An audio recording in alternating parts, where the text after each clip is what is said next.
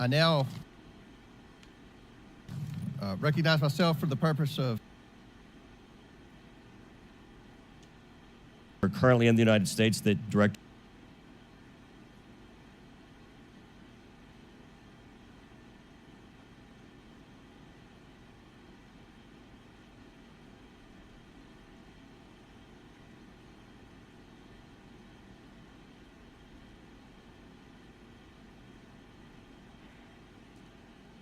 Okay.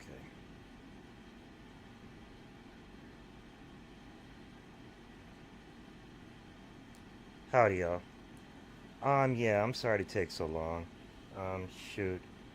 Yeah, I want to cover something that's pretty important to me today.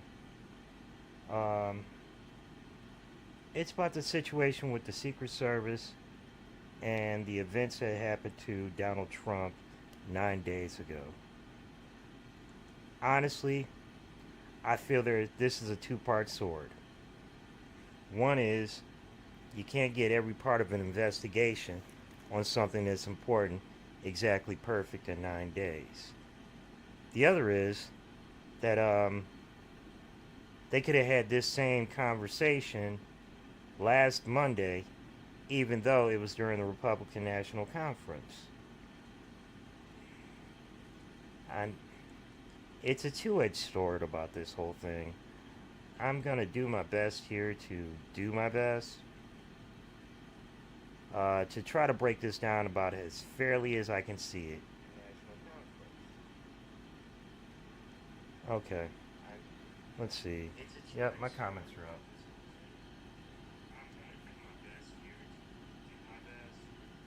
All right. Want to welcome everyone here today, and I know we also want to welcome Speaker Johnson, who is also in attendance today. Without objection, the chair may declare a recess at any time. I now recognize myself for the purpose of James Comer making an opening statement. But first, without objection, Representative Mills of Florida and Representative Miller of Ohio are waived onto the committee for the purpose of questioning the witness at today's hearing. Without objection to order. Good morning. Today's hearing is for the American people who are seeking answers about the attempted assassination of President Trump. A little over a week ago, Americans watched in horror as a shooter attempted to assassinate President Donald J. Trump at a campaign rally in Butler, Pennsylvania. The gunman nearly succeeded. The bullet that struck President Trump's head was less than an inch from taking his life. President Trump survived, but one rally-goer, Corey Comparator, tragically did not. Two others were seriously injured. It was a horrifying moment in American history. The horror was exceeded only by the bravery of the law enforcement agents who threw themselves in harm's way when shots were fired. The bravery of a crowd unwavering in its refusal to panic, and the bravery of a bloody President Trump refusing to run. While we give overwhelming thanks to the individual Secret Service agents who did their jobs under immense pressure, this tragedy was preventable. I'm sorry. To say anything is preventable is like saying everything is preventable. It's my personal opinion about that. This is wow. I'm taken aback. Secret Service's protective mission is to protect U.S. and visiting world leaders and safeguard U.S. elections through protection of candidates and nominees. The Secret Service has a zero-fail mission, but it failed on July 13th and in the days leading up to the rally. The Secret Service has thousands of employees and a significant budget, but it has now become the face of incompetence. The committee has a long track record of providing oversight of the Secret Service. Our predecessors, both Jason Chaffetz and Elijah Cummings, among others, worked together to issue warnings and recommendations to address obvious shortcomings in the agency's makeup and operations.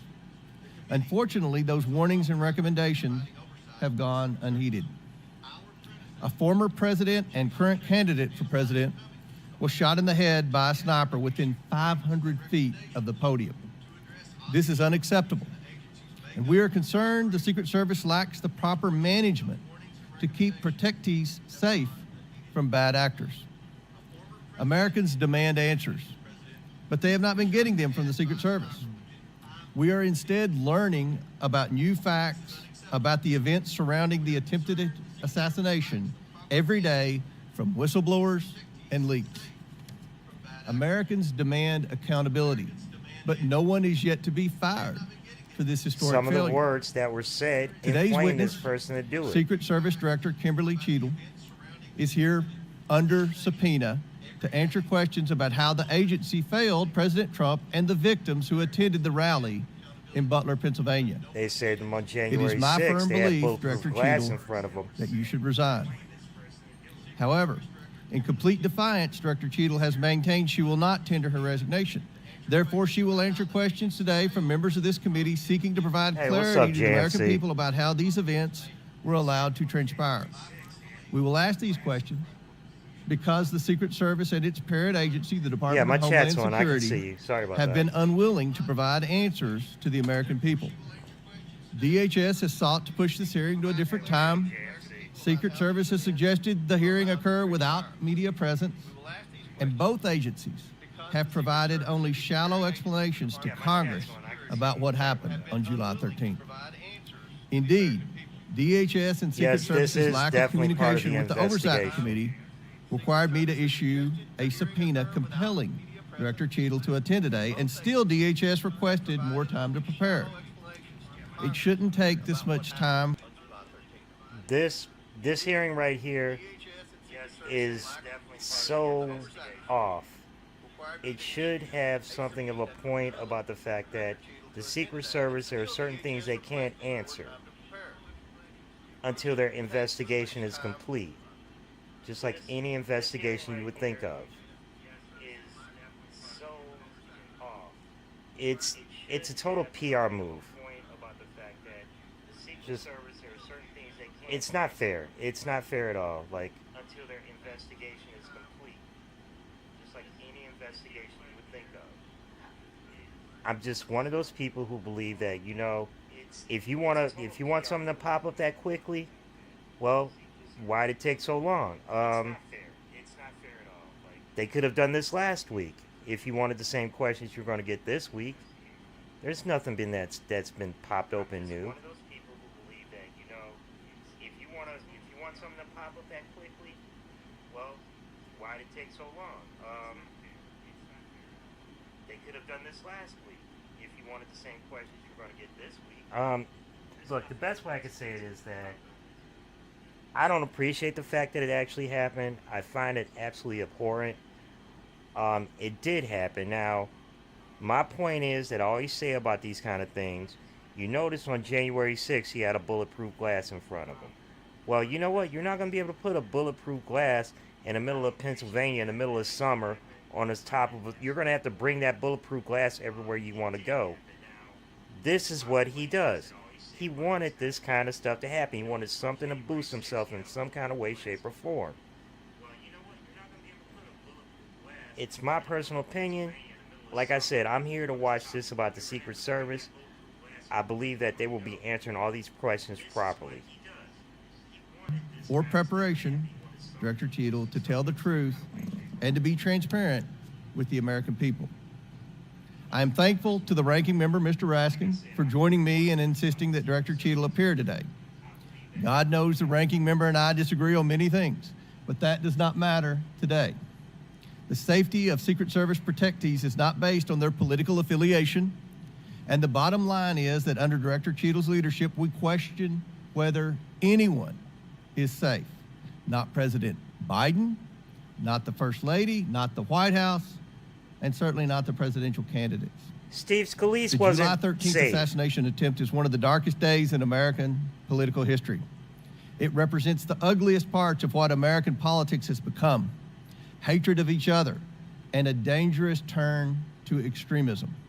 This Before we are extremism Republicans or happens Democrats, because we are there's so Americans. much divisive If we flavor place to our everything. political affiliations above our duty and love of country, we cannot maintain a country. We must ensure our republic is strong, and our republic cannot be strong when our leadership, our elections, our institutions, and our candidates are threatened by extremism and violence. Today, Director Cheadle will answer questions about why she deserves to continue to play a critical role in preserving this country's safety and, at the very least, what led to the catastrophic, deadly events on July 13th in Butler, Pennsylvania. Again, I do not believe Director Cheadle deserves to maintain her position as head of the Secret Service, but Totally members of does. the American people will make their own Totally decisions does. based on her answers today. I urge Director Cheadle to be transparent and forthcoming in her testimony today. Americans deserve no less. We have a duty to find out how this happened and to ensure it never happens again. To be fair about this point, as an ex-president, he has more Secret Service than any candidate who runs for president. Everyone who runs for president with any kind of serious number, they get a detail to make sure this doesn't happen to them. It might be one or two people, the same way that ex-vice presidential wife gets like 2-3 people. I think it's 2 maybe. The point is that, yeah, it's the way things work.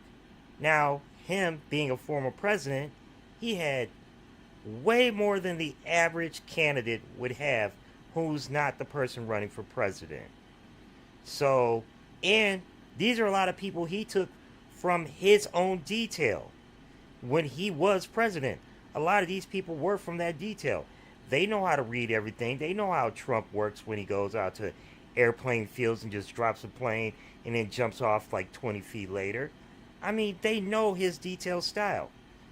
This is where it's asking a boss, it's asking Ronald McDonald to tell you about the McDonald's in Sandusky, Ohio. You know, it's, or no, that's minusculizing it way too much. It's more in the sense of Ronald McDonald telling somebody, okay then, tell me what's going on with the numbers in the Midwest states. I'll give you that much. Now, the fact that they want to make this person resign is what I cannot fathom. These things do happen. Especially when you being your ex-vice president, you pick your ex-detail, you pick your detail pretty much. The people that you didn't pick, you put in different positions. Like Walt Nada, used to be a Secret Service. Come on, man. Okay, I'm going to get back to this. I now yield to Ranking Member Raskin for his opening statement. Thank you kindly, Chairman Comer. Elijah Cummings, whose beautiful visage looks down upon us, taught us that the way to find common ground in a crisis is to look for the higher ground. And last week, Chairman Comer and I came together to reach for that higher ground. We made a joint statement condemning the mass shooting and assassination attempt against former President Trump as a grave assault on our democracy. As we wrote, we are united in condemning all political violence. I join the good chairman in expressing condolences to the family of Corey Comparatori and in sending healing wishes to the wounded victims also of this atrocious act of violence. Some are calling it a miracle that former President Trump escaped this AR-15 It's a nightmare that somebody died. Unlike so many thousands of our fellow citizens who have been killed or seriously wounded in other AR-15 shootings. Whether this miracle is of divine providence or of an adventitious nature will be up to each of us to ponder, but our job in Congress is not simply to marvel at miracles or count on good luck, but to act as public policy legislators to do whatever we can to prevent future political violence, attempted assassinations, and mass shootings. The chairman and I are thus determined to get to the bottom of the stunning security failures that enabled this 20-year-old lone gunman who borrowed his father's AR-15 to perpetrate a mass shooting and assassination attempt at an event protected by the Secret Service as well as state and local police. We'll ask hard. Okay, side note. If y'all don't know, after yesterday's events of Kamala Harris becoming the expected nominee for presidency in August during the DNC, Jamie Raskin right here You know, he's a guy, if you put him in any kind of cabinet seat, it'd be so huge. It's the same way that I believe that if you put Bernie in any kind of cabinet seat, it'd be so huge. The difference is these people know that they do more work when in the legislature because they don't know. Like in Jamie Raskin's case, he just beat cancer. You know, Jamie's like, damn, who's gonna pump it up like if I'm gone? So what does he do? He stays in the legislative branch. So does Bernie. You know, it's just my personal call. But I am a big fan of Jamie Raskin because he does actually speak with legitimate knowledge of the situations that he's speaking about, because he knows he didn't want to just try to be up in the White House. No, he said, no, I'm happy to serve the people of Maryland. Questions of Director Cheadle today in order to identify and understand the shocking security failures that occurred and to help transform the operations of the Secret Service to prevent anything like this from happening again. But we can't let ourselves off the hook either, dear colleagues. What happened in Butler, Pennsylvania was a double failure. The failure by the Secret Service to properly protect former President Trump and the failure of Congress to properly protect our people from criminal gun violence. We must therefore also ask hard questions about whether our laws are making it too easy for potential assassins to obtain firearms generally and the AR-15 specifically. Mr. Comparatore, former President Trump, and the other rally attendees wounded in Butler are now members of a club no one wants to belong to, the thousands of people who have fallen victim to mass shootings. I'm still a firm believer that if somebody took your gun that you gave access to and they did some kind of crime with it, I believe you being the gun owner, I firmly believe that you should have some kind of consequences as well. You know, it's if you give people access to your weapons and they kill somebody with it, you should have some kind of consequence go with it. It's my personal call on that. Last year, we had 655 I'm sorry, I cut myself off again. Sorry, Jamie. I believe in the case of Kyle Rittenhouse, I believe the guy that bought the gun for him should have had a bigger charge. mass shootings in America. The Klumskys in Michigan, you saw his parents caught the big ass charge. I think Kyle Rittenhouse's sister's boyfriend that bought him that weapon should be charged. And in this case, the father of Mr. Crooks, he should have some kind of charges because it was his weapon and he gave him complete access to it. You know, if he would have paid attention and saw something about his child that had some kind of weird tick, he could have locked it up in a safe and changed the safe number. I know it's an ugly thing to say. It's just one of those things I feel. Again, this is going to be people shooting down the Secret Service.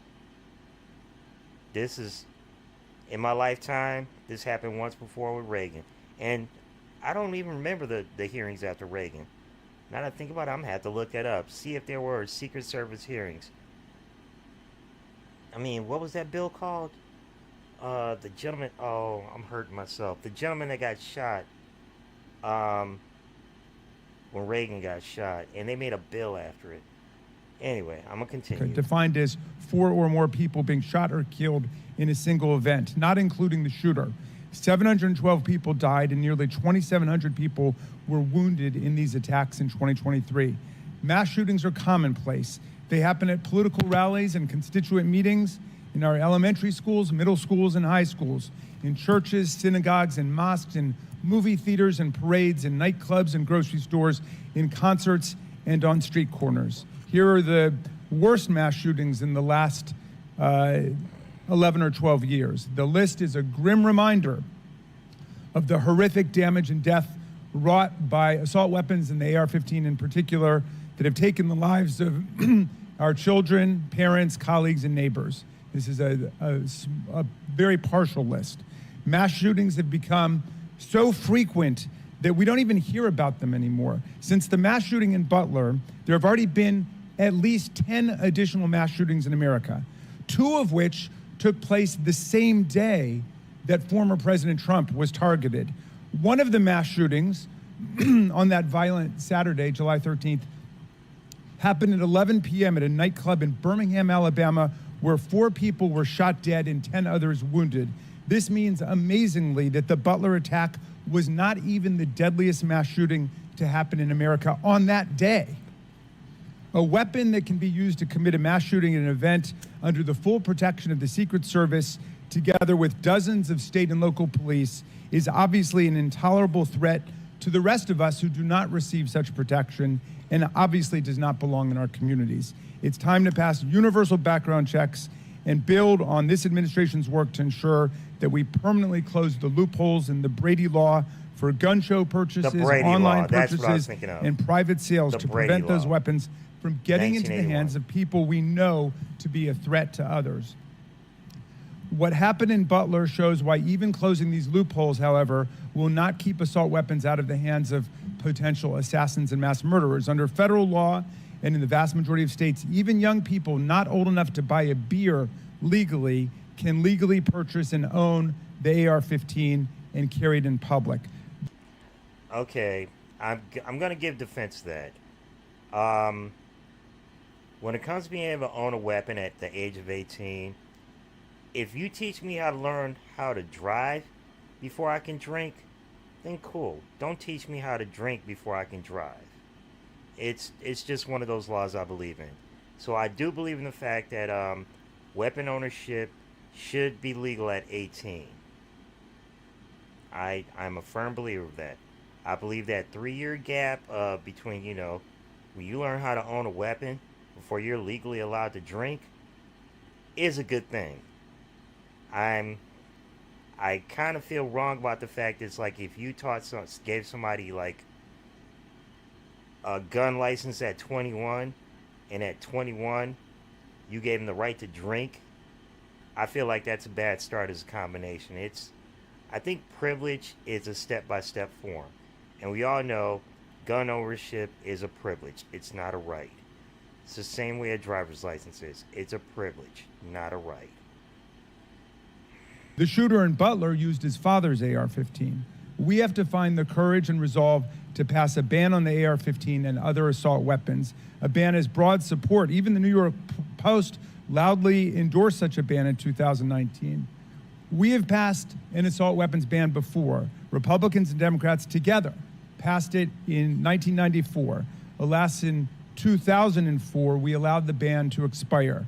We know this weapons ban worked. One study found that in the decade that followed the ban's lapse, mass shootings went back up 183%, and deaths from mass shootings went up 239%. But even as we change the Secret Service and act to ban weapons of war like the AR-15, we still will have fallen short of our duty if we fail to denounce every instance of politically motivated violence in whatever form it takes. Republicans and Democrats, again, have come together to denounce this assassination attempt, just as we did the violent attempts on the lives of our colleagues, Representative Stephen Scalise and Representative Gabby Giffords, and on Paul Pelosi, the husband of Speaker Nancy Pelosi, who was attacked and brutalized in his home. Was a nasty and moment. In the immediate aftermath of the January 6th mass violence waged against Congress and the Vice President and the constitutional transfer of power, Democrats and Republicans alike, including Senator McConnell, Chairman Comer, and other colleagues, all denounced this violent assault on our democracy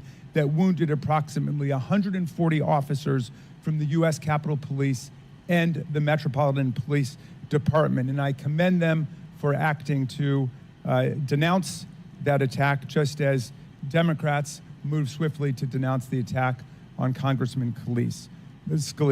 Political scientists tell us that authoritarian attacks on democratic institutions begin with political parties refusing to disavow or openly embracing political violence. We have to reject that on a strong bipartisan basis, as Chairman Comer and I have done, even as we ensure our Secret Service is up to its vital task of protecting presidents and candidates, and as we work to ensure that America, the streets of our country, are free from the violence of weapons of war. Thank you, Mr. Chairman, and I yield back to you. Thank you. Gentleman yields back. Today we are joined by Kimberly Cheadle, who was sworn into office on September 17, 2022 as the Director of the United States Secret Service. Prior to her appointment, Director Cheadle was Senior Director of Global Security at PepsiCo. Before her role at Pepsi, she served 27 years in the Secret Service. I'm going to say I'm on the side of the head of the Secret Service. Every answer that she's going to give is going to be the right kind of answer she's supposed to give. You can't just give a knee-jerk answer to Congress, because if Congress hears one knee-jerk answer, they're going to turn it into something bigger than it is. So you're going to watch a professional give a complete statement about how to handle an investigation. Pursuant to Committee Rule 9G, the witness will please stand and raise her right hand. Do you solemnly swear or affirm that the testimony that you are about to give is the truth, the whole truth, and nothing but the truth, so help you God? Let the record show that the witness answered in the affirmative. Thank you. We certainly appreciate you being here today and look forward to your testimony. We normally limit testimony to opening statement to 5 minutes, but take all the time that you need. Obviously, the rules that we will abide by.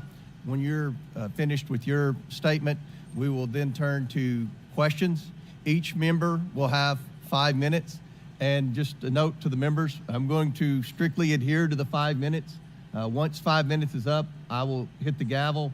If the director is in the process of answering a question, we'll certainly let her finish her answers, and then we will move on. We're going to have about 100% attendance here today, plus a few additional add-ons. So this will be a very lengthy hearing, and we want to make sure every member gets their 5 minutes uninterrupted to be able to ask these important questions in this very bipartisan hearing today. I now recognize Director Cheadle for your opening statement. Thank you. Get him, boss. Good morning, Chairman Comer, Ranking Member Raskin, and distinguished members of the committee. My name is Kimberly Cheadle, and I'm the Director of the United States Secret Service. I appreciate the opportunity to appear before you today. The assassination attempt of former President Donald Trump on July 13th is the most significant operational failure of the Secret Service in decades, and I am keeping him and his family in my thoughts. I would like to offer my sincerest condolences to the family of Corey Comparator, a former fire chief and a hero who was killed in this senseless shooting. I would also like to acknowledge those who were injured in Butler, David Dutch and James Copenhagen, and I wish them a speedy recovery. I would be remiss if I did not also extend my condolences on the passing of your colleague, Congresswoman Sheila Jackson Lee. Ms. Jackson Lee was always engaged in the oversight of the Secret Service, and her passing is a great loss to this body. Thank you, Congresswoman. The Secret Service's solemn mission is to protect proud. our nation's leaders. On July 13th, we failed.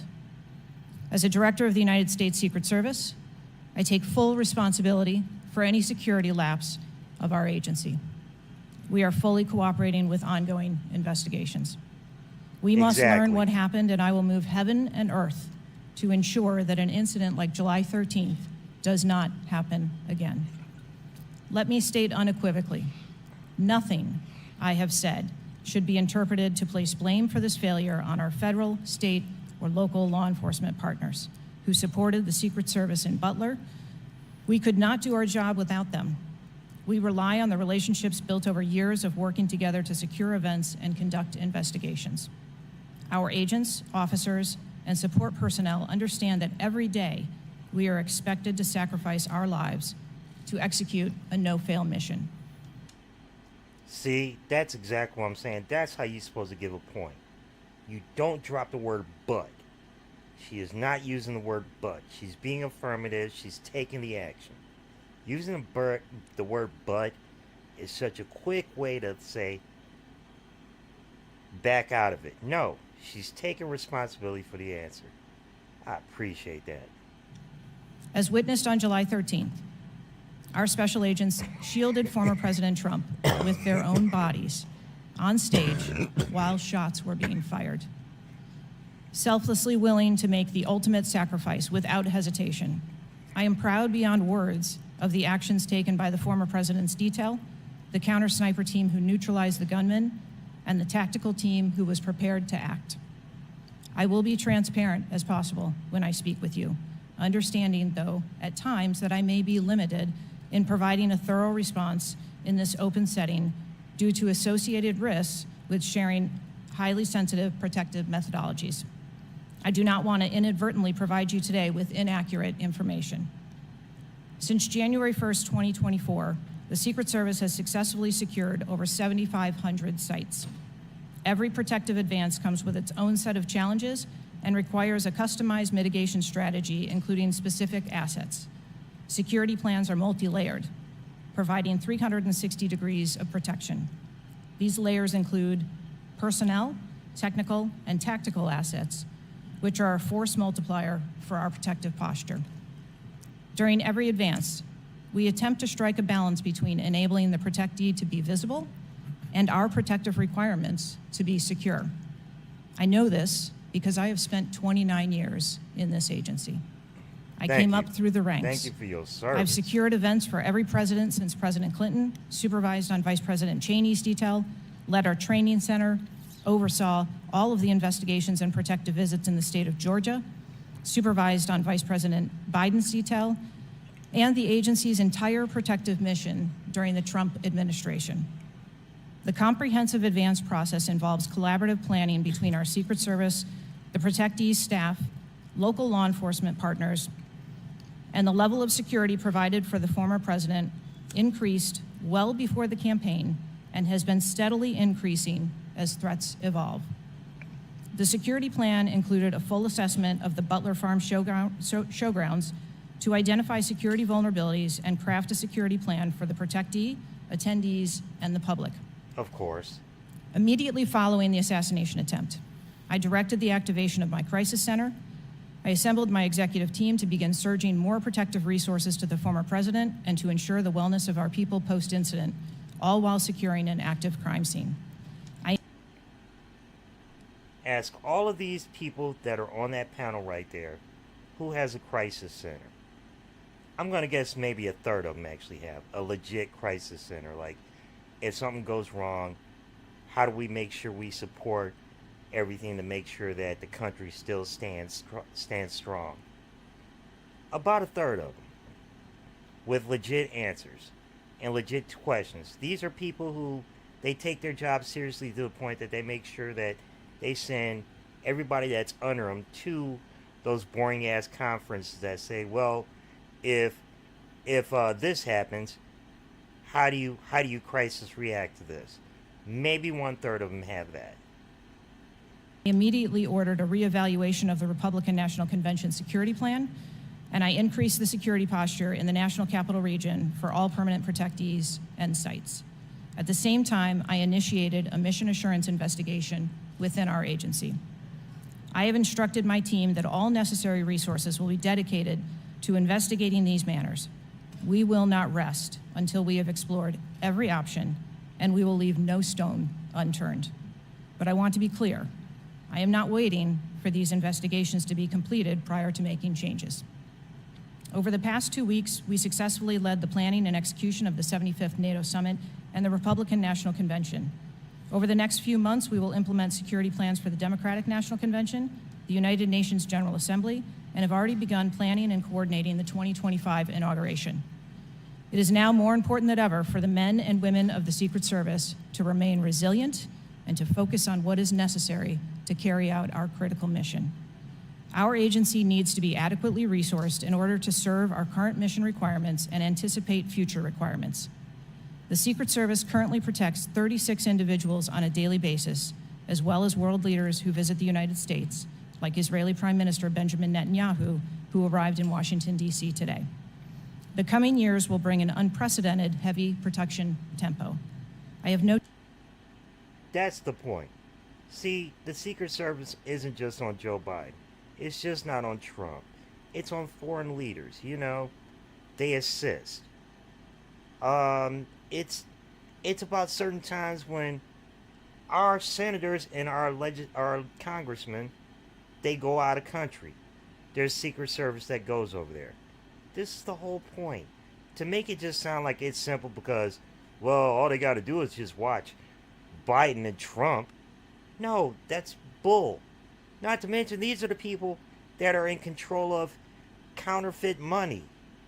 Not to be funny, straight up, George Floyd's case was actually supposed to be turned over to the Secret Service. Okay. Doubt that the processes that I have implemented during my tenure as director, in addition to my nearly 30 years of experience in this agency, have positioned the Secret Service to be stronger. Our mission is not political. It is literally a matter of life and death. And not to mention, she was actually protecting the head of PepsiCo. Like, okay, I hate to sound weird about this. I know how like difficult life of like uber rich folk are. I would have never thought that it's like the guy who's in charge of PepsiCo has to have the top agent of pretty much the last 50 years as his top security for a few years. This is I mean, when you hear these credentials and you try to break it down, well, she fucked up, I just don't see it. I just don't. I mean, if the top of PepsiCo has the best CIA or best Secret Service agent for the last 50 years, who the hell does Bill Gates have? the tragic events on July 13th remind us of that. I have full confidence in the men and women of the Secret Service. They are worthy of our support in executing our protective mission. I will now answer any questions that the committee may have. Just to make one last point, the Secret Service was on the House of the legislative branch, on January 6th. So, if the Secret Service was there, why was there two different camps about breaking up the opinions of how they should have been set up on January 6th, where one half that was in the White House was saying, well, he's saying lay back, and the people on the other half of the Secret Service is like, no, we need better management right now. We need immediate management right now. It's just my call. Again, I'm about to start hearing this. Here comes the questions. Like I said, again, I'm on the side of the Secret Service in this situation. Thank you very much, Director Cheadle. We'll now begin our 5 minutes questions, and I will begin. Just for the record, the Secret Service has an annual budget of around $3.1 billion, and I believe around 8,000 employees. Is that correct? Yes, sir. Obviously, there were many security failures on the day of the attempted assassination and leading up to that day. Let's start with the building that the shooter used to shoot President Trump from. At any point Saturday, did the Secret Service have an agent on top of that roof? Sir, I'm sure, as you can imagine, that we are just 9 days out from this incident, and there's still an ongoing investigation. And so I want to make sure that any information that we are providing to you is factual. You can't, okay. Why did the Secret Service not, can you answer why the Secret Service? You heard what he just, okay. I want to hear that part again. Attempted assassination and leading up to that day. Let's start with the building that the shooter used to shoot President Trump from. At any point Saturday, did the Secret Service have an agent on top of that roof? Sir, I'm sure, as you can imagine, that we are just 9 days out from this incident, and there's still an ongoing investigation. Still an ongoing investigation. Now, do you want the plans of the Secret Service to come out to the public so that they know how to strategize and tactivize all this kind of stuff? Mind you, Gretchen Whitmer, that happened to her, where it's like they wanted all her plans so they could figure out how to be able to snatch her up out of her house, throw her in her boat, blow up a bridge, get by it, looking like the Invincibles. Yo, So I want to make sure that any information that we are providing to you It's is like factual. Okay. Why did the Secret Service not? Can you answer why the Secret Service didn't place a single agent on the roof? Why are you stuttering? We are still looking into the advanced process and the decisions that were made. Well, okay. Wasn't that building within the perimeter that should be secured? Do we agree with that? The building was outside of the perimeter on the day of the visit. But again, that is one of the things that during the investigation we want to take a look at and determine whether or not other decisions should have been made. It's one an of the things that you investigation. said, I believe, in an interview, that there wasn't an agent on the roof because it was a sloped roof. Is that normal? And do you fear that immediately creates an opportunity for future would-be assassins to look for a slanted roof? I mean, this is a huge question that every American has. Why wasn't a Secret Service agent on the roof? And there have been reports that agents were supposed to be on the roof, but it was hot that day and they didn't want to be on the roof. Can you answer any of those questions, Director? So I appreciate you asking me that question, Chairman. I should have been more clear in my answer when I spoke about where we place personnel in that interview. What I can tell you is that there was a plan in place to provide overwatch, and we are still looking into responsibilities and who was going to provide overwatch. But the Secret Service in general, not speaking specifically to this incident, when we are providing overwatch, whether that be through counter snipers or other technology, prefer to have sterile rooftops. In other words, they don't want people looking back, seeing somebody with a sniper rifle aiming at the president. See, because there's going to be a lot of people who are going to see that guy on that building and be like, oh God, there's a sniper. See, you had to place things strategically. You have to make it look like, remember, you don't want to make it look like this guy's a target. So what do? You don't put a guy on a sniper roof aiming at where it might be at. You don't do that. It's ugly. I mean, somebody pulls his cell phone and he pulls over there and shows up the guy that's on top of the roof where the guy shot Trump from, that there are two guys up there. That's a no-no. That's straight up a no-no. You don't make it where it's like people in the public, you want to be able to turn 360 degrees and not notice the Secret Service. That's the whole point of it. It's called the Secret Service. Somebody made the joke the other day, like, there's FBI, there's CIA, there's all this alphabet of all these government agencies that protect people. Why isn't there one for the Secret Service? Well, we all know why. It was a funny-ass joke, though. Okay. Here it comes. Did the Secret Service use any drones for surveillance that day? So again, I'm not going to get into specifics of that day in itself, but there are times during a security plan that the Secret Service does deploy an asset like a drone. There were reports that the shooter used a drone just a few hours before the rally start time. Is that accurate? I have heard those same reports, and again, am waiting for the final report. Do you know, if you can't answer the question, that's your answer. But can you answer this? Do you know? I'm not asking yes or no, but do you know if the shooter... When somebody says it's an investigation, investigations do not happen in reality like an episode of Law and Order.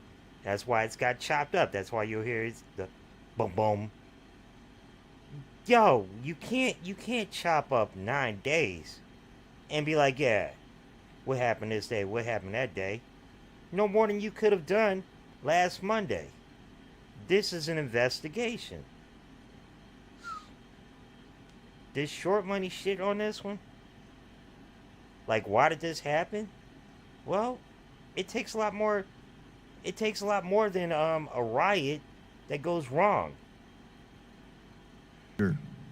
Used a drone before the shooting. That information has been passed to us from the FBI.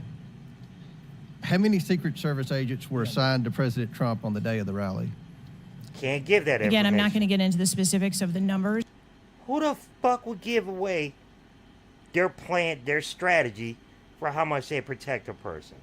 That is the worst question in the world to ask. What? You want to know Joe Biden? You want to know Kamala's? You want to know, let's see, Doug Emhoff's? Come on, you want to know Jill Biden's? No.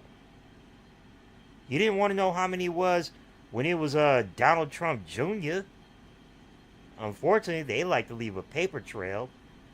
That's what they like to do. Anyway.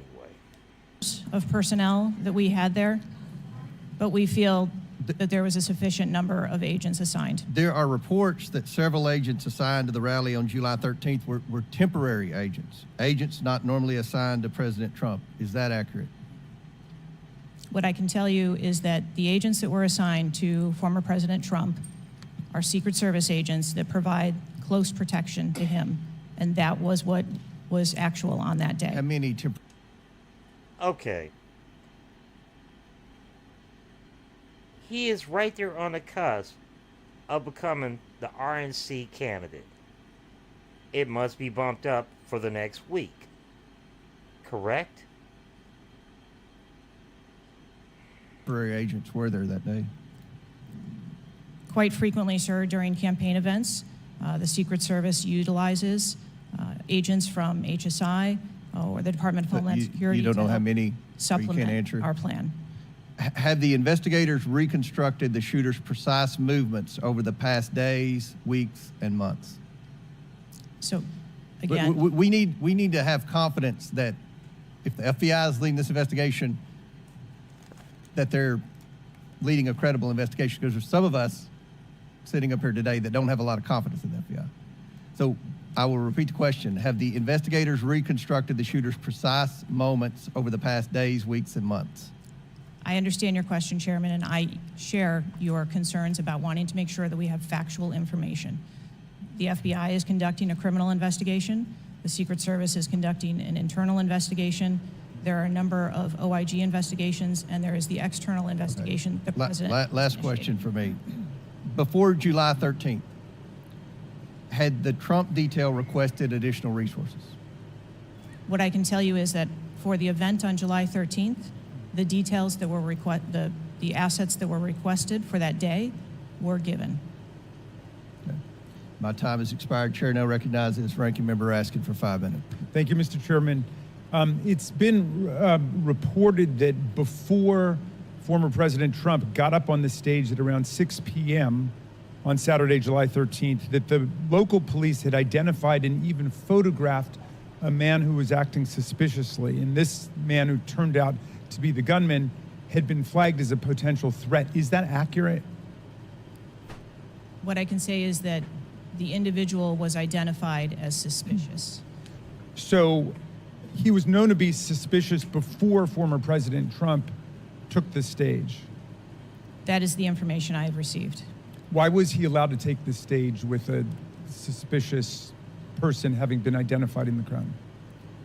So I appreciate the question, and I'd like to make 2 points.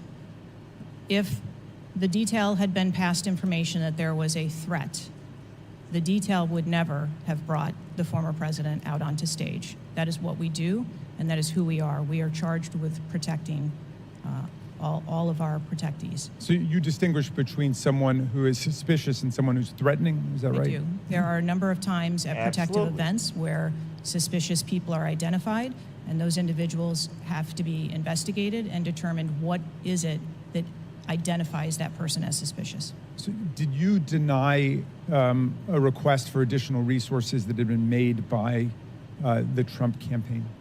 There were no assets denied for that event in Butler on the 13th. I see. So you're Heard. saying there were requests made for additional assistance for other specific events rather than for the campaign as a whole. Is that right? I'm sorry, I'm not Well, understanding. you seem to say that there were not additional resources requested for that event. And forgive me for being unfamiliar with this. Is it requested event by event, or is it requested just in general for the campaign? So if I can explain the advance process. Yeah.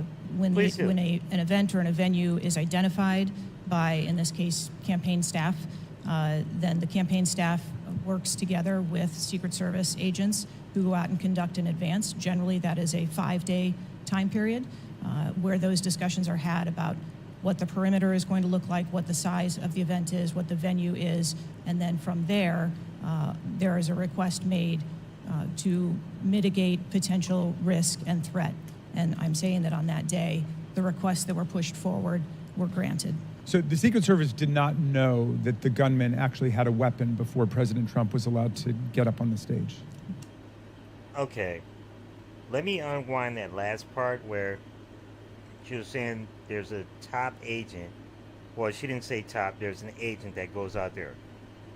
It's pretty much whomever Trump's detail is the top agent who decides to let someone go, purview the area, and scout the whole situation. And then they come together in a big pool of them, and they come to say, well, yeah, well, they have to do that. Now, maybe Trump's campaign has gotten to the point where they'd be like, well, yeah, I've seen this. Like, it's, instead of spending a day walking around and double checking the shit himself about him being the senior agent, because the person she's talking about, if you don't notice, I am going to back this up, she's talking about the top agent of Trump's Secret Service. Resources that had been made by the Trump campaign. There were no assets denied for that event in Butler on the 13th. I see. So you're saying there were requests made for additional assistance for other specific events rather than for the campaign as a whole. Is that right? I'm sorry, I'm not understanding. Well, you seem to say that there were not additional resources requested for that event. And forgive me for being unfamiliar with this. Is it requested event by event, or is it requested just in general for the campaign? So if I can explain the advance process, when an event or a venue is identified by, in this case, campaign staff, then the campaign staff works together with Secret Service agents who go out and conduct in advance. Generally, that is a 5-day time period where those discussions are had about what the perimeter is going to look like, what the size of the event is. Who's Trump's campaign that went out there? Who? That's a question that needs to be brought up right there. When an event or a venue is identified by, in this case, campaign staff, then the campaign staff works together with Secret Service agents who go out and conduct in advance. Generally, that is a 5-day time period where those discussions are had about what the perimeter is going to look like, what the size of the event is, what the venue is, and then from there, there is a request made to mitigate potential risk and threat. And I'm So let's have the person from Trump's campaign that totally read that whole situation. Let's have that person come up right now. Right after her, that person needs to pop up. That's the next person.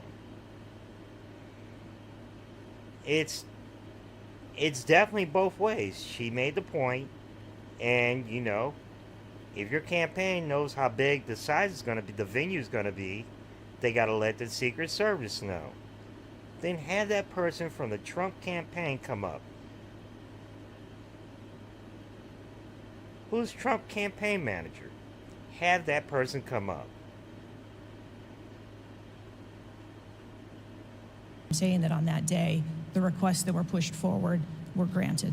So the Secret Service did not know that the gunman actually had a weapon before President Trump was allowed to get up on the stage? To the best of our knowledge and the facts that we have at this point, that is correct. So can you answer this question, which I think is on the mind of most Americans thinking about this? How can a 20-year-old with his father's AR-15 assault weapon climb onto a roof with a direct 150-yard line of sight to the speaker's podium without the Secret Service or local police stopping him?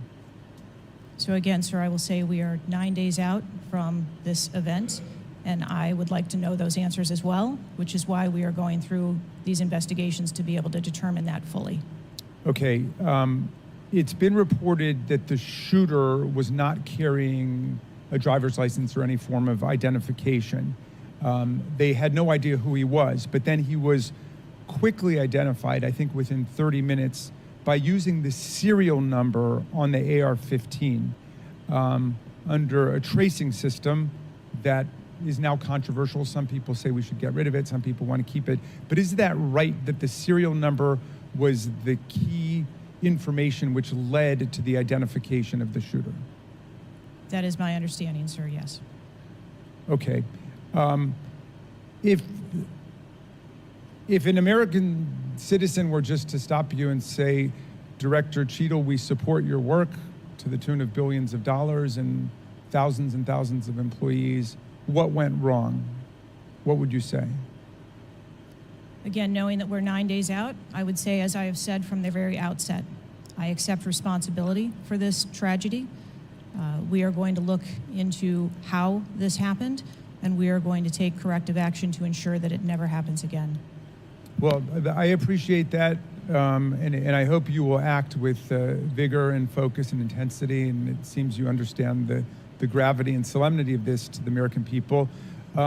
Millions and millions of Americans don't feel safe with all the AR-15s out there. We thought at least the President of the United States or a former President of the United States would be safe, but now that's not even clear. Mr. Chairman, I yield back to you. Gentleman, here's. I want to make sure, again, this is really important. Trump's campaign manager needs to come up because that person needs to defend themselves about the fact of what the head of the Secret Service just said. We have somebody walk around with the head of their campaign and judge the issue. It's not all on Secret Service. It's the size, they know the size of this. The Secret Service learns the size of it. The Secret Service doesn't make the size of it.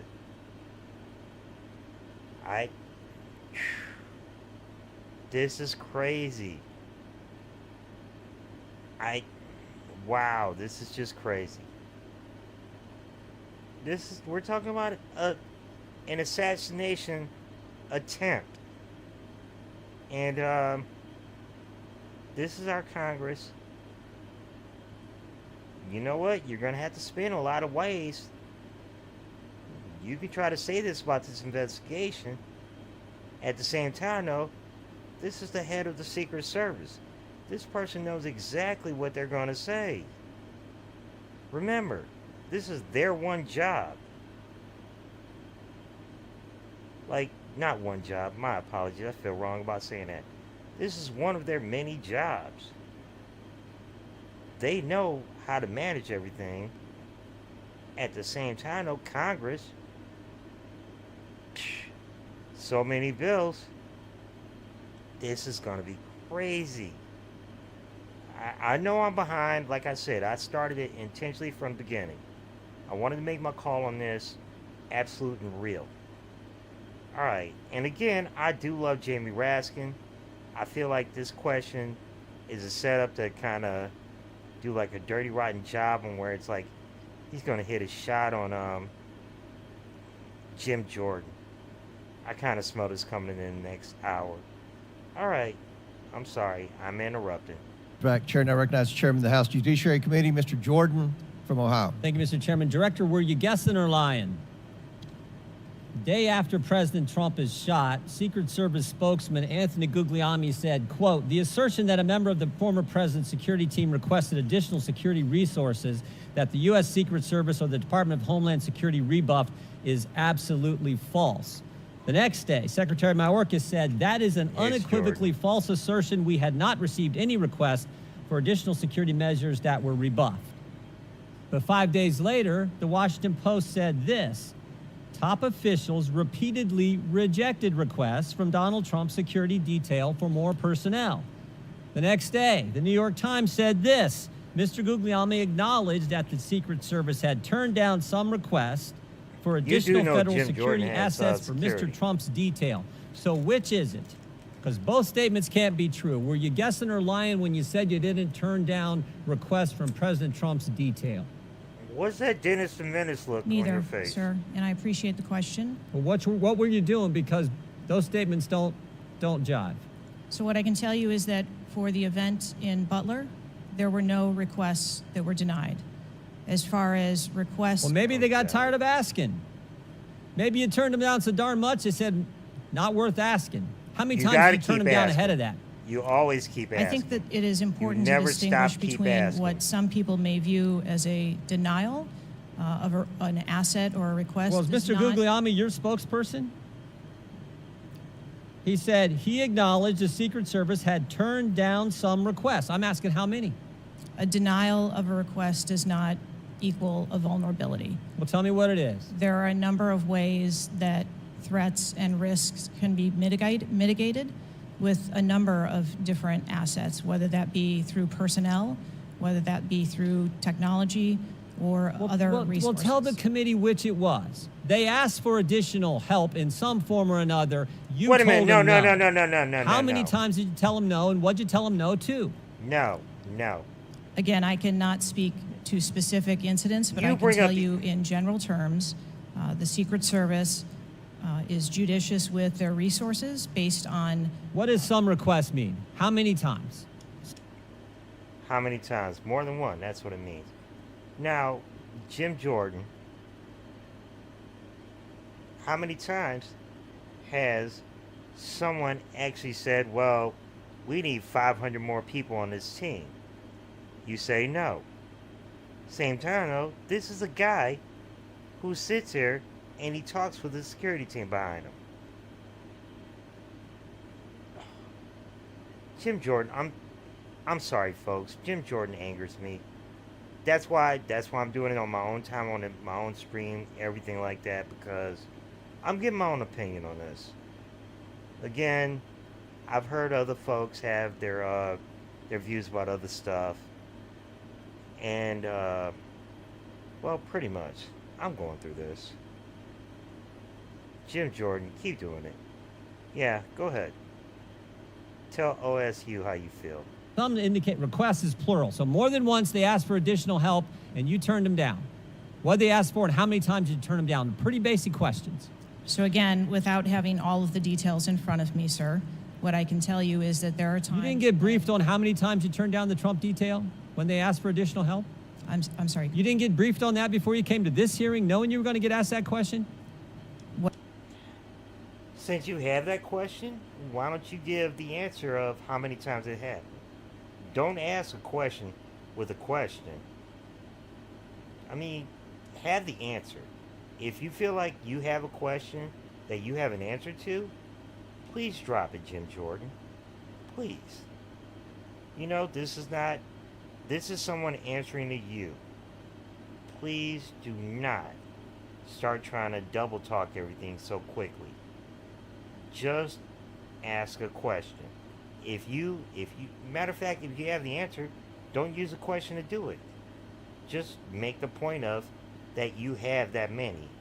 If you do not know that number, then don't ask the question, because it's not a question you're not ready to answer. What if it was 10 million?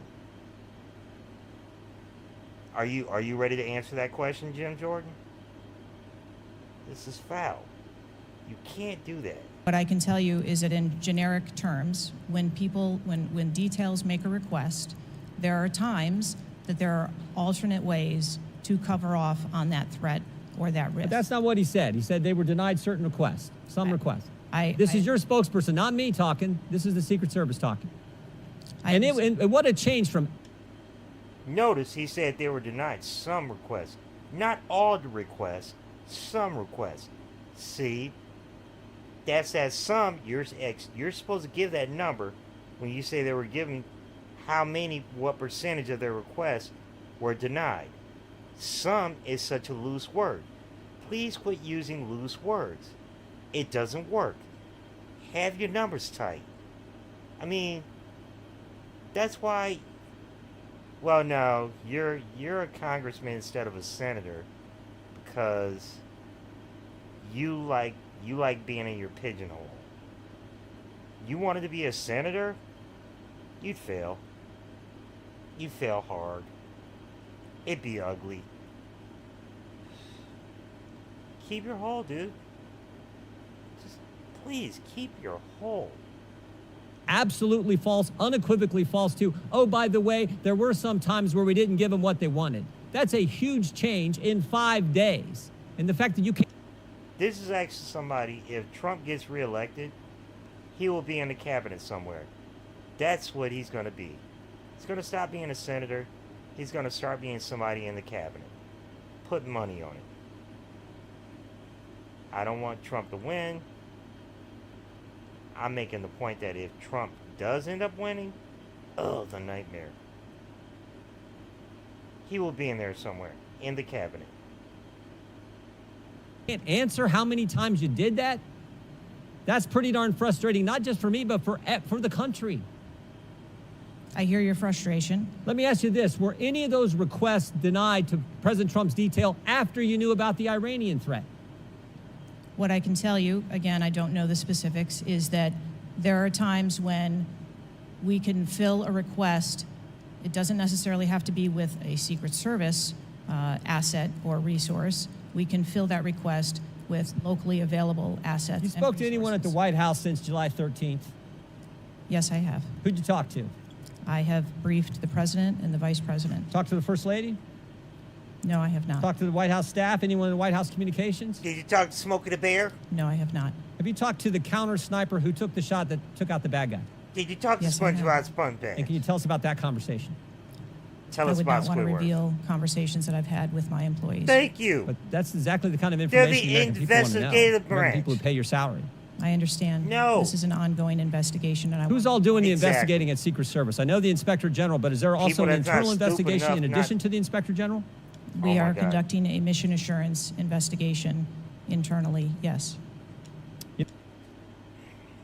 I really want to use her voice. I'm going to have to record this. Wait a minute. I am recording. Oh, but I've been fucking up her voice. I am going to have to use her voice for a song that's going to be like Buster Rhymes, like automatic, systematic. This guy, he keeps trying to ask, like, yo, can we get Secret Service to just go public with all their investigations? What would investigations look like if it just went public? Imagine your life. Like, oh shit. We were thinking he might have gotten a parking ticket. But now, yep, we're gonna investigate his car every time from now on. We're all on that shit. Let's take it back. Yeah. I mean, he wants to shit about investigative services. You know what? Let investigative services have a problem against me. Let them work against me. As a private citizen, I could do that. But no, he just wants every Secret Service, literally the Secret Service, to just open up everything. Just go Pandora. Oh. You know what it looks like, Director? It looks like you won't answer some pretty basic questions. It looks like you got a 9% raise and you cut corners when it came to protecting one of the most important individuals, most well-known individuals Damn, you on the brought up our planet. A money. former president, likely the guy's going to be the next president. Looks like you guys were cutting corners. All right, That's then. what it looks like to me. Bring up Jim Is that Jordan's true? money. I am here today because I want to answer questions, but I also want to be cautious. You might want to, but you haven't There's your answered. bird. I don't think you've answered one question from the chairman, the ranking member, That's your first or butt. me. Well, we got. Hold up. That was your first butt, and the butt was, but I want to answer your questions. I've given every answer affirmative, but I want to answer your questions. See, that's how you properly use the word but. Keep everything affirmative until it becomes a completely different issue, and you say why you want to talk about that. That's how you properly use the word but. A lot of other people ask him. We'll see if your record improves. But right now, you haven't answered, I don't think, any questions. I yield back. Gentleman yields back. Chair now recognizes Ms. Norton from Washington, D.C. Thank you, Mr. Chairman. In the summer of 1963, as a law student, I traveled to the South to work in the civil rights movement. When I Bless arrived in you. Jackson, Mississippi, I was met by a civil rights activist who showed me around town and tried to convince me to work in Jackson that summer. I recall talking with him and his wife about the raw atmosphere in Jackson.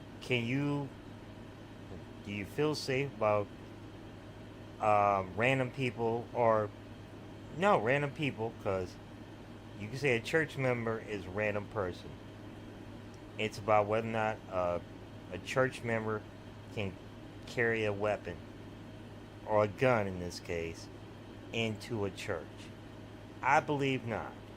I believe that if your church, you feel like you want to make a point about your church, alright then, have assigned people. At the same time though, I just don't feel like people who come into it should be able to carry a weapon. I believe the same thing about Congress. I don't believe that you're a member of Congress, you can just carry a gun in Congress. It's an ugly thought. It's the same way where it's like that co-pilot, he crashed the plane. To be simple, if any of you remember the movie The Last Boy Scout, the beginning scene, dude was about to lose all this kind of money, and he was about to lose his whole life. So what did he do? They told him to get that last touchdown. What did he do? Pulled out a 4.5 and started gumping. Had to got his last touchdown, but that's how he went out. I don't believe in that. These are not the laws I believe in. I do believe that DC is not a great area to keep it around. At the same time though, if you look at the state or look at the district, outside of Congress, they have like a pit bull of folks and everything like that, you know. It's a rough area. It's not like they have a bunch of chihuahuas. Anyway, I'm gonna let this go. Colombia.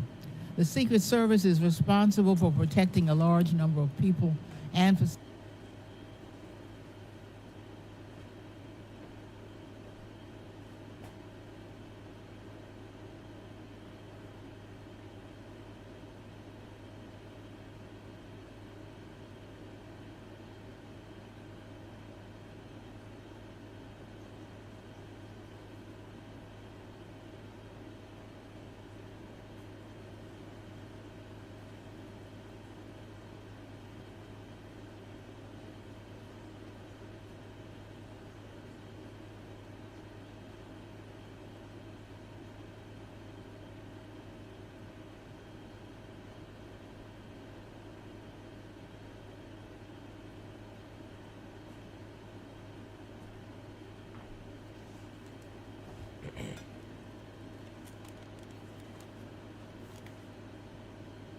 Oh, no. Enforcement officer in any state is difficult. Sorry about that, folks.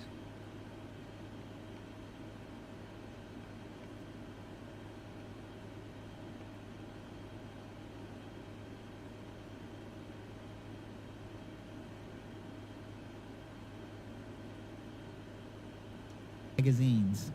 That was on me. I think, ma'am, that we work in parameters where we travel around North America, and the rules on open carry and concealed carry are different from state to state, and that is part of what the Secret Service takes into account when we develop a security plan. Obviously, anyone that comes into one of our protective sites, we would establish magnetometer support, metal detectors that personnel would have to process through, eliminating that potential. Would Secret Service protectees in D.C. be safer or less safe if more people could carry handguns in D.C.? I think, again, as I stated, ma'am, we want to make sure that we provide a safe environment for all of our protectees, and whatever measures we would need to put in place for a secure site, we would do so. Don't put Gentleladies, time's Don't put expired. the head Chair of now Secret recognizes the Service chairman of the into the House hands of Intelligence the Committee, NRA. Mr. Turner from Ohio. Director Cheadle, your opening statement indicates that the Secret Service constructed a security plan for the site in Pennsylvania. I'm assuming that security plan would also include the security footprint for the site, but it also would be based upon a threat assessment based on the campaign. for the risk threats associated with Based on Donald the Trump and the people who are crowd in in head of attendance. the Would it not campaign. include a threat assessment? Yes, it would. So that threat assessment, as we know, basically would have started with, there's a generalized threat against Donald Trump because he is a presidential candidate. Then it would have gone to he's a former president, and he gets security coverage just as Bush, Clinton, Carter, Obama do. And then you also have the heightened political environment. Even for those, it's clear that the security footprint, that the threat assessment was insufficient, which permitted then a 20-year-old to actually enter with a weapon and shoot Donald Trump. Why I want to not ask bring you about up two other aspects of the threat assessment. It is known and public that Iran is a threat risk for Donald Trump. They're a threat risk for John Bolton, former Secretary of State Pompeo, and Donald Trump, because they have indicated they want to assassinate them as a result of retaliation for the killing of Soleimani. Let's be clear. All those people you just brought up, all these people are not Trump. These are all people being protective. She already said that there's 8,000 people to protect these folks on a basis. Didn't ask for a raise for the budget. Even though Trump blew a budget for 4 years by going to his he went to his private residence and charging the Secret Service way more than him. Now this is all about a point I already made, that Donald Trump, him being a former president, already gets more than any other candidate usually does. And now he's getting the same number that any candidate versus a present candidate or a present president, incumbent, that's the word I'm looking for, versus what an incumbent gets. You know, it's always going to be 10 times more. So he wants the same 10 times because he was a former president and he's not the president anymore. He wants the same thing. You can't ask for that. You cannot. You already get more than what you get as a former president. You have a whole list and you nitpick your whole list. You say, I want this guy in charge, that person in charge, this guy in charge, that person in charge. Okay, well, have the head of your... I want the whole top 5 of all Trump's Secret Service to come up there and say where they were like, nah, it was our boss's fault. Go ahead. Your boss is right there. Your boss is standing up for you. Your boss is standing up for you. How about you stand up for your boss and you come up and say, my boss, the head of the Secret Service, did everything she could. How about that? If you want to have a disagreement, you want to be a whistleblower, see, Rex, that's called a legit whistleblower. See, you work in that company and you're a part of that association. If you feel like it didn't happen, then come whistleblow right now. Right now is your time to whistleblow. If you feel like your boss didn't help you out enough, then come up there and speak against it. What are you going to do? You're still going to be part of the Trump. That is both, for Iran, a generalized threat. They're targeting these individuals, but also most recently, a specific threat to Donald Trump himself. Now, I want to enter into the record by UC. I know my detail. Madam, I know you're ahead of all this, but I know my detail. That was probably the phrase that got said beforehand. I know my detail. Don't worry about my detail. I got this. It wasn't, oh my God, we're so short. We need 10 more soldiers. No, you didn't say that. have Trump's head of detail come up and speak on it. Why? I know why not. Because, you know, the head, she's like, no, it's on me. It was my fuck up. She's gonna have to fucking eat that shit. Doesn't want him to get called on his own shit because it make her look like, oh, I made a shitty person who couldn't figure out his own detail right. I put him in charge. And that's what the fuck it is. A Department of Justice Public Affairs release, a CNN article, an article from Fox News, and an article from CBS, all of which acknowledge Without objection to order. that this threat exists for Donald Trump from Iran, and that there are specific threats, most recently, that have been acknowledged. Director Cheadle, have you read the intelligence of the generalized threat to Donald Trump by Iran as a result of their desire to retaliate for the killing of Soleimani? I have. Have you read or been briefed about the intelligence of the specific recent threat to Donald Trump from Iran? Yes, I have. Director Wray, when we were getting our briefing, indicated that he thought the threat assessment should have included this threat from Iran. Is it your testimony today that the threat assessment, since you've read this intelligence, was sufficient to protect him from this threat from Iran? My testimony today is that the information that we had at the time was known. Was it sufficient? Director Cheadle, was it sufficient for the Iranian threat that you said you have read the intelligence briefings for? That information was passed to... Well, I'm not asking the Intel? bureaucratic issue of who did it get passed around to. Director Cheadle, was it sufficient for the specific and generalized threat to Donald Trump's life from Iran? Yes, I do believe it was. Director Cheadle, is an Iranian assassin more capable than a 20-year-old? Sir, I think we've acknowledged that there was gaps and a failure that day. When I raised this issue with Director Wray, he was incensed. He was shocked that the threat assessment of Iran did not seem to be, as we and I discussed, baked in to your security footprint and your threat assessment. And he went on to say that the generalized threat that he has told the whole country that we are under from a potential terrorist threat. He has said we're under the highest threat level since 9/11, that the lights are flashing red. And he has specifically indicated that people have crossed the southern border as a result of the Biden administration's policy, and that there are in our country today terrorists and individuals who are affiliated with terrorist groups and organizations. That would be a heightened threat environment, Director Cheadle, would it not? That's 3 questions. Yes. In his public statements, he has said he is making these statements because he wants people to take them into consideration in threat assessments, specifically.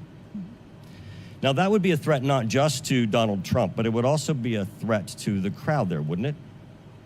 Yes.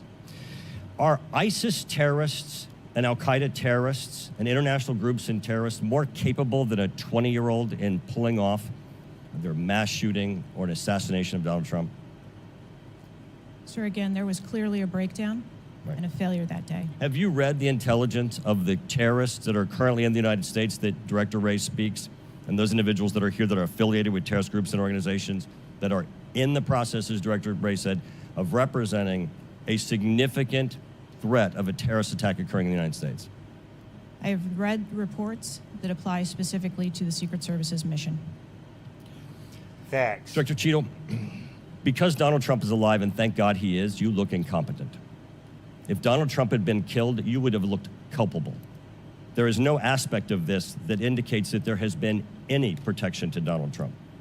The threat was identified before he took the stage, and the shooter was only killed after Donald Trump himself was killed.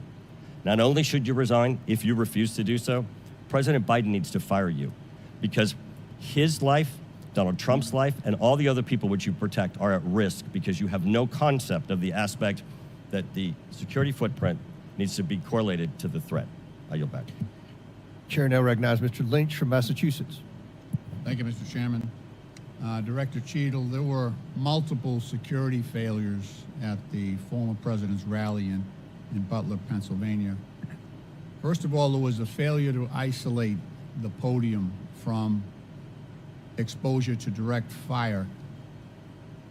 Do we know who made that decision to Thank you. to Go there. allow that Pull that rooftop person up. to remain as an Pull that person unprotected area? Do we know who came up with that security plan that omitted that? Pull that person up. Sir, I don't have a specific See, person she's to taking identify. a for vote. Okay, you. well, that's what I'm looking for, so let's move on. There's also a breakdown in security and failure to confront the shooter over an hour before the former president began his remarks, when the shooter was identified as a person of interest. So whom was the first person that ran into What that particularly allowed agents or law enforcement to identify him as a person of interest? That first person that ran into him, why didn't that person arrest him? Did he have a rifle on him? Ask the real questions. Don't ask that questions where he found a way to get up on a roof. He fucking possumed his ass up. So I appreciate the question, and again, I will say that we are 9 days out, and there are a multitude of interviews And an investigation. Facts of life. that are still taking Okay, place. so did he have a rangefinder? There were some reports that the individual had a rangefinder. That would certainly raise my suspicion. Did the rangefinder who pat him down for a rangefinder? They found a rangefinder after he died, or they found a rangefinder when he was still alive before he stepped up? Did he have a rangefinder? Yes, he did, but may I explain that at a number of our sites, especially when you're at outdoor venues, a rangefinder is not a prohibited item. It is sometimes an item that is brought in by individuals if you're But going to be in did the back. anybody confront him on that? Anybody ask him questions? What are you doing with the rangefinder? Anybody confront him on his presence with Wow. Yeah, nobody checked him about the rangefinder. Okay. How many people would you have to stop? Yeah, I was 350 yards from Trump. You know the ugliness is it? That's his fans. The people have the nerve to do that. The people have the nerve to do that. Not press, just general people. That's his fans. This guy, once upon a time, proved the fact that he felt Republican. He wasn't MAGA, he was Republican. That's what the fuck it was. he was in proximity to the president? So again, to my knowledge, I believe that was the process that was taking place, was to locate the individual. Did they confront him? Did they go up to him? Did they talk to him? I do not have those details at this time. Those are important details. Investigation. There was also a failure to communicate between law enforcement to act quickly upon information provided by either local law enforcement or rally attendees that the suspect. Again, this is Trump's picked Secret Service. This is not Joe Biden's Secret Service. This is Trump's Secret Service. They're the ones that talk with law enforcement. That is them folk. You know, yo, hey sheriff, how you doing? I'm doing good. How you doing? Okay, cool, sweet. You notice any kind of thing weird? Yeah, I noticed this kind of thing weird. Well, you know what? Help me, show me this weird spot. Oh, this is the head of the Trump campaign. He walks with me.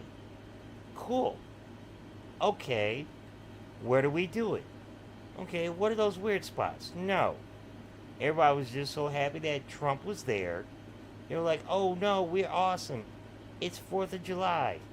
No, it's not 4th of July. Trump shouldn't have let his own fucking detail get sloppy.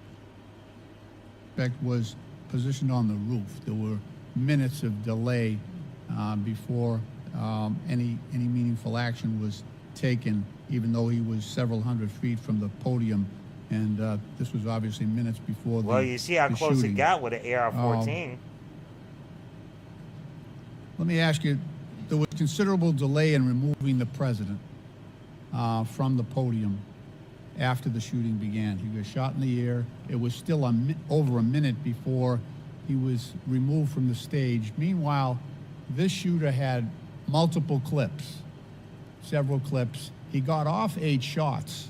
And people got And he injured had and the lost their capacity lives, and the sir. ability, if he was not neutralized, to basically mow down that whole Secret Service detachment as well as the president. What, from your own investigation, A person lost their lives that day. A few people lost a lot of mobility in their lives. For you to minimize that by putting on the fact that I'm glad how big he is, but his ear versus somebody's life versus other people being crippled potentially for the rest of their lives, I just don't smell this. I don't smell this proper, where it's like, I think about the fact that his fans took bullets. I just feel it's ugly. And I'm sure there's going to be like some short money donations where it's like, they're going to be like, yeah, we get 40,000. Which is going to mess up their, I'm pretty much, hate to say it, but I hope to goodness that it's in a situation where it doesn't like ruin their Social Security, because one dude got shot in like the wrist. You know, lose your wrist. Hell, I've broken my wrist. Nightmare of my damn life. But to shoot it through it, that's gonna be years. You only got 2 hands, dog. And if it takes years to get yourself back even 30% right, you know, in America, you just can't work with your right hand. You gotta work with both of them. Fuck I know. caused that delay under the circumstances? What I can tell you is that when the agents identified that the shooting was taking place, in under 3 seconds, they threw themselves on top of the I understand that president. there was heroism there. No question about it. No question about it. He's gonna say but Protocol would indicate, and No. these are again, the director of the Secret Service knows she does not use the word but. This guy has no problem using the word but so frequently. But no. She just said 3 seconds. They jumped on him 3 seconds. Covered him behind a banner, so it was a harder shot. He has no problem saying but. Who the fuck has a problem saying like but about the fact that somebody made sure he was safe after that? the opinions of various former Secret Service agents, people who have done this work in the past, that over a minute of exposure. I guarantee when the next football season begins, Trump's gonna use that as a moment like a game tackle, like he came up with the football. That's what he's gonna do.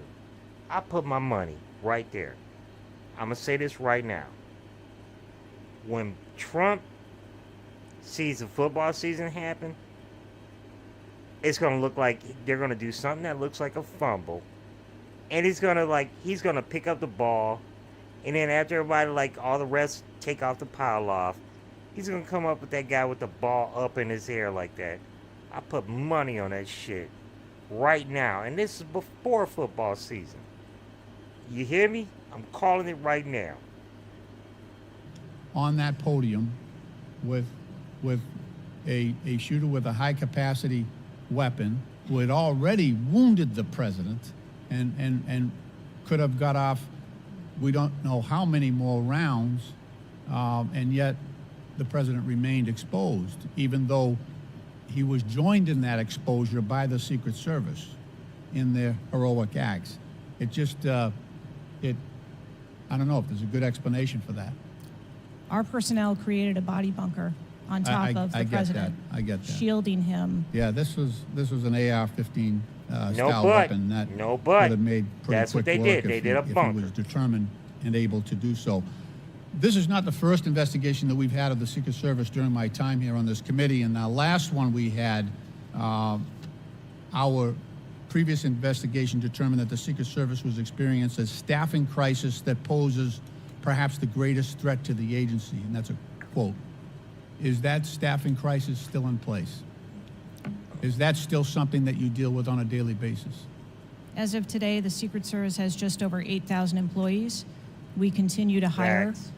knowing that See? we need to ensure that we keep pace with What would be the full complement of And gentlemen, time's expired, but please answer the question. you know, I'm sorry. what would be Why- the full complement that you're looking for? You've got 8,000. Oh, How many, trying how to many would be expand. a full complement Trying to for expand. the service? So With we are still striving towards a number of 9,500 employees 9,500, yeah. approximately in order to be able to meet future and emerging needs. Okay, thank you, Mr. Chairman, for your courtesy. I yield back. Chair recognizes Dr. Fox from North Carolina. Thank you, Mr. Chairman. Director Cheadle, what grade would you give the Secret Service's performance in Butler, Pennsylvania on July 13? Not going to grade it. Haven't studied it yet. As I've stated, ma'am, this was clearly a failure. I would grade the agents and officers who selflessly threw themselves in front of the president and neutralized the threat an A. I think that we need to examine the events that led up to and Exactly. prior to that day. You stated in 2021 that the Secret Service has a zero-fail mission. It's clear that the events of July 13 show a cascade of failures that cost Corey Comparator his life, nearly cost former president his life, and injured David Dutch How many people and James do Copenhagen. Ms. Fox? When an agency fails spectacularly in its mission, those responsible Ms. Fox, I wouldn't call it a failure. I'd call it not a win because the man is still alive. At the same time, though, Ms. Fox, how many people you think need to be at every Donald Trump Secret Service situation? You know, someone just asked another 1,500 people. Do all those 1,500 people go to Donald Trump? How many people go to Donald Trump? must be held accountable, and the problems must be fixed so they cannot happen again. Why should the American people or the officials you're responsible for protecting have confidence in your ability to lead the Secret Service after such a spectacular failure? Because I've had a whole career of this, it does happen, and I have the fact that I have to deal with this issue. What's your issue? You don't notice that 32 years of me doing this much service? I respect my whole career. This happened. Now, if this political candidate wasn't in a situation where they might have had like one of their own constituents feeling like you're Republican, you're splitting Republican, and it's gotten that bad that you need more security, maybe it's something about your candidate. I appreciate the question, and I am committed to finding answers so that we can make the agency stronger after this. You said on July 15 that the buck stops with me. How are you taking accountability for the Secret Service's failures during the July 13? I'm handling it internally. I'm making sure to see who the hell was the top on Trump's campaign that got lazy. How about that?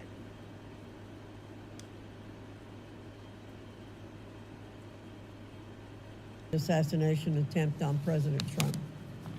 I have taken accountability, and I will continue to take accountability.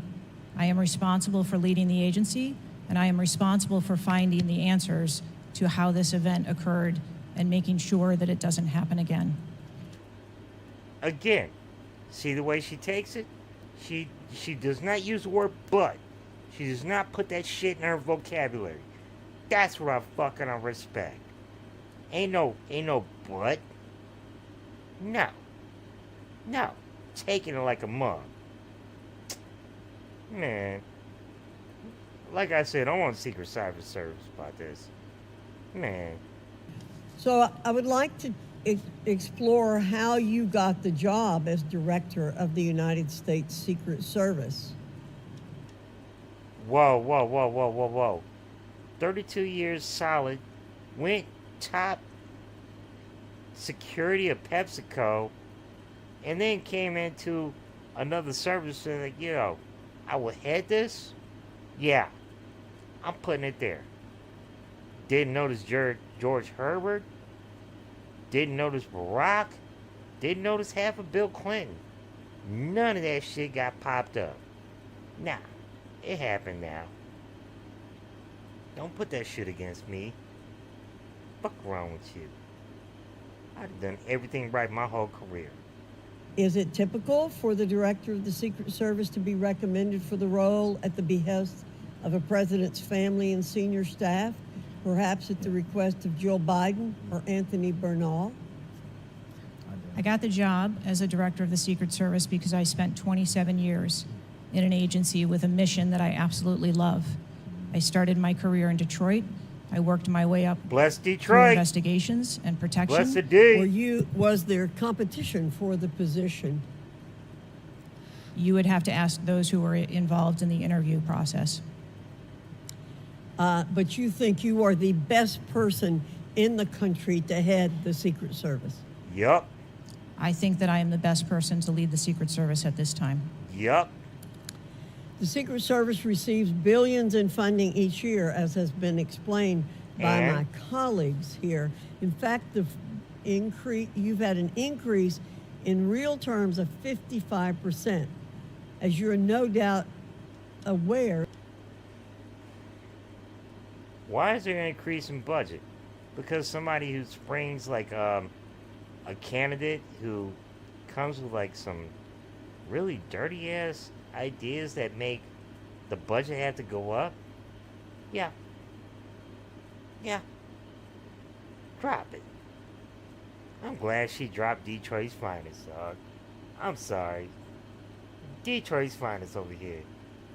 Staffing levels for those assigned to protect the president, former presidents, and other senior officials has decreased by about 350 between 2014 and today. Clearly, a lack of financial resources not to blame for the staffing shortage. In 2022, the Secret Service saw nearly half its workforce leave in 1 year, and during the same year, it was ranked dead last among law enforcement agencies in the best places to work in the federal government. Can you explain why your agency was so poorly rated and why so many staff left in just 1 year? So with all due respect, I dispute the statistic of half of the employees leaving in 2022. I think that has been inaccurate data that's been reported out there. But what I can tell you is, as I have returned as the director of the agency, we have had an increase in hiring and staffing and an increase in resources, and we are committed to continue to hire so that we can be staffed appropriately to meet the dynamic mission that we have.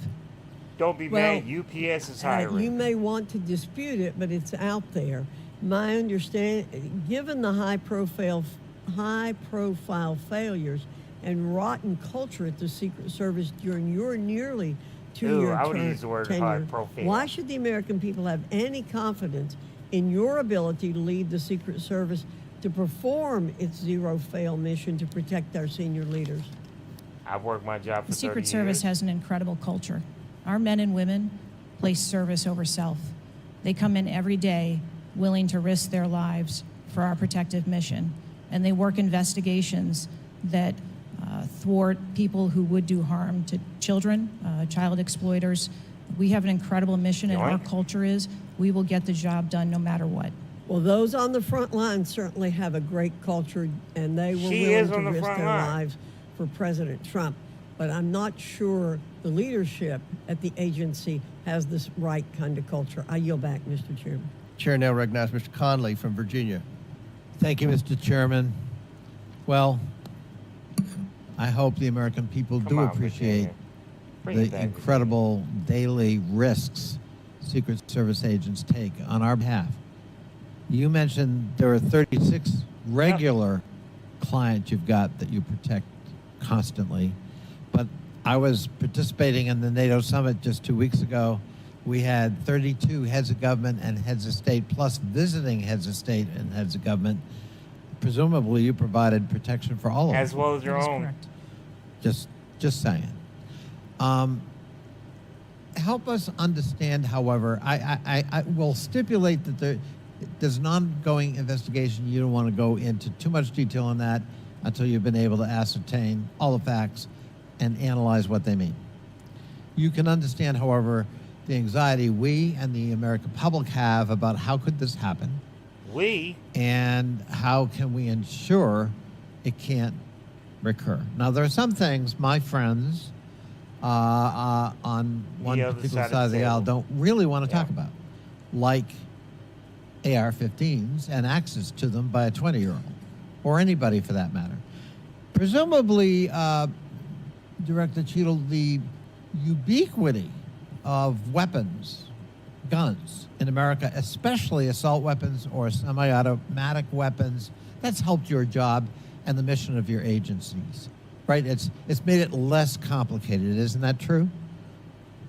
I'm sorry, I'm not understanding your question. Real simple. not gonna answer More here. guns, especially He's not gonna dangerous answer ones, the have NRA made your question. job protecting people easier. Not going to answer Is that not right? NRA questions.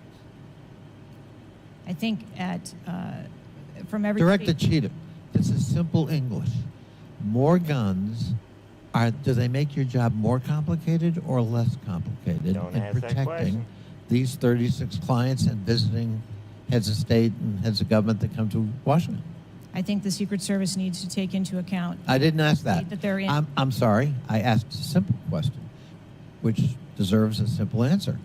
The ubiquity of guns, dangerous weapons in America, like AR-15s, has that made your job, that is to say the mission of the Secret Service, easier or more difficult? I think the threat environment for protecting our Secret job. Service Our protectees job. is always difficult, and that's dynamic, and it's always evolving. We stipulate it's always difficult. Again, this is a simple one. Quit throwing softballs. Does the ubiquity of guns make your job easier or more difficult today?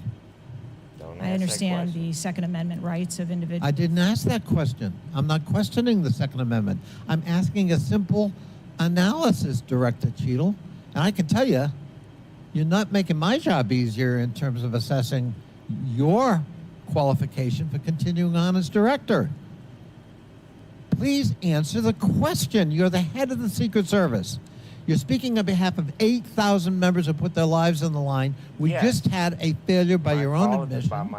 Do guns make your job easier or harder? I think the job of the Secret Service is difficult on every day, and we need to make sure that we are mitigating all threats, whether that be That weapons, isn't my question. personnel. That is not my question. And now I think you're evading the answer, which is not a hard one. I am sorry that you feel that way, sir. How else could I feel, Director Cheadle, when you're clearly avoiding a direct answer to a very simple declarative question? We almost lost a presidential candidate the other day. Oh, shit. A 20-year-old had access to his father's AR-15 and got on top of a roof within 500 yards or feet of the podium. And I'm asking you, did the availability of that AR-15, which is replicated all across America, make your job harder or easier? And you're not willing to answer that question? And you think and you wonder why we might have a lack of confidence in your continued ability to direct this agency? I understand your question, and that's the environment. Well, if you understand my question, why not answer it? Because it's the environment that the Secret Service works in every day. Okay, That doesn't tell me anything. I'm hoping right now. That's the Again, I just that's the noticed environment that we work in. I thought I had an attack on my office there, a year ago. yeah. I know a little bit about violence too. He came to kill me. When he couldn't, he beat one of my staffers 8 times with a baseball bat on the head. We live with the threat of violence. But a simple answer from the director of the Secret Service would be helpful. And I'm sorry you've chosen to evade it. I yield back. Chair, now recognize Yeah, Mr. Grossman from a Wisconsin. lot of y'all that know me and everything like that, I pretty much stepped away from Thank you. control community because When this guy I'm took gonna the get shots, trolled he nosy climbed the way. ladder to get on the roof, correct? I'm unable to apologies answer for details that. of exactly how the individual accessed the roof at this time. again, I'm going with this point of Do you know when the director of the if you CIA. did use the ladder, do you know when the ladder was placed there? Was the ladder there 2 days before, just the night before? Do you have any information at all as to when the ladder got there? I would like to be able to answer Yeah, those Freddie questions. The speaks, yeah, I'm FBI alive, is still conducting an What up, investigation. Adon? Does he avoid How did the answering rifle get questions? to the roof? Again, sir, at this time, I'm unable to answer I know questions to everything provide happened Have clarity. they leaving. cleaned the roof since the assassination attempt? Have they cleaned the roof? Right. Has anything been What a done to the dumbass roof? Is question. it just like it You was, clean the roof after you know, the whatever, assassination 10 days attempt. ago, or not? Has anything been done to the roof? I don't have an answer for that. Okay. Were President Trump's normal agents normally assigned to him there that day? Yes. There was no, these were the same agents There's that were nothing always there. that's changed about Yes, sir. Right. The This- people that are assigned to his detail were working on that day. it's his Okay, detail. there's stuff on the internet that says they were not there that day, but these are the same agents who are routinely there. Yes, sir. Okay. Do we know which agents fired the shots that finally took down the potential assassin? They're Secret Service agents. Yes, sir, I do. Of course they. Could you give us those No, you names don't or give the background name. of those agents? No, I would not offer their name No. up in this setting, but it was you one don't of our do technical stupid. officers, our counter snipers. Okay, so can we privately get those names, the committee? I am certain that we can make names available privately. Okay. Do we know where all the shots landed? First of all, how many shots did that potential assassin, how many shots came out of the rifle? So again, I would hesitate to offer that It's information still an as the FBI is investigation. conducting an investigation. Have we got the bullets from all the shots? Again, that would be the responsibility of the FBI to collect that evidence. These are questions that shouldn't Okay. even be answered. Do we have the correspondence from the shooter? Has that been recovered from his phone, whatever? Again, this Again, is I part would of have to defer you to the FBI for investigation. details on that investigation. Okay. You've spent some time trying to change the makeup of the Secret Service. Since okay, then, you yes. feel they're, whatever, too high a percentage are men. Does this affect at all who you are hiring? Look at for these the people Secret behind them. Service? They laughing. I've spent my time as the director trying to increase the number of people that we hire in the Secret Service so that we have the best and the brightest, and that's been my concentration as the director. Okay, you That's ever the whole point of not hiring men because of your desire to hit certain targets? I am Not hiring? the best qualified candidates that put in an application that want to work for our great organization.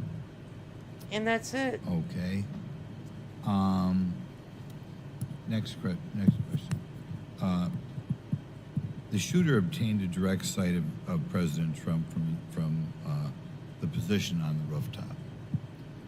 I assume that is not something that should ever happen. It should never happen. Do you want to elaborate a little on how that happened? Is or it what here you is wish you Mr. had done Grothman differently, or a would little do bit differently next time pink-faced? there's a Trump rally? Again, sir, the facts of this particular event are still unfolding. 9 days, there have been a number of reports that have been out there. So I do not want to provide information that perhaps would contradict something that has been erroneously reported or is not factual. But there clearly Right. was a mistake, and we will take every effort to make sure that this never happens again.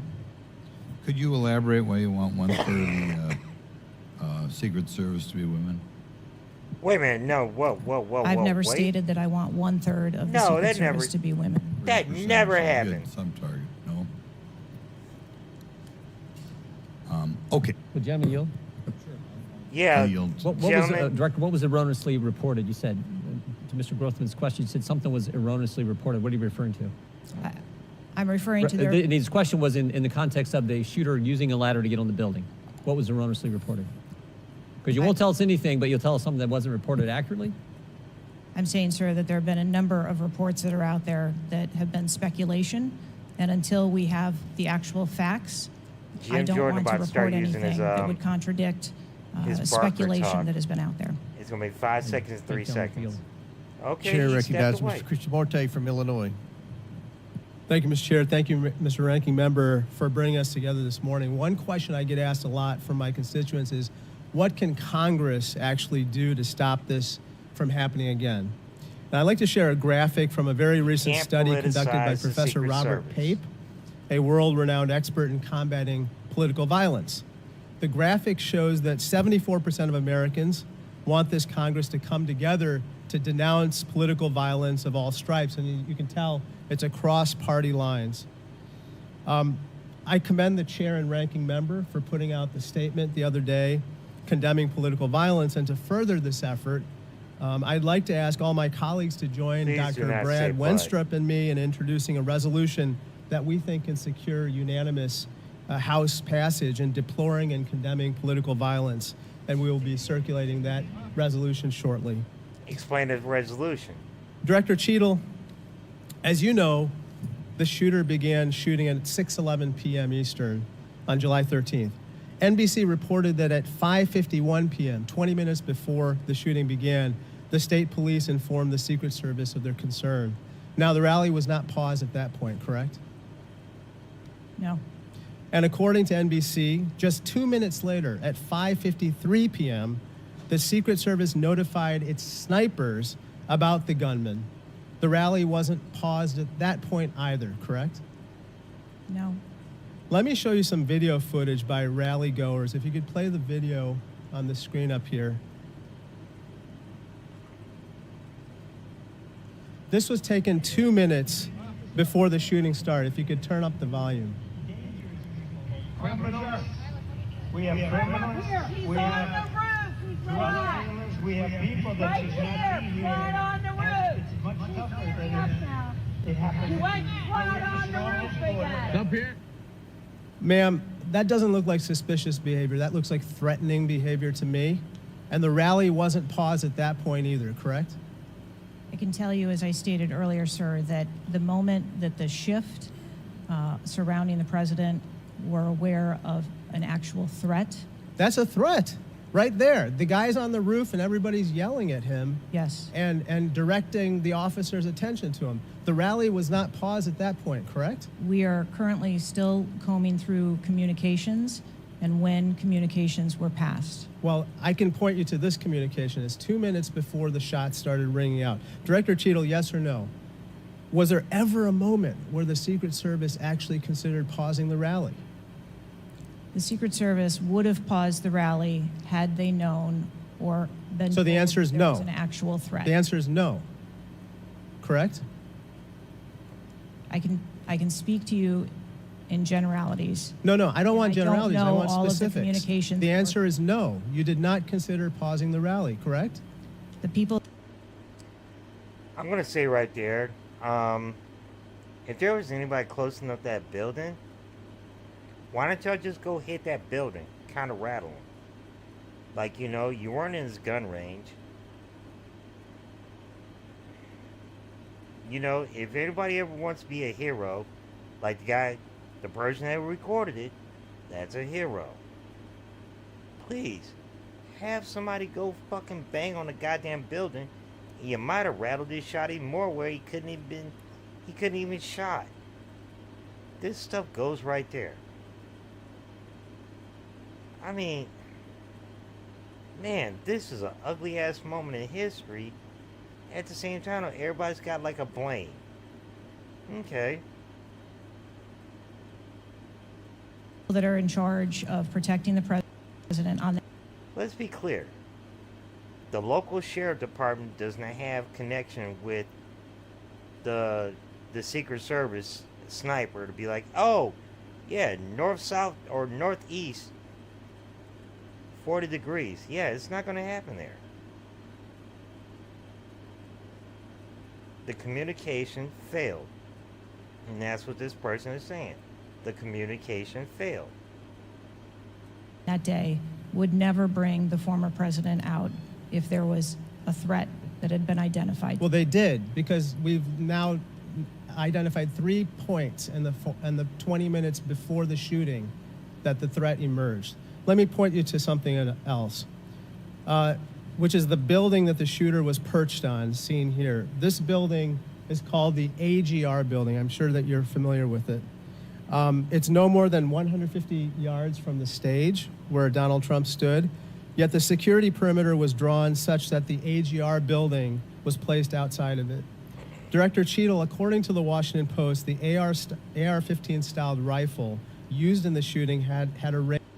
Again, all these places were circled by the Trump campaign, the Trump Secret Service, and as well as the volunteer Secret Service. And they were all approved. They were all approved. There is no lie about the fact that all these people approved this. They approved them kind of buildings like that right there. Nobody cut down a ladder for this event and been like, yo, we can put a ladder back up. No. This is all approved. You know, there was a point before this whole situation happened 9 days ago that all this could have been disapproved. Nope, too many building tops. Nope, too many. Now, what did Trump do? I'm gonna put up my flag. Look at that flag right there. They had the flag with it right there. They put up the boom flag. They put up all this stuff that they normally do. Dude actually had a fucking wind call right there. How strong the wind was. He didn't have to put up a flag, because why? The American flag was right there, so he understood how to read the wind the other direction.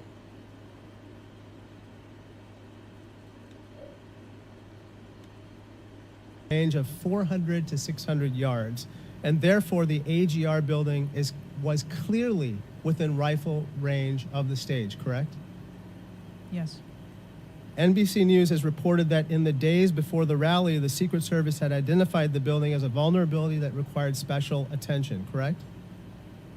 And that's reporting the from Trump NBC? Campaign Yes. approved it. So The I am Trump still looking into an campaign active approved it. investigation. I know, but it's been 9 days. I mean, you should know that, right? And yet, despite the fact that the AGR building was in rifle range of the stage and it was flagged as a vulnerability, this building was put outside of the Secret Service's security perimeter. And I respectfully submit the Secret Service must expand its security perimeter to account for the kinds of weapons that can be used outside the perimeter to endanger the protectees inside the perimeter, ma'am. Then tell Let them me to turn your find bigger attention to venues.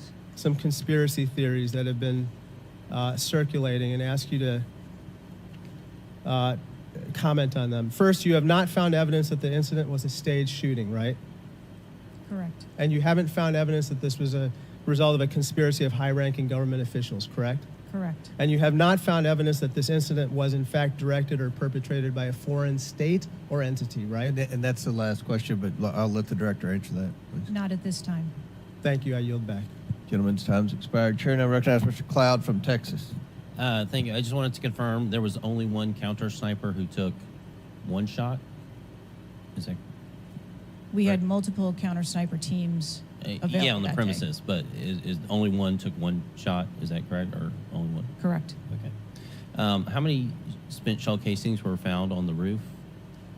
Again, I would have to defer you to the FBI's criminal investigation. Okay. Word is that the car was rigged with explosives. Again, sir, I'd have to defer you To to the the FBI. FBI's investigation. Okay. You're not curious about. You don't communicate with them. No.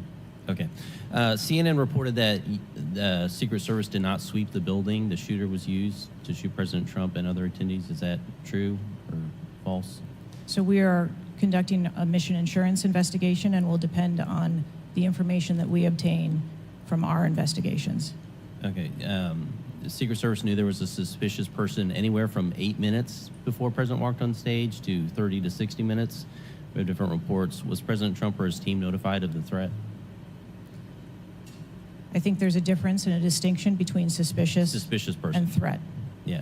So we are going back and looking at communications to know when the information about a suspicious person was passed to Secret Service personnel. Okay, but was President Trump or his team notified? Again, we are going back and looking to make sure that we have the exact information of when those notifications were made and who those notifications were made to. Okay. I think it's troubling for a lot of us that the number one question everyone in America is wondering is why was the roof left open? And after 9 days, we should at least maybe have a little bit of that information. And when you come to this committee hearing and you don't have anything to say about that, it's very, very troubling. Did you review the security plan for this event? I personally do not review security plans for events that take place across the country.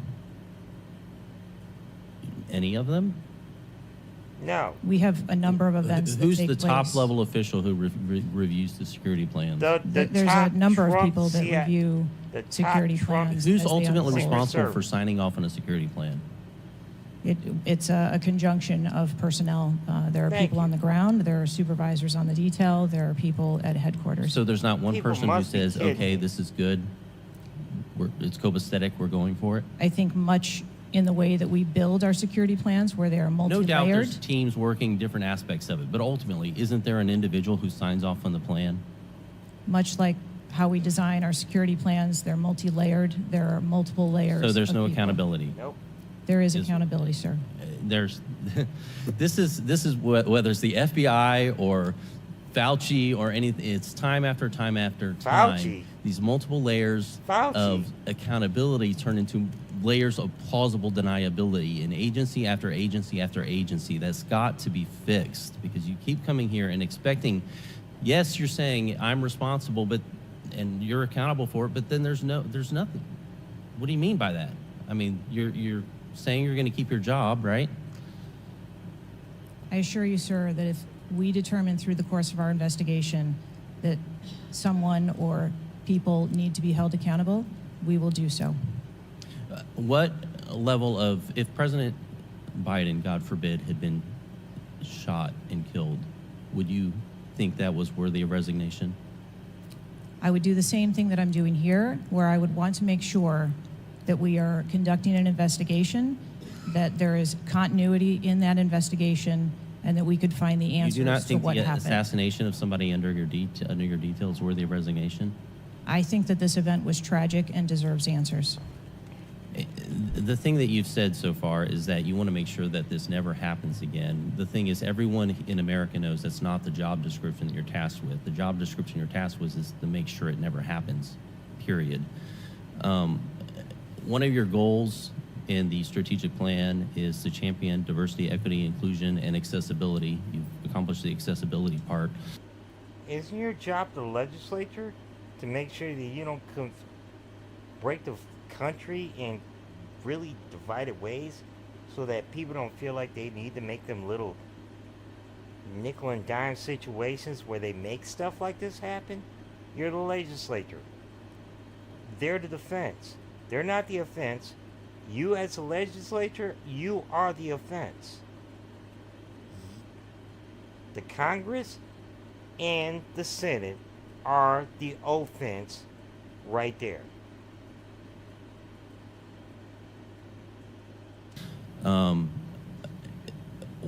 What standards, do you keep the same standards for all applicants and all, or does every Secret Service agent meet the same qualifications, or do you have different standards for different people? Yes, sir. Everyone who moves through the application process has to meet the same standards to become a special agent. Top notch. Okay. The trouble I think we're having with right now, so far you gave a lame excuse for sloped roof. You said that local law enforcement's job was to cover up the building before backtracking on that. We were told that President Trump's team did not ask for security before you backtracked on that. You haven't provided the audio recording that this committee, the chairman, requested that was due Thursday. You didn't give us an advanced copy of your opening statement, but yet there was reporting on it somewhere else. There seems to be more information from YouTube videos than you're able to provide for us, and it begs the question the to Secret anyone. Service. They don't You're in charge use of the Facebook. investigation of your own failure. So how is anybody in America supposed to be able to trust the results of that investigation as being anything transparent and genuine? That's the last question, but please feel free to answer the question, Director. Sir, I've been a Secret Service agent for nearly 30 years. I have led with integrity, and I follow our core values of duty, justice, honor, loyalty, and courage. And I am doing that in this case, and I assure this committee that I will provide answers Notice no when we have a buts full about and it. complete report, Straight facts. in addition to cooperating with all of the other investigations that are ongoing. Chair now recognizes Mr. Khanna from California. Thank you, Mr. Chair. I want to thank the chair and the ranking member for convening this hearing on a bipartisan basis. I join them in condemning the horrific assassination attempt on the former president. I am relieved for the sake of the country that he wasn't seriously hurt and that he survived, and my thoughts with him and his family during such a traumatic event. I also want to express condolences to Corey Comprator's family and recognize his heroism in saving his daughter's lives, and to the victims of that awful event. Speak, sir. Now, Director Cheadle, would you agree that this is the most serious security lapse since President Reagan was shot in 1981? Yes. The Secret Service? Yes, sir, I would. And, do you know what Stuart Knight did when he was in charge at the time of the Secret Service? Do you know what he did afterwards? He remained on duty. He resigned. He resigned. And Stuart Knight was not a Democratic appointee or Republican appointee. Look, I'm not questioning your judgment. I just don't think this is partisan. If you have an assassination attempt on a president, a former president, or Whom a else are you candidate, going to replace as you need better to than resign. me? That's what Stuart Knight did. He Whom was a else are you Republican gonna place appointee, better than me? and he took responsibility. And I think you need to reflect. This is not a question of you. It's a question of the American people. You cannot go leading a Secret Service agency when there is an assassination attempt on a presidential candidate. I would say that about anyone who is running. And so I guess my question to you is, what's the difference between your position and what Stuart Knight did? What I will tell you, sir, is that I am dedicated to finding the answers to what happened. A true and like every investigator. Secret Service agent, we don't shirk from our responsibilities. I Right. must remain on and be responsible to the agency, to this committee, to the former president, and to the American public. But is there a reason you wouldn't just do what Stuart Knight did after the Reagan assassination attempt? This isn't precog. This is not that Tom Cruise movie. No, this happened. What do they need to do right now? They need to have a strong investigator who can investigate things. That's what they do. You don't just change out to somebody be like, oh well, yeah, I'm new to this case. That doesn't happen. This is what investigators do. After a crime, they investigate. This is the dumbest thing I've ever heard in my life. I hope to God those are his daughters. I hope to God those are his daughters.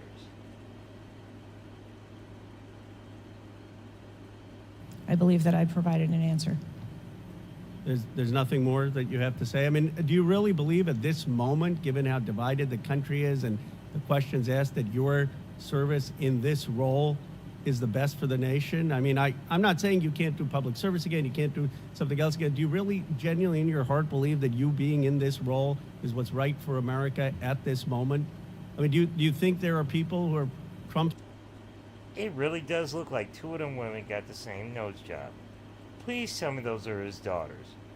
Please tell me that his campaign is being run by his adult daughters.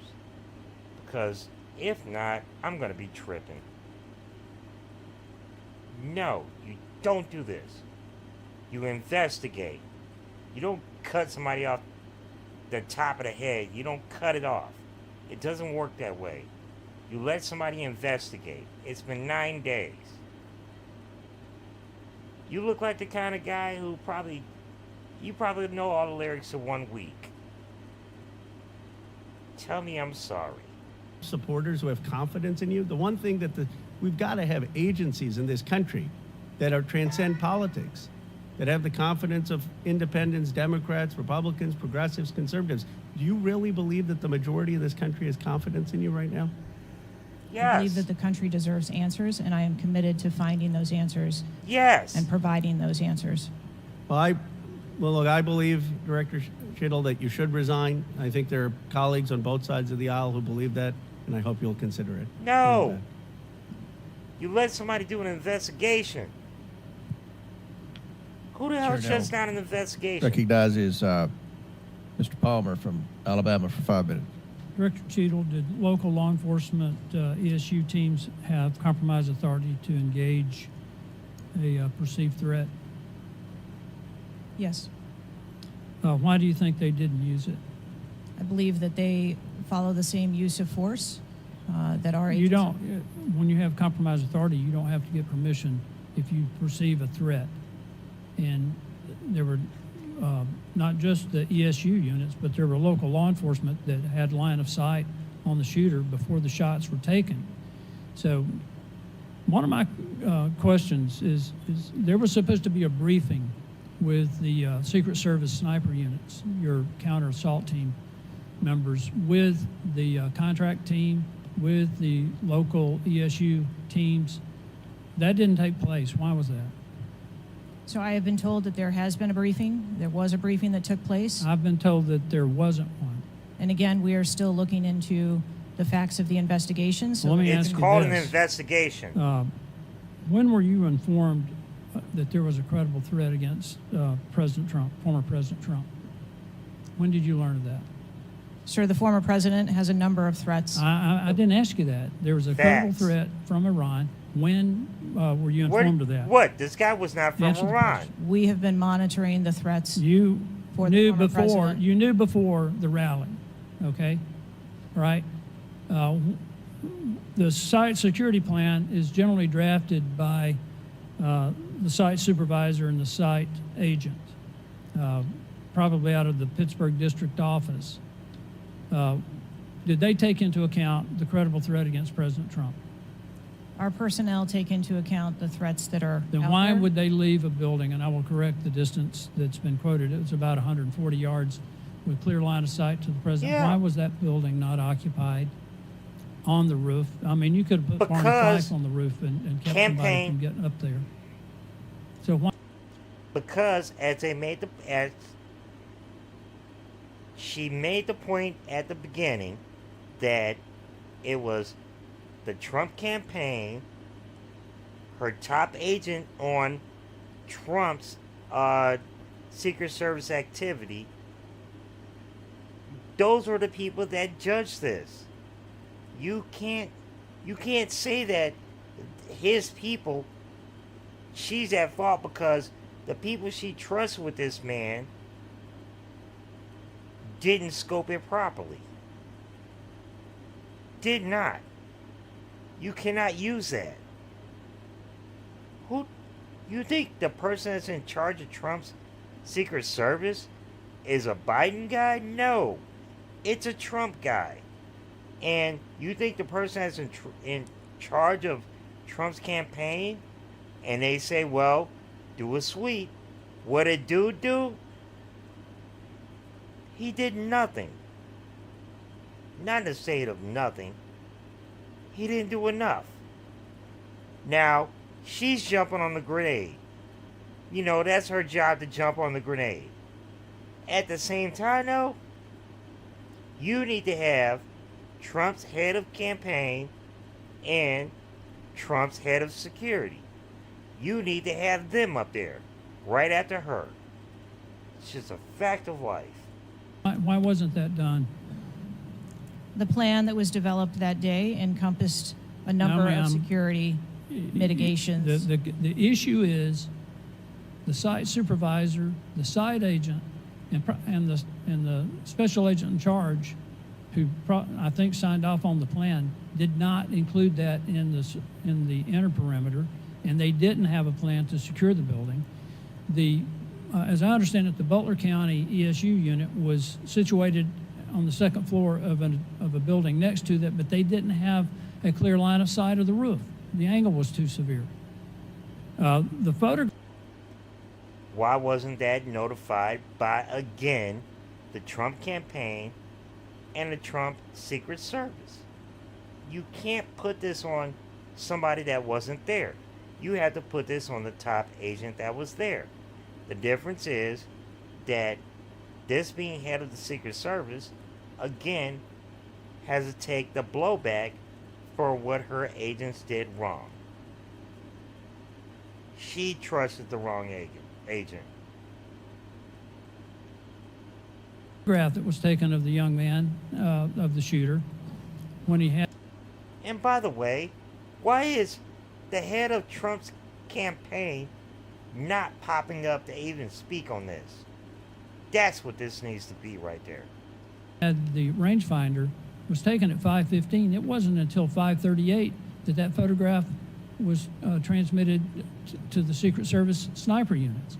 I don't understand the lack of interoperability here in the communication process. I don't understand why people didn't perceive that as a credible threat. The video. The reason why you don't understand it because you don't work between local law enforcement, state law enforcement, federal law enforcement, and then Secret Service law enforcement. That's why. It's a really simple answer. You want to understand bureaucracy in the moment? Then you know what? You deal with bureaucracy in the moment. You know? For every Buford T. Justice, they could have stopped that. Hell, every J. Edgar Hoover, he could have stopped this. You know, there's a reason why we rarely ever know the names of people that are head of the Secret Service. I'm purposely making my line about the fact that I'm not going to know who the head of the Secret Service is. Because why? They're the head of the Secret Service. That Mr. Christian Morphy had shown there was clearly a credible threat. So how is it that all of these mistakes could be made? How many explosive devices were found on or near the site? Again, I would have to defer you to the FBI. Madam, I believe they were in his car, and there, I think there might have been one near a main gas Damn, they line. mad as fuck at Christopher Wray. It wasn't just the fact that he had a rifle. It was the fact that he had the ability to inflict enormous harm, enormous numbers of casualties had He had a those rifle. devices exploded. I want to know also. I'm a felon. I'm not allowed to own anything that's like gunpowder based weapons, except for like a flintlock. The fact is, look folks, I know that I deal with the fact that the rest of 99% of my life, that everybody else is legally allowed to own a handgun in America, or any kind of bullet bound weapon. The reason why all this happened was because he put himself in a situation where he wanted somebody to take a shot at him. I'm just gonna say it. He straight up wanted it. It's on him. He wanted this shit. He wanted a bad shot.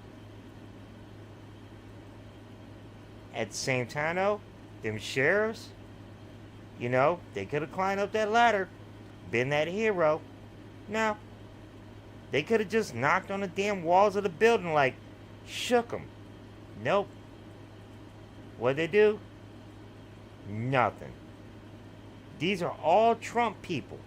Mind you, all these people that's over there that cared about that guy, that were sheriffs and everything like that, this was definitely his country. Believe me. There was a top sheriff, there was a deputy, there was a fed, there was a lot of people who could have just boom, boom, boom. Just kind of rattled this shot. Hell, any of them folks, when they saw that shit, they could have boom, boom, boom. Just kind of rattled this shot. What'd they do? No. They all wanted to see that shot. That's why I laughed my ass off at the guy, where it's like he had the America glasses, and he was so busy doing like a face shot of himself, he missed the damn shot. The best angle in history where it's like, you know, you could have been somebody famous right there. You saw your guy, he beat the situation. Now, no, it's all about me. See? Quit thinking it's all about you. I'm still make this point about the fact that the Biden campaign right now, I'm loving the fact that the Biden campaign did change. It's not about the fact that I'm losing Joe Biden. It's about the fact that it's just rattling up so much like the style of the Republicans, where I don't even want to call them Republicans. I don't want to insult them Republicans. The style of the MAGA, like, yeah, now they got to figure out how a new strategy, how to talk smack about somebody. Okay, you lost old Joe. What you got next? Good luck, Chuck. Alright.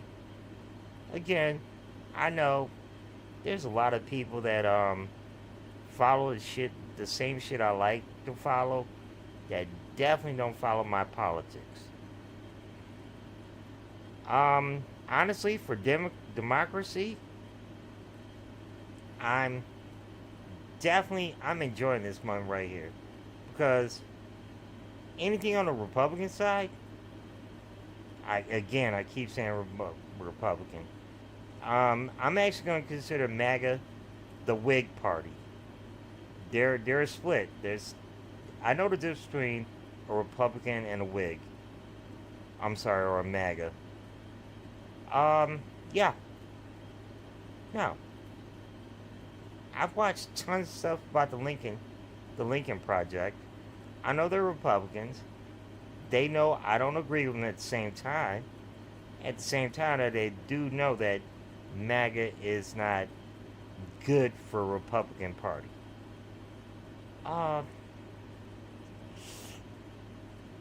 This right here. They keep talking this. See, they want Trump to get in the place where he has. Somebody else said it. I don't want to use the same phrase, but I guess I got to be corny about it. Trump wants a palace guard. He wants to be like Gaddafi. Different here, same idea. Anyway. When your agents conduct a site review, are they fully informed of all of the threats that are being made against the principle that they're protecting? Again, folks, What I can tell like you I said, is I that when watched our this from agents the go out beginning. to conduct an advance, their whole goal is to ensure I the safety and understand what their security. goal is. The failure to secure that building not only put the former president's life in danger, it put the lives of individuals in the crowd in danger as well. I mean, the Reagan shooting, there were other people shot. Went back to Reagan. So we got to go back to the Brady Bill. Okay. Let's appreciate the Brady Bill. It's about stopping that kind of violence. Now, at the same time, though, you can't say, but I respect what you're doing. No, do not do this. No. The president got shot at. This chief has been doing nothing but making a point of affirmatives. Yet you have no problem bringing up the point of, well, butt this, butt that. You know, how many butts you have to deal with before it's like you run out of ass cheeks, dog? Fuck out of here. I can't stand this shit. You're not gonna fucking tell me like you're gonna go up against the Secret Service. This is the dumbest idea in the world. Mind you, this is Trump's own picked Secret Service. He picked his agents. At that time as well. And the Secret Service members' lives were in danger. So I don't understand how you can continue to stay in the position you're in when this was a failure of historic magnitude. 43 years without anything like this happening. And you failed, in this case, in a spectacular way. Mr. Chairman, I yield back. Gentleman yields back. Chair recognizes Mr. Mfume from Maryland. Thank Bless you, you, Maryland. Mr. Chair. I want to commend you and the ranking member on your joint statement and for holding this hearing that we might all at least attempt to try to get some answers. Some of us, Ms. Cheadle, grew up. The fuck? American people have the information that they need so that they can feel as if. Damn it. I lost all those numbers.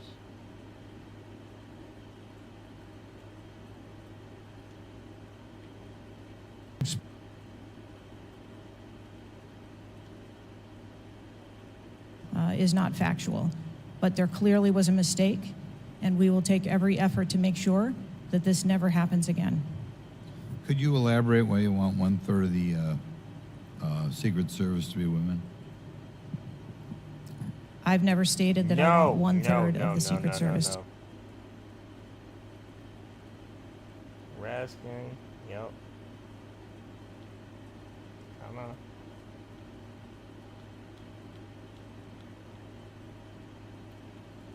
Okay, Jamie Raskin again. I'm gonna take it right from Jamie Raskin again.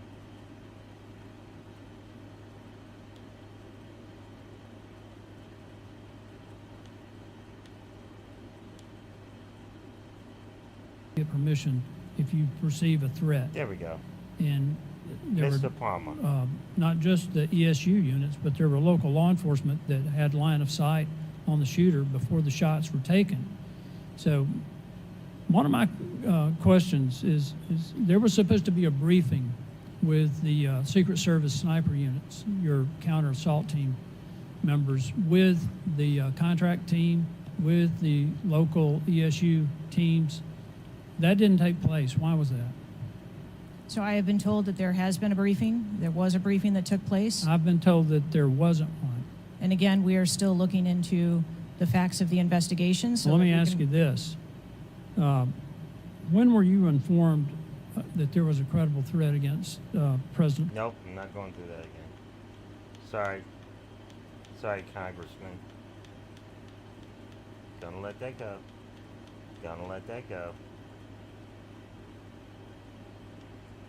Here we go. We might all at least attempt to try to get some answers. Some of us, Ms. Cheadle, grew up in an era not too unlike what we see today in terms of political violence. And some of us remember the November 22nd, 1963 assassination of President Kennedy. Ugly. Some of us, like myself, remember 2 days later when Jack Ruby on live TV shot and killed Lee Harvey Oswald. We've seen over and over and over since that time Got me these by kind of 10 attempts, years. whether it was the assassination of Martin Luther King or Bobby Kennedy, or the attempted attack on George Wallace in Laurel, Maryland, the shooting in 1981 of Ronald Reagan, our friend and colleague Steve Scalise shooting here in D.C., Nightmare. and the unfortunate Didn't attack appreciate on that. Paul Pelosi, and now this matter Don't regarding appreciate former that. President Trump. Let me try, if I might, to take another walk at this. Please do. People just assume that whoever is in charge takes full responsibility when there's never been, at least on this magnitude and scale, this sort of failure. So when members ask you, are you going to resign, and you say you have no intention to, they are perplexed, like many people who watch what's going on. And there's some things I just don't understand. Why was the building, the ARG building, placed outside of the perimeter when clearly it was close enough for someone to launch an attack? Because So again, sir, we are looking into all of the details of how the... Because between the Trump campaign and the head of Trump's Secret Service said it was a safe enough area. I don't want people to forget this. They all agreed it was a safe enough area. This is a stupid ass moment in history. The Trump head of the Secret Service keeps saying, yes, it was safe enough. And he told his boss, yeah, it's safe enough. And his boss trusted him. The head of Trump's campaign said, yes, it was safe enough. It was safe enough. You can't stop saying that. They both agreed that it was safe enough. advanced was comprised, but I can tell you that there was overwatch on that building provided that day. By a drone? I'm not going to get into the specifics of technology or assets that were used in Well, this form. I think it's fair to say the overwatch failed because the shooter got up on the roof and stayed there for a while, and people had pointed him out. So do you think that your overwatch was a failure in that case? I think that we need to know the full details to understand how this occurred. And why was the rooftop left naked to begin with? Can you tell us that, considering it was within the line of sight and so very close? Again, I can't speak to the specifics of this particular event site, but what I can tell you is that when the Secret Service develops an advanced plan, they take into account a number of factors when they're building their advance. If there are buildings or areas of concern, and overwatch is one of those mitigations that they want to put in place, then they will cover off areas of responsibility. I understand that, but the shooter came to the attention of your agency 52 minutes before the former president got to the stage. Did anybody get assigned to watch or cover that individual who had already been seen with a advanced finder on him and other suspicious matters? Was anybody assigned to track him? So what I'd like to clarify is that a suspicious individual I got that part. was It's brought not a threat. to the attention I know. of our personnel. And again, having a rangefinder at an outdoor event. Well, let me ask you this. When the suspicious person was brought to the attention of the Secret Service, was anybody in the detail ordered to follow and stay with that suspicious person just because they might become a threat? So we have a number of teams that are on the ground. And again, we are trying to verify the timelines of when those notifications were made to our personnel so that they could assume the responsibility of trying to track that individual. Ms. Cheadle, there has been a lot of discussion, some of which raised itself earlier in this hearing, about poor staff morale within your agency.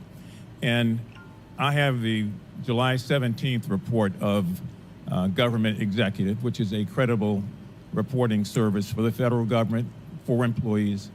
And the 2023 ranking of places to work within the federal government showed, and this is through the Office of Personnel Management, that the Secret Service came in 413th out of 459 sub-agencies and agencies. Can you explain that? Certainly. What I can tell you is the Secret Service is a difficult job. It challenges our employees daily. It's holidays, it's weekends, it's no leave periods. But, Madam, people come to work knowing that. You do explain that when you hire somebody. They know that. It's the same with other agencies. They miss holidays, they come to work at odd hours.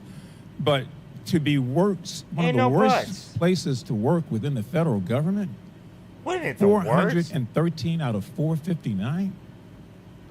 I just need an explanation. What do you think as the director there? I think that this. And that's the last question, but please Mfume. answer Mr. Mfume's question. I think that this is a challenging job. I think that it's a challenging environment to be in law enforcement, and we do have a no-fail mission.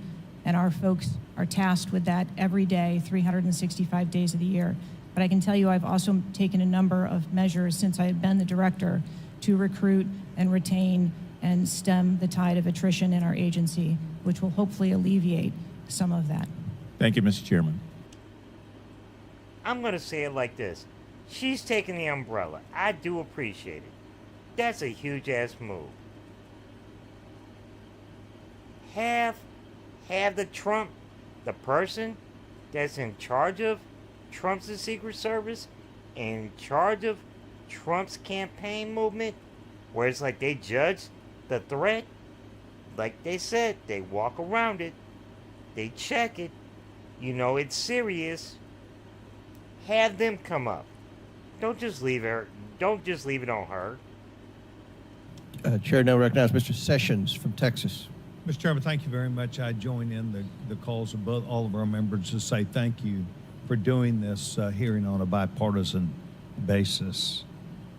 Director, I'm not going to sit here and say you ought to resign, but I am going to say that you have not given us confidence that you have the ability to understand what happened, to take the responsibility in terms of understanding. You've spent a number of years. How many years do you say you've been with the agency? 29. Well, I spent 16 years with AT&T, moved 7 times with them, and had a really good feel about their operations, how they worked. Hold on. You had money with AT&T. Okay. You had money with AT&T. She had money with PepsiCo. What did you do before AT&T? Them 17 years you was doing AT&T before you got your seat. What were you doing before that? Were you doing protection? Were you doing Secret Service? This is... Oh, you gotta be kidding me. You cannot grill the Secret Service. It just don't work that way. What was acceptable? Who was responsible? And I've heard you say today numbers of times, well, you've got to wait. Well, you've got to wait. Wait for the final report. When is the final going to happen? I mean, how long do we have to wait? Making excuses. No, I will take the fact that the head of the Secret Service is the umbrella.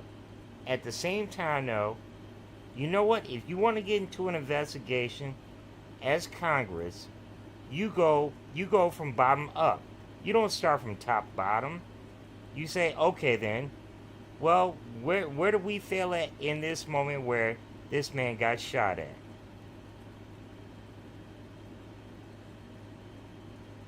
You got to make the points where it's like, yo, the facts of where the failures happen. No. Like I said, when it comes to the top of the Secret Service, you can't ask the top of the Secret Service to only look at Biden and only look at Trump. No. She just said she has 8,000 agents. And you know, she put an agent in charge. And that agent in charge needs to be the one that needs to come up and speak up about why this failed. You can't say, no, it's on my boss. No. If you're going to take real responsibility, the head of the Secret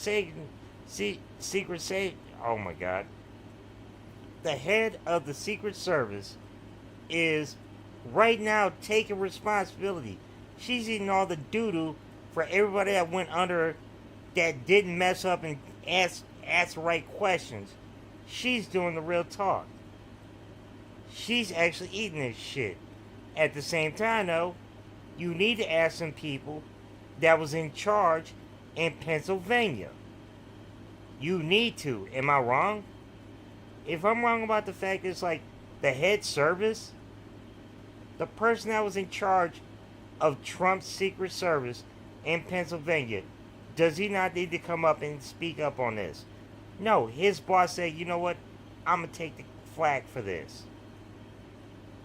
this guy needs to actually start answering some questions. That's my call.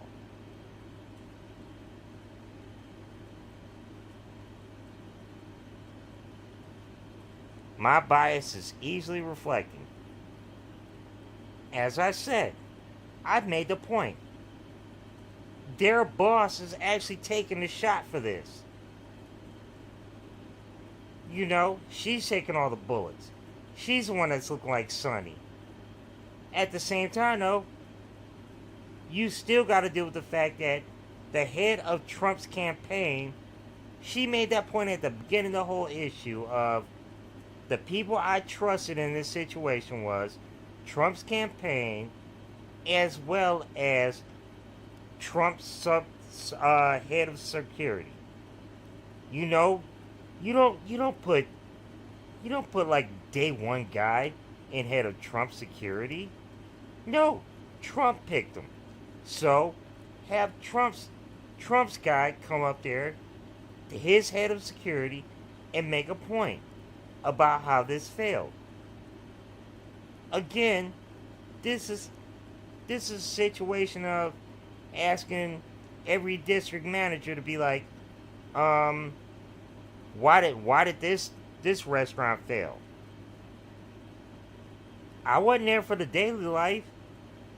I do my best to make sure that I'm trying to protect the whole general.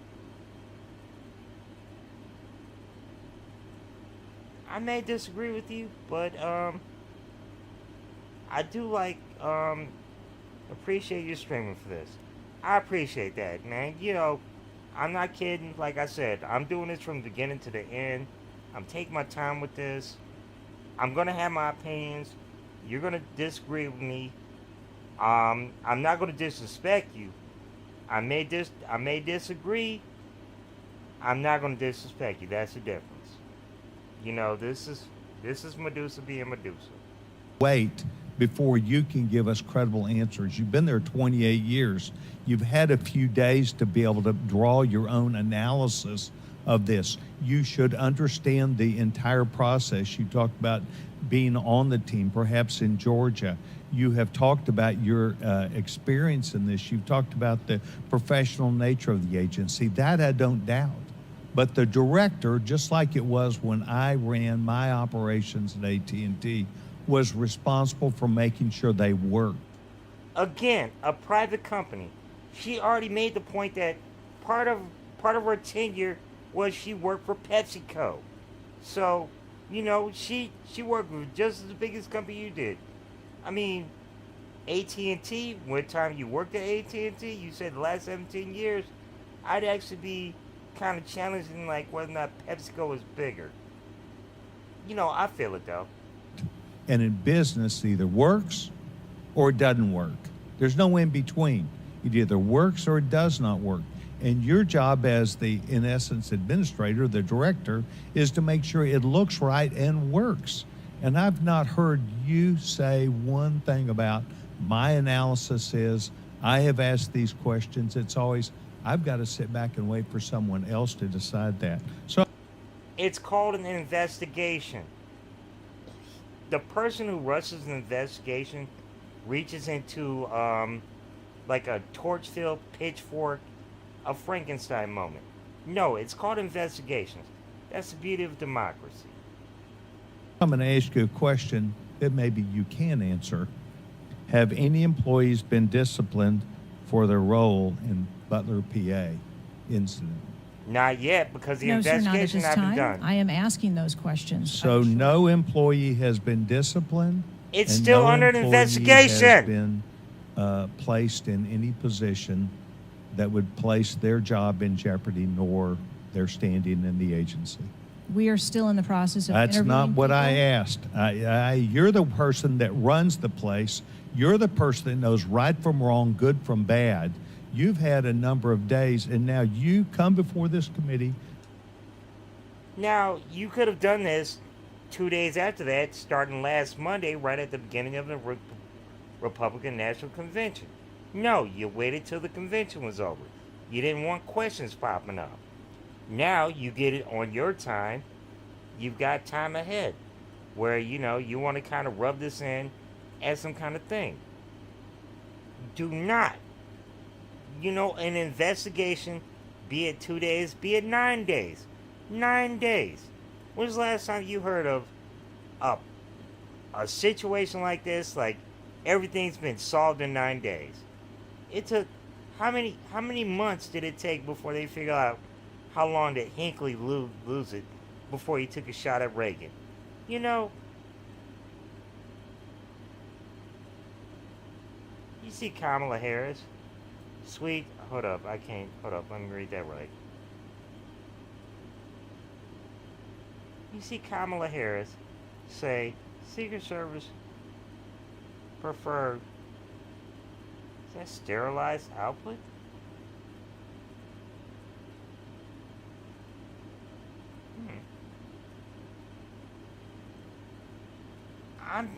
I'm just dealing with the fact that, look, I'm taking my shit according to time, and you know, if you want something to be discussed, you can't do it in 5 days and shit like that, unless it's obvious as fuck.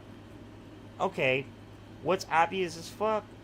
Nothing yet, because as we know, the guy that shot at Trump, well, the guy was smart enough that he said, you know what, I'm gonna be a nobody. So until you explain that why he's a lone wolf and he decided to do this, you can't say he's a Democrat, you can't say he's a Republican, you can't do it. It's not going to happen. Now, again, as for this whole thing, Donald Trump's security, his security, mind you, these are the people he picked. He said who I want as the top of my security. He liked Walnada. He said, Walnada, you know what? You're not the top of my security. I'm gonna put you in another position, because he didn't want to be government no more. Hold on. And Medusa, you ever seen the movie Idiocracy? No, I have not seen the movie Idiocracy. You have to excuse me. As a person that's watched a lot of movies, I take my time off from watching movies because I started feeling like a long time ago that a lot of things I was starting to sound like look like a punchline. So I take a lot of things about my life out of real life stuff. All jokes aside, all the locale stuff, that's how it used to make me laugh. It stopped making me laugh. I still pay, my number one point is about how people speak about politics.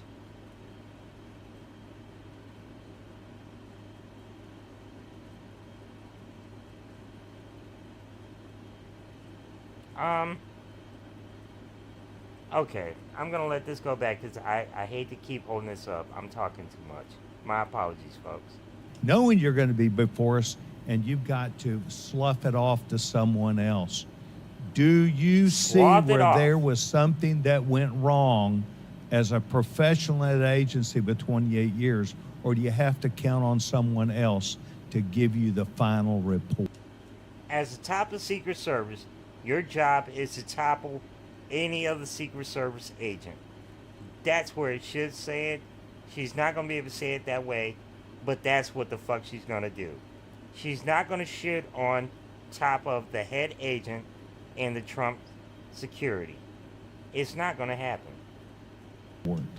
I see that something went wrong, and I've acknowledged that something went wrong. Then what went wrong? I Was need the to- special agent in charge not doing their job? Was the shooter was the shooter given extra time?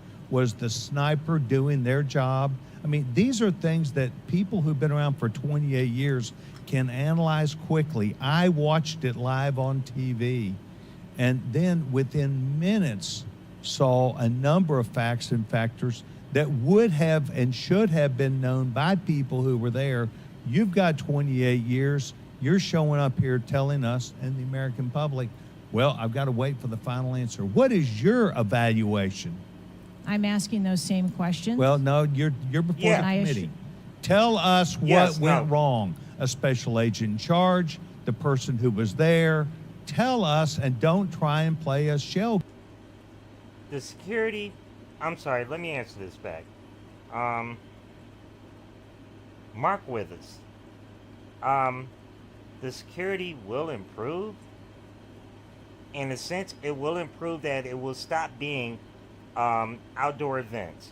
It will start being indoor events during hot days instead of going for cheap ass moments where he can land his plane somewhere and be able to get away with like doing like the property for 5 hours it might cost 10 grand versus the fact that like what he did to Corpus and a lot of other cities where the amount that had to be paid for the people to come up over there, yeah, it's gonna be tightened up. It's pretty much Donald Trump should be from now on. It's gonna be indoor areas, especially with JD Vance. How do you think? I mean, the only reason why Donald Trump was doing all this podunk shit where it's like he lands a plane right next to an airport is because his airport was next to where he dropped his plane. You know, everybody wants to see the limo pop up. Yeah. Oh no, that's over. He caused that shit himself. He's the one that the top of his security and the top of his campaign didn't pay any kind of attention to about the surrounding area. He's the one that let the top of his security, who should be fired. It shouldn't be the top of the whole Secret Service. It should be the top of his security. That's who should be fucking fired right now. This fucker let the shit go sloppy. It's on him. It's not on anybody else. You know, it was on his watch. I mean, that's like asking any president, like, well, you know, oh, man, I'm trying to think of an example without using, like, I don't want to be rude. It's like asking any president that if somebody was, like, the one that was in charge of another campaign that was in part of something, you don't fire the president. You fire the person that ruined the campaign.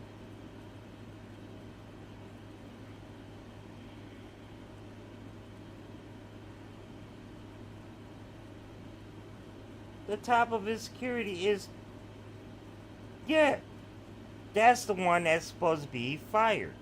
The one that was in charge of that event. Like I said, if you had to bring it in a better way,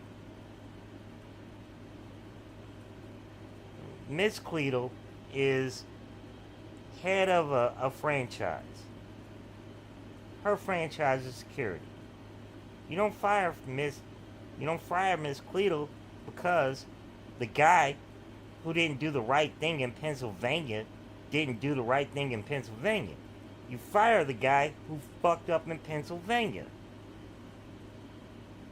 And you bring up the guy after. No, first of all, they are doing this right. They bring in the top of the umbrella. But then, the person that was under that umbrella, that's the one that needs to be fired. You don't blame the top. You don't blame the top because somebody right under them fucked up. She headed the security. At the same time, though, you know, she has people she trusts. And you know, if the person that trusts fucked up, that's the person that be fired.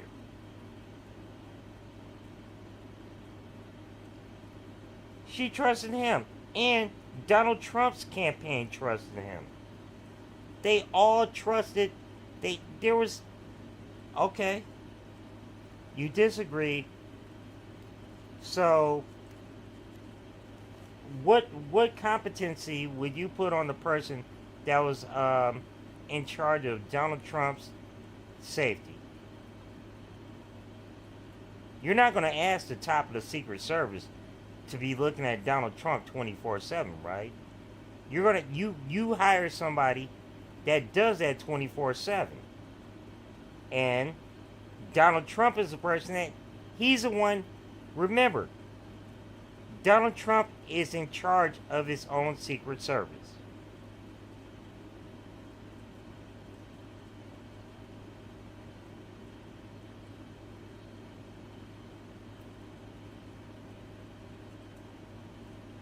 And in the real world, wouldn't it be starts at the top?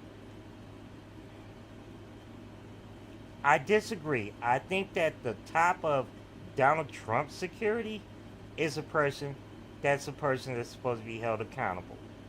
Because, you know, like I said, you can't ask Ronald McDonald to judge every McDonald's fucking business. If McDonald's goes up in flames, you can't blame Ronald McDonald. You got to blame the owner. And the owner of Donald Trump's security, that's the person that you blame. The person that was in charge. Literally, she started this whole situation right now where she said the two people that were under me in control of Donald Trump was the Donald Trump campaign and the people that Donald Trump wanted in charge of his Secret Service. So you blame the people that's in charge of Donald Trump's Secret Service.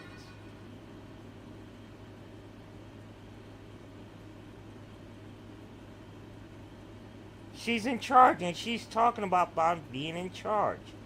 At the same time, though, you do realize there is somebody she trusted to guard Donald Trump, correct?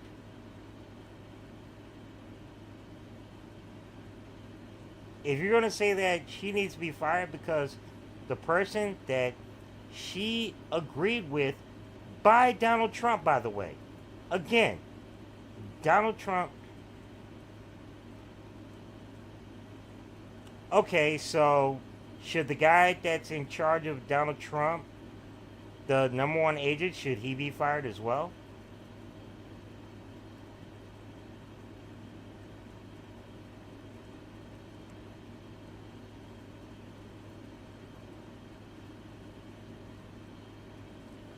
Again, should the person who's in charge of Donald Trump, should he be fired as well?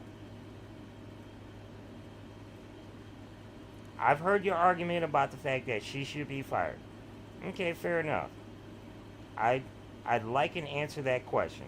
Should the person in charge of Donald Trump and the person in charge of Donald Trump's campaign, should they both be fired as well?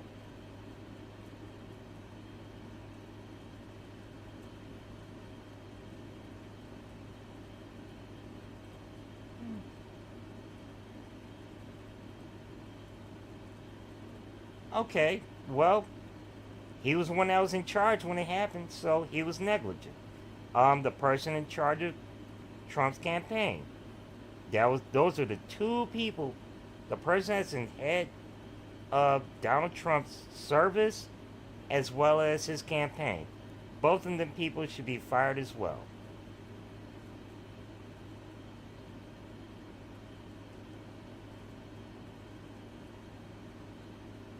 He was negligent. Donald Trump got shot in the ear. Head of the campaign, Donald Trump got shot in the ear. They was negligent. These are the people that were negligent.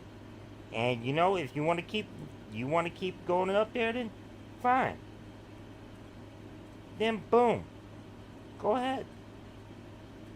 Make the point about that. They need to be fired as well. Not just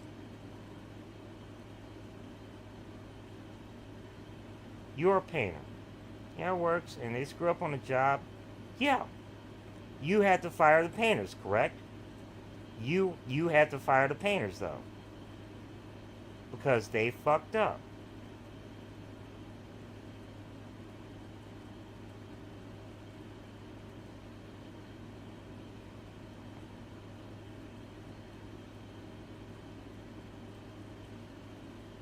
I can't afford to have them on staff because I can't afford to have this happen again. I appreciate all your hard work. I know you've done a lot of loyal service. You get fired, and then you have to fire people because they fucked up, and that's what caused it. You weren't the one that was painting on the roof. I'm sorry, on the roof, on the walls. You know,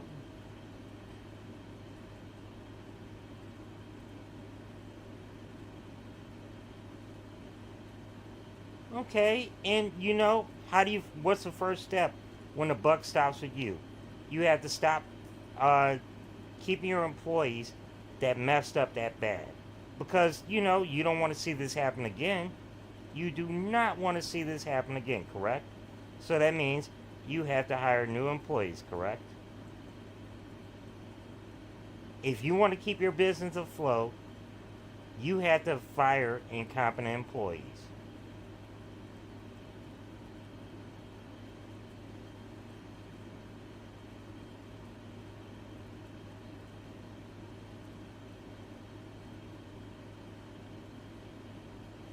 You know, you can't keep hiring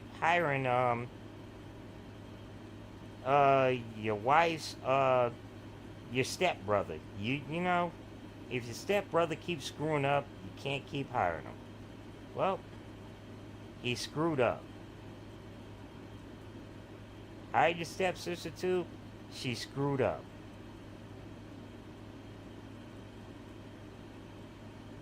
You can't keep hiring them. They screwed up. The job was too big. They screwed it up. They turned what was a simple corporate job into some graffiti.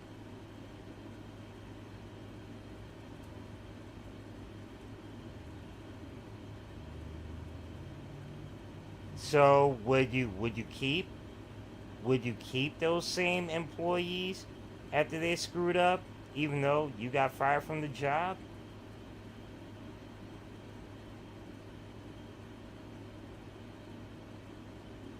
Yeah.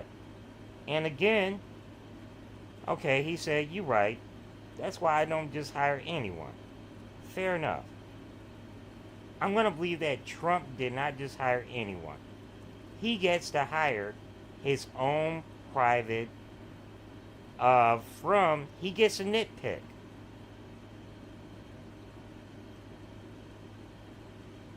He gets a nitpick with Secret Service agents.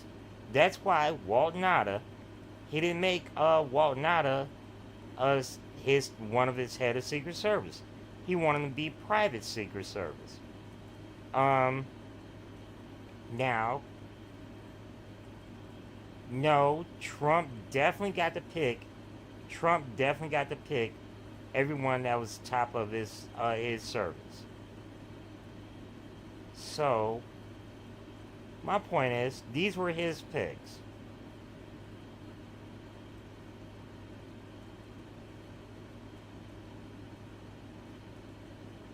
And it could absolutely affect any other way if I ever get again.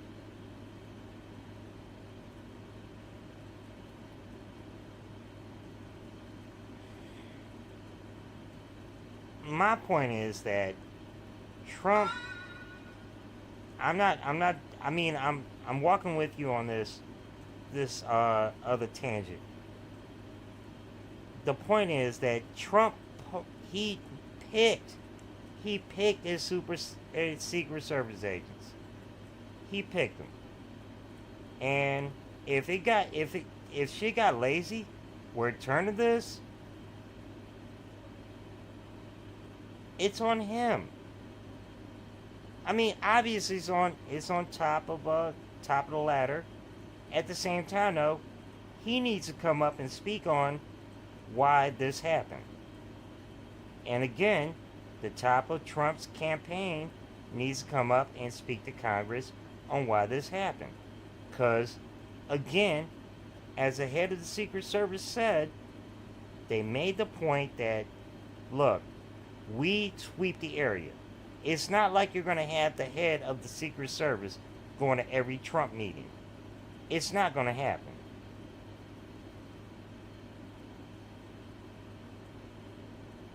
Okay, let's see. I'm going to disagree with the fact that the personality picks the security. They assign different. No. That is totally not true. Any ex-president actually picks. He picks the head of his security. He does that. It's no. Again, it's not to be funny. The movie Hey Tess made the point. You know, it was the vice president's ex-wife where the ex-vice president died. You know, she doesn't get a pick about it. The president does pick the head of his the head of his security. That does happen.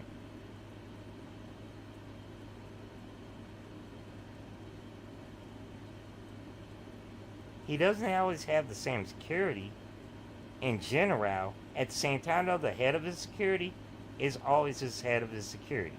That's why Walt Nada did his own private security, because Trump wanted his own private security.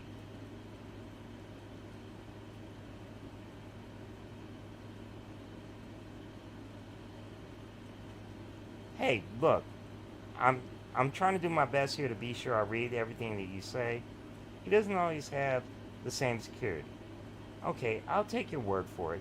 But now, I have to look into it further. I appreciate the fact that you're looking further. It's you pick your head of security. You know, he has a choice whether or not he still wants to do government stance with you, or he can do private. Two different issues. I appreciate the fact that you at least said you were smart enough to say, you know what, I'm going to look it up and find it out my own way. See, I mess with that. Okay, I'm sorry, I'm holding up this whole thing. We got into a tangent. My bad, Mark.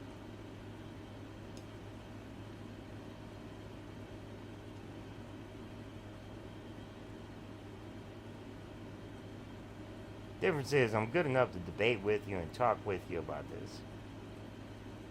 Came with us. Do you have the ability to effectively, as the director of this agency, to understand what went wrong and at least tell us, I do or don't know what I'm doing? And we come away with, and I'm not asking for you to resign. I'm asking for you, if you've got this experience, then you should be able to say to us, we know what we did wrong. It was a failure in our system, and we're immediately making these corrections. That's why you're having a difficult time Herbert with Walker this didn't get a group shot. of members of Congress, because we saw it too. We've seen the things, but you are the 28-year expert. You are the person that, and only you, that can make the changes. And I hear you say, well, I've got to wait for a final report before I, at 28 years experience. That is why we think Mark. what you're doing, the answers you're giving us are not correct, and you are not using your professional expertise. Mr. Chairman, I will allow her to respond. I am asking those same questions, sir, and I assure you, when I have a full and complete report of exactly what happened, there will be accountability, and we will make changes. But before I recognize the question, just out of curiosity, Director, it's been 9 days. Every American wants these questions answered. Do you have a ballpark estimate of when what Mr. Sessions asked you would be able to answer? So I can tell time-wise? I can tell you on our mission assurance.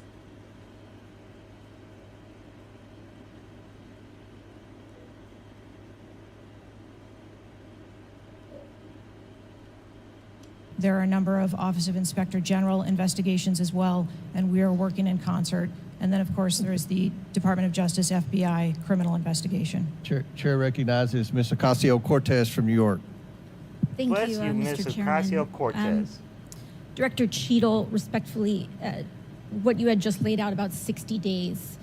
We are currently in the midst of an especially concentrated presidential campaign in the moment. Facts. That is also paired with, of course, elections happening across the country. They're happening in about 100 days. So the notion of a report coming out in 60 days when the threat environment is so high in the United States, irrespective of party, is not acceptable. And I think it's very important to understand that. This is not theater. This is not about jockeying. This is about the safety of some of the most highly targeted and valued targets internationally and domestically in the United States of America. So the idea that a report will be finalized in 60 days, let alone prior to any actionable decisions that would be made, is simply not acceptable. It has been 10 days since an assassination attempt on a former president of the United States, regardless of party. Facts. There need to be answers. Again, this committee, this is not a moment of theater. We have to make policy decisions, and we have to make them now. We do. And that may be and that may require legislation. That may require policy that we must pass in the immediate term. And without that, we are flying blind. So the lack of answers and the lack of report is just simply not something that we can accept here. Director Cheadle, is there a standard perimeter that the Secret Service establishes around an event, or are those perimeters independently determined per event and scenario? No, it's per purview. You can't, it's like rolling a dice. Every property you go to, it must have a purview, and it must have a size, and it must have a place. There is no kind of you can't just make a box out of it. It's just facts of life. This guy, like I said, he literally he lands on random small airplane fields. It happens. This is a moot question. I'm sorry, I said moot question. There is no standard. Every event and every venue is different and treated as such. So each event has a different perimeter that is established depending on the logistics of that event. Now, you established earlier that the building upon which the shooter operated from was outside of that established perimeter, correct, for the Butler, Pennsylvania event? It was outside of our secure perimeter, yes. Now, judged by the campaign, as that well building as was, I believe, 500. Secret security. How far away was that building from the president? It was approximately 200 yards. 200 yards. Now, the individual used How many an people can you pack in 200 yards? In order to act out his assassination attempt. An AR-15 has a range of about 400 to 600 yards. My question is, why does the Secret Service perimeter, why is the Secret Service protective perimeter shorter than one of the most popular semi-automatic weapons in the United States? Don't do this. No. Do this about the point of the campaign. The campaign is supposed to judge this with their own professional head of Trump's people, whom do the right thing, where they judge the distance of how big the crowd can be. They know how to judge this. They are professionals. I'm not. Hell, you know, I own the game Hitman. I don't play the game Hitman. It's not my game. It's not my style. You know, this is talking about people being professionals. Folks, there are people. This man hires somebody, the head of his campaign, who says, how safe am I? Whereas like somebody won't shoot at me. Yeah, they get paid for that. They get paid $400,000 a year to make sure that nobody shoots at me. And then there's the government. There are people that get paid $120,000. They get paid $120,000 a year to make sure. And what do? They walk the program together. What happened was, one of them people, well, both of them people, just said skip it. No. Unfortunately, I'm going to sound wrong when I say this. I know there's going to be a lot of people that are not going to like what the fuck I say with this. What did that chick say? Don't worry about the mags. They're not trying to shoot at me. That's why that guy had a bulletproof shield in front of his house that day. Yo, how many times did you ever see Donald Trump ever have a bulletproof shield in front of him? Never. Only that day. That is just facts of life. I never understand why people never bring that point up. There was the only day there was a bulletproof shield in front of Donald Trump when all that stuff was being touted. Yo, you want to talk that kind of stuff? Bring that bulletproof shield with your ass every goddamn day. I'm just making that point. You want to talk like that? You want to be hard like that? Well, you got to deal with that shit. You the one that talks that shit. Nobody else ever talks that, yeah, I can walk down in the middle of Central Park. Yeah, nobody does that. Only you do that. And, like I said, you caught one. Because why? Apparently, there's Republicans that don't like you. There are honestly Republicans that are not MAGA that do not like you. You know, there's traditional Republicans that don't like you. That's all I'm gonna say. There is traditional MAGA.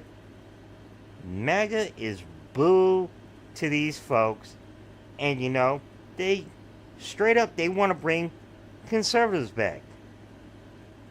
I mean, not to make a joke. You know, all them folk in New York, when they talked to John Hinckley to go assassinate Lincoln, yeah, they were a different kind of conservative party, and boom, that's what the fuck had happened at. And he kept doing that whole Lincoln thing. I'm the greatest guy since Lincoln. Yeah, he wanted somebody to take a shot at him. I honestly think he did want it. I'm foul, I'm nasty about it. Like I said, I'm not appreciating the fact that the shit happened to him. I know that he kept doing that shit in the air. He figured nobody come out there with good game. Now, we lost a firefighter to humanity. We lost somebody that lost a damn wrist and shit like that. I mean, come on, man. It was because you had no problem talking all this smack about, well, yeah, it's gonna be this, it's gonna be that, it's gonna be, yeah. I don't even want to say it. I'm just making a point, but y'all know where I'm going at. Unfortunately, them folks done went there, and this is what happens. You know, there's other folks that actually do see the fact that, yeah, they don't appreciate that shit. There's Republicans that don't like MAGA. Go ahead. You know what? I'm gonna ask that question right now. How many folks, if you like MAGA over Republicans, say one. I don't. I mean, I don't like either one of them. I can tell you right now. Yeah, 1 out of three conservatives do not like MAGA. I'm sorry, let me say that right. 1 out of 3 MAGA like MAGA.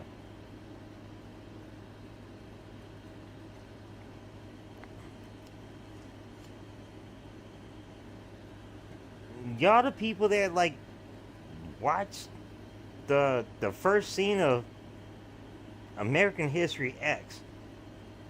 I do my best to deal with the rest of the movie. I can't stand seeing that first scene. I hate that shit.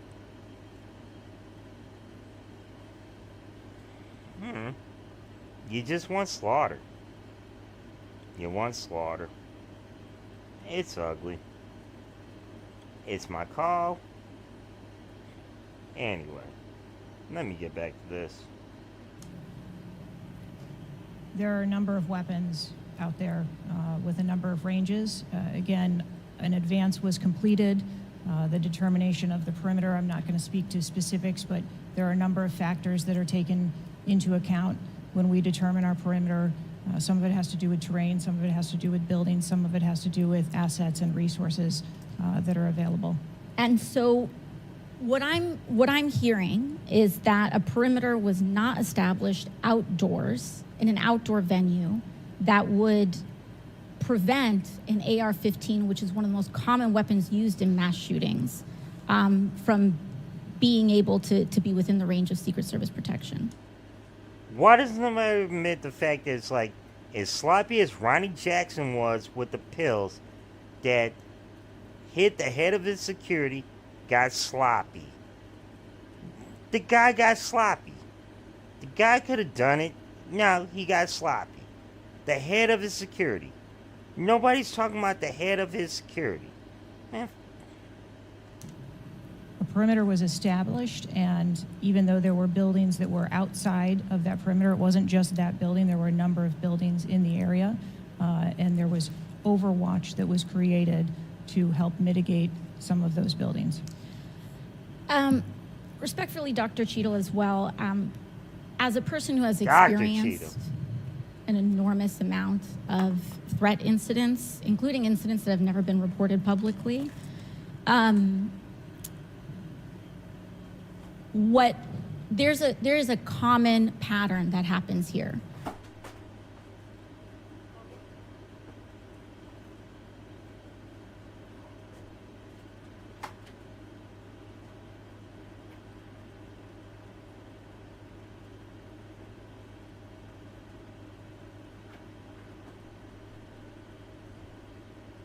Whether it's Secret Service, FBI, Capitol Police, local departments.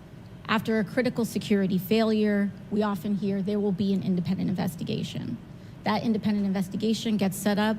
Usually the expectation is between 2 to 3 months after the incident, and then nothing really occurs from there. The report is usually not satisfactory to the questions that are usually being raised here. And most importantly, corrective action is rarely taken. If I were to state anything that I think is profoundly important, is that we need to have answers to the public. Ideally, I would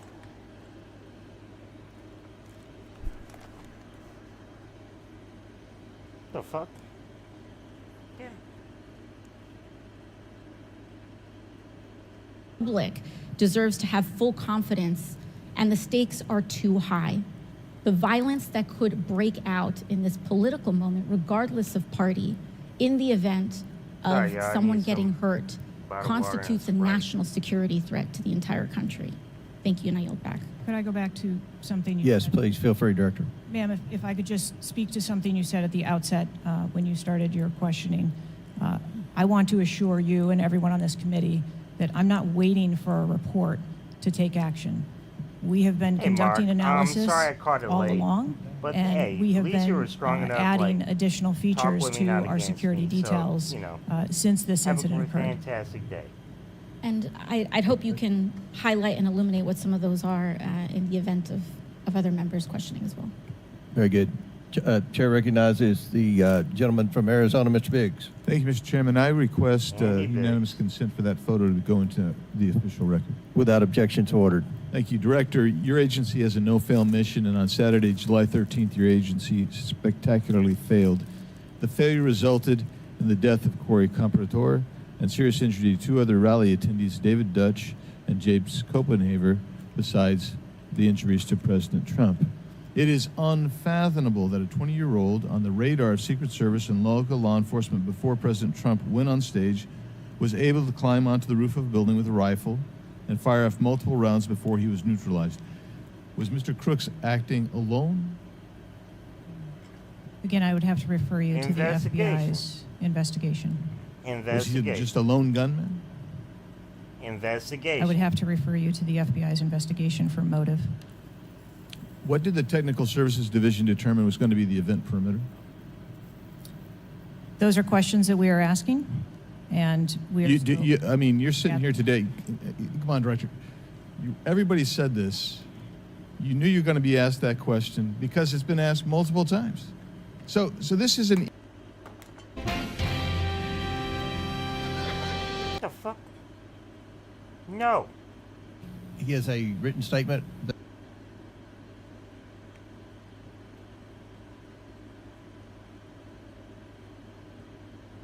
Damn it.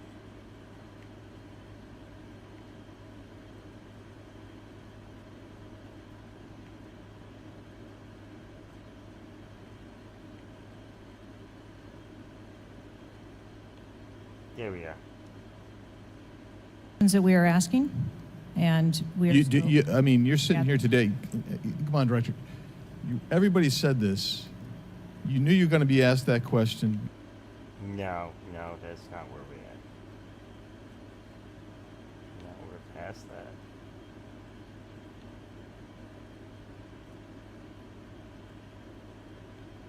Yep, let's go, Tasia. There we go. There we go. There are a number of weapons out there with a number of ranges. Again, an advance was completed. The determination of the perimeter, I'm not going to speak to specifics, but there are a number of factors that are taken into account when we determine our perimeter. Some of it has to do with terrain, some of it has to do with buildings, some of it has to do with assets and resources that are available. And so what I'm hearing is that a perimeter was not established outdoors in an outdoor venue that would prevent an AR-15, which is one of the most common weapons used in mass shootings, from being able to be within the range of Secret Service protection. A perimeter was established, and even though there were buildings that were outside of that perimeter, it wasn't just that building, there were a number of buildings in the area, and there was overwatch that was created to help mitigate some of those buildings. Respectfully, Dr. Cheadle, as well, as a person who has experienced an enormous amount of threat incidents, including incidents that have never been reported publicly, there is a common pattern that happens here, whether it's Secret Service, FBI, Capitol Police, local departments. After a critical security failure, we often hear there will be an independent investigation. That independent investigation gets set up. Usually the expectation is between 2 to 3 months after the incident, and then nothing really occurs from there. The report is usually not satisfactory to the questions that are usually being raised here, and most importantly, corrective action is rarely taken. If I were to state anything that I think is profoundly important, is that we need to have answers to the public. Ideally, I would encourage you and the agency to be more forthright with the members that still have yet to have their questioning, because the public deserves to have full confidence, and the stakes are too high. The violence that could break out in this political moment, regardless of party, in the event of someone getting hurt, constitutes a national security threat to the entire country. Thank you, and I yield back. Could I go back to something you Yes, said? please, feel free, Director. Ma'am, if I could just speak to something you said at the outset when you started your questioning. I want to assure you and everyone on this committee that I'm not waiting for a report to take action. We have been conducting analysis all along, and we have been adding additional features to our security details since this incident occurred. And I'd hope you can highlight and illuminate what some of those are in the event of other members questioning as well. Yeah. Very good. Pro Venom. Chair recognizes the gentleman from Arizona, Mr. Biggs. Thank you, Mr. Chairman. I request unanimous consent for that photo to go into the official record. Without objection, so ordered. Thank you, Director. Your agency has a no-fail mission, and on Saturday, July 13th, your agency spectacularly failed. The failure resulted in the death of Corey Comparator and serious injury to two other rally attendees, David Dutch and James Copenhaver, besides the injuries to President Trump. It is unfathomable that a 20-year-old on the radar of Secret Service and local law enforcement before President Trump went on stage was able to climb onto the roof of a building with a rifle and fire off multiple rounds before he was neutralized. Was Mr. Crooks acting alone? Again, I would have to refer you to the FBI's investigation. It's an investigation. Was he just a lone gunman? Again. I would have to refer you to the FBI's investigation for motive. What did the Technical Services Division determine was going to be the event perimeter? Those are questions that we are asking, and we are. I mean, you're sitting here today. Come on, Director. Every question that he's asking right now could have been asked right before you knew you were going to be asked Republican that National question Convention. because it's been asked multiple times. So this is an easy one. What did they determine was going to be the event perimeter? So you should know that. I mean, this is not, gee, I got to wait till someone else tells me. What was it? It's per diem. Again, I don't want to speak to specifics of the event. Okay, It's called the Secret Service. I understand. You don't This give is a specific that you ought to know. As someone who said the buck stops with me, I'm going to stay in my job. I'm going to give the answers to the American people, and I know what happened, except for you're not going to tell us. You're not going to tell the American people. And you yourself said in an interview that foments this notion of conspiracy theories. Guess what? Conspiracy. When you sit here and No one repeatedly said tell conspiracy. people, hey, I We're have to talking wait. facts here. As it frustrated everybody on this committee. Where do you get conspiracy guess what? from? It undermines your credibility and whether you're really going to get to it. So I'm going to ask you again. What did the Technical Service Division So who's going to determine be was going to be the person event that hurt? perimeter? Who's going to be the better person that We are hurt? still gathering reports. We are interviewing individuals. You know what it is, though. No, you're just not going to tell us, right? When I have those details, I will most certainly share those. Was the gun already on the roof, or did the shooter carry the gun up with him? I do not have that information at this time. It's called an investigation. When was the last sweep of that roof done prior to the rally? That day. I do not have that information at this time. So, how many holds? I mean, so most of us here have been in events, and Secret Service has been there. There's been security, and I can't tell you how many times we've said there's going to be a security hold right here. So we're going to wait. Wait a minute. And No. we'll wait 2 or 3 That is minutes. wrong. January 6th is and yet absolutely right. It's we're wrong. hearing from you, apparently, that there were no holds in place. There were no holds. Ever instituted here with President Trump's going on stage. And you said, and this is, I think, connected with this, you said they hadn't adjudicated the shooter to be a threat. He was adjudicated to be a suspicious person, even though we've got some dynamic video that Mr. Krishnamurthy put on the video for us. So I guess my question for you is, and I think you answered this, I just want to see if you're consistent with what you said about an hour and a half ago. What do you do if a suspicious person is identified by the agency? You have the state, local, and check So at a them all. number of our events, it is not unusual. I know it's not unusual. What do you do? They bring flags. Those individuals they that bring are poles. identified as suspicious, we will send teams out Was a team sent out here then? There were teams that were sent to identify and interview that individual. They were sent to interview the individual who's scampered up in camo on top of a roof within 130 yards of his target. And did your team get there? When did your team get there to conduct that interview? I don't have the details on the timeline. It is my You're not going to get investigation lines from this. At the same time, though, this guy, you tell me he came up there in camouflage that went like that, where he He camouflaged himself. He literally camouflaged himself. Y'all saw him. This was all y'all. This was all y'all sheriffs. This was all y'all Social Security. All this shit was everything under Trump's people. And now you're going to conduct a busy about the fact that the Social Security is a Social Security about, it's not about who's the president. Their job is about protecting the president. You can't do this. No. When you're the president, you have that detail.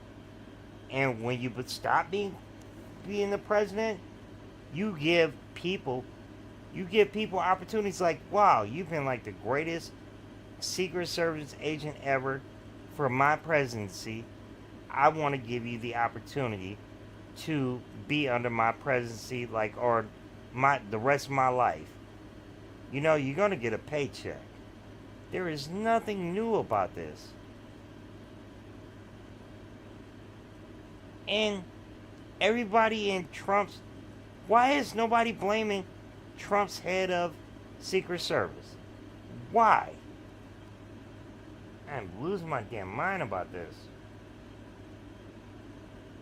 I expect the fact that it's like, you know, as head of the coverage, she got to eat it.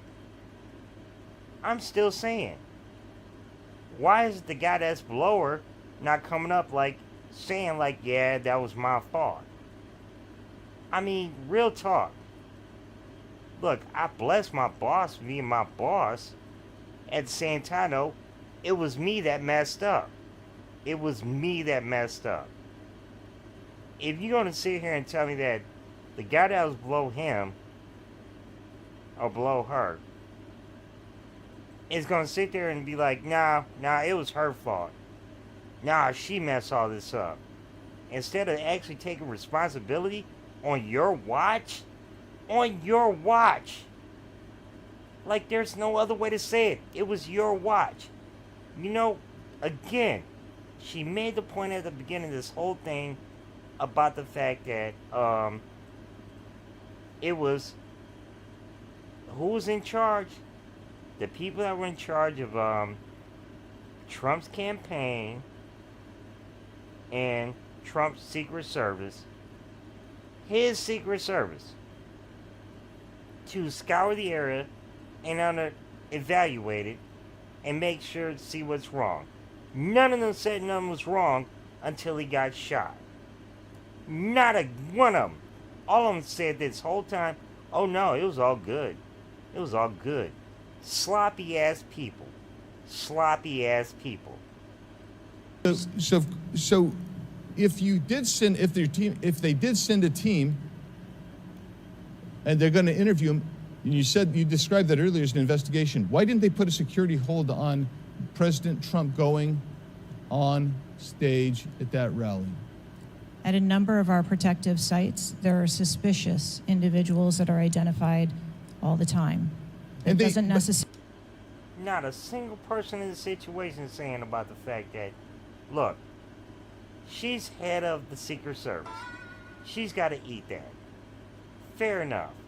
Nobody ever said the whole point that his campaign and his Secret Service have even had a moment where they actually walked around that situation or studied or surveyed it.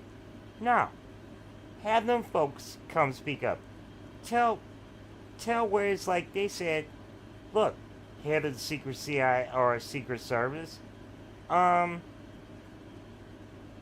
look, this is wrong, this is wrong, this is wrong, this is wrong.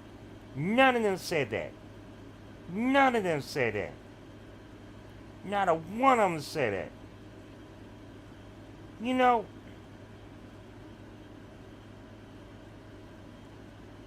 how do you, you're a manager of the situation.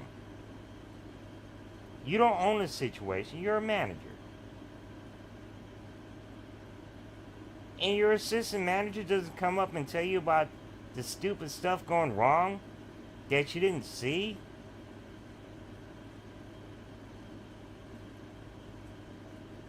That's the whole job of an assistant manager.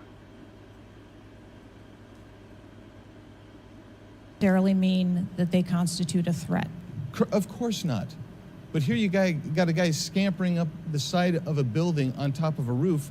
It's identified to you, and you said you sent a team there, and you can't answer that. And this gets to one of my finer points, Mr. Chairman, if I can make it, and that is, we can have these kind of interview sessions, 5 minutes. Everybody gets a kiss at the pig, 5 minutes, and she gets to stonewall us, not deliver answers. So we say, okay, we're going to put together a congressional committee, a blue ribbon committee. Same crap will happen. I am calling and... Okay, first of all, don't say kiss of the pig, and then you go blue ribbon pig. See, you're just having pig issues. You know what? That analogy is weak. Unless you have something behind it. Boo.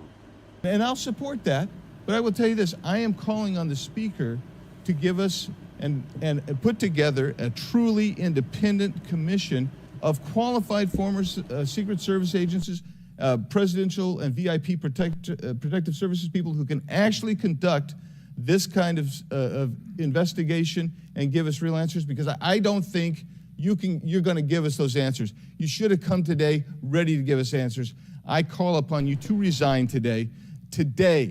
And I also would say I've got a bunch of UC requests, if I can go ahead, Mr. Chairman. Proceed with the request. Thank you. I apologize. It might That's all right. Go ahead. It might take a moment. Very important. Anthony Guglielmi, the Secret Service spokesman, one from him. Without objection, so ordered. Article, U.S. Secret Service says it previously denied Trump requests for additional resources, New York Times reports. Without objection, so ordered. Secret Service says it denied earlier Trump requests for more federal resources. Without objection, so ordered. Secret Service acknowledges denying some past requests by Trump's campaign for tighter security. Without objection, so ordered. Preliminary findings by Senator Ron Johnson and his committee. Ron Johnson. Without objection, so ordered. It's not in the House. Articles entitled, Notice Anything Different About Trump's Secret Service detailed. Next, former Biden official corrects herself after saying Dems must turn their fire on Donald Trump to beat him. Secret Service director says buck stops with her, but she will not resign. Disney Star Wars Mark Hamill cracks joke about Trump's ear bandage following assassination attempt. Oh, he's dropping Twitter. Biden, I haven't engaged in inciting rhetoric. Trump I has. said I'm Twitter. just talking My about the threat to democracy. X. He's dropping X. Piece called Who is Secret Service Chief Kimberly Cheadle. Charlemagne the God says Trump solely responsible for violent rhetoric that led to attempt on his life. Video actress Amanda Seals pushes conspiracy theory Donald Trump assassination trip was staged. You're dropping a Jim Jordan Report right Secret now. Service identified rooftop as a potential vulnerability days before the rally. Watch, BlackRock removes ad showing former President Donald Trump's would-be assassin. Why does the Biden administration have 100% confidence Secret Service after assassination attempt? Secret Service director, we didn't put snipers on the roof because it was kind of sloped. Here's what Thomas Matthew Crooks did in the days leading up to Trump assassination attempt. Secret Service director under scrutiny for diversity initiatives after Trump assassination attempt. The official story on Trump's shooting makes no sense at all. Andrew McCabe says Trump assassination. Mr. Chairman, point of order. I'm happy to assent to all of them. I just so as to facilitate. You don't want me to read? Proceedings. Is it too tedious? Well, we're not even really hearing them anyway. So if we could, Kill him, Jamie. It's up to you, Mr. Chairman. You would like me to I'll slow it down. I was probably going too fast. Secret Service's explanations for security failures ahead of Trump assassination attempt are not adding up. U.S. reportedly received intel of Iranian plot to assassinate President Trump. What WTH? Secret Service now saying that they didn't put any agents on the roof because slight slope was too dangerous. Report, U.S. officials received intel of Iranian plot to assassinate Donald Trump before Crooks' attempt. Exclusive GOP rep Cloud. Homeland Security Agency is interfering in House's assassination investigation. Why Trump's raised fist after surviving assassination attempt is triggering the liberal media. Questions swirl over the security lapse at Trump rally, reviving old concerns about Secret Service. Secret Service scrambles to shift. Did he say pro-white? No, I want to hear that again. No. He pumped his fist for what? received intel of Iranian plot to assassinate President Trump. What WTH, Secret Service now saying that they didn't put any agents on the roof because slight slope was too dangerous. Report, U.S. officials received intel of Iranian plot to assassinate Donald Trump before Crook's attempt. Exclusive GOP rep Cloud. Homeland Security Agency is interfering in House's assassination investigation. Why Trump's raised fist after surviving assassination attempt is triggering the liberal media. Questions swirl over the security lapse at Trump rally, reviving old concerns about Secret Service. Secret Service scrambles to shift blame after Trump shooting as backlash hits hard. Nobody contacted me. Must-see 6-camera split screen of assassination attempt captures everything shooter was in open 2+ minutes. Murillo, 5 reasons you should be angry. Breaking, shooter spotted up to 30 minutes before firing, reported multiple times. Pictures taken, no one stopped him. Cheadle calls the 30 minutes between noticing and neutralizing shooters very short. Shooter a very. Cheadle wasn't there. Cheadle had to catch it like everybody else did. What the fuck?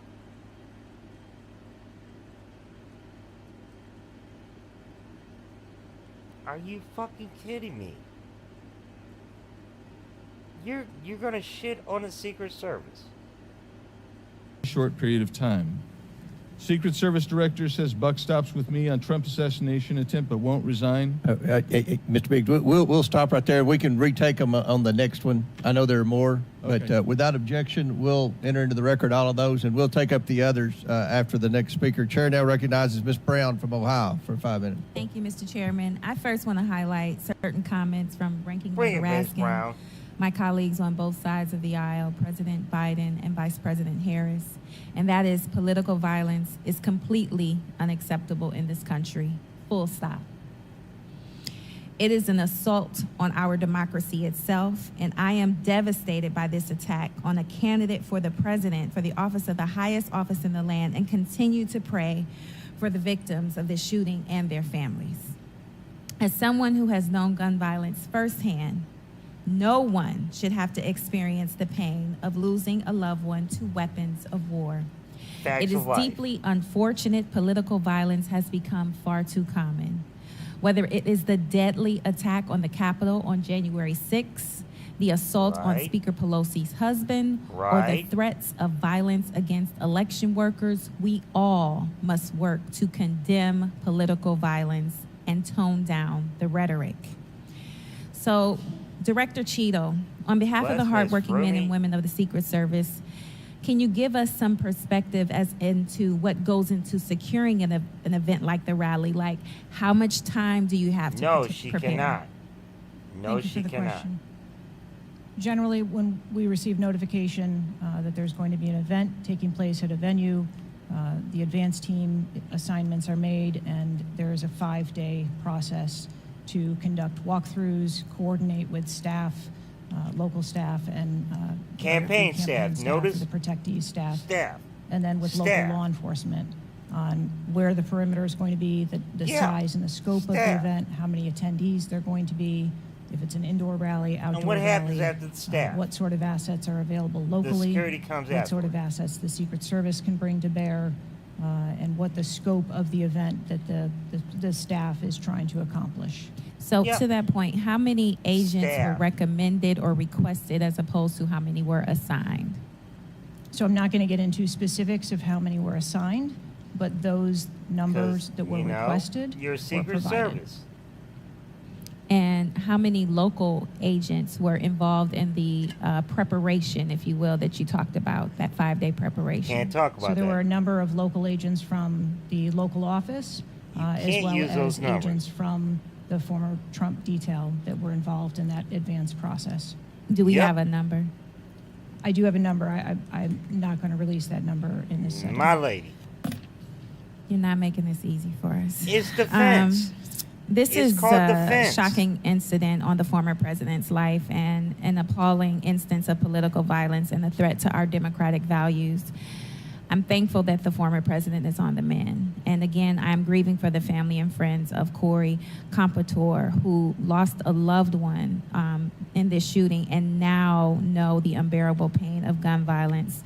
I really hope this serves as a reminder about our responsibility to attack policies, not personalities, to be honest and truthful, and to treat one another with dignity, respect, and thoughtfulness. And with that, I yield my remaining time to Ranking Member Raskin. Thank you, Ms. Brown, for those very powerful and moving remarks. Director Cheadle, we don't want to lose a presidential candidate to an AR-15 attack.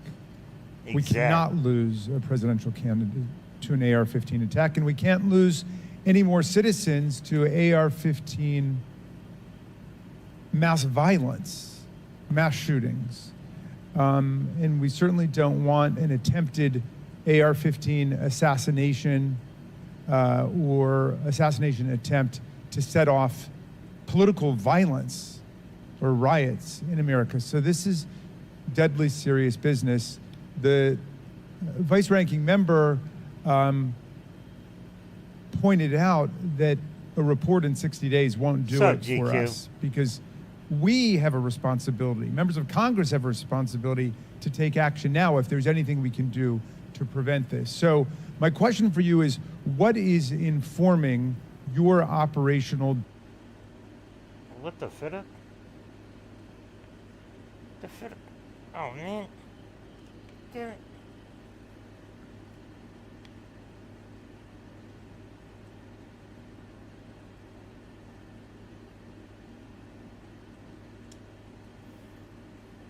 Serious business.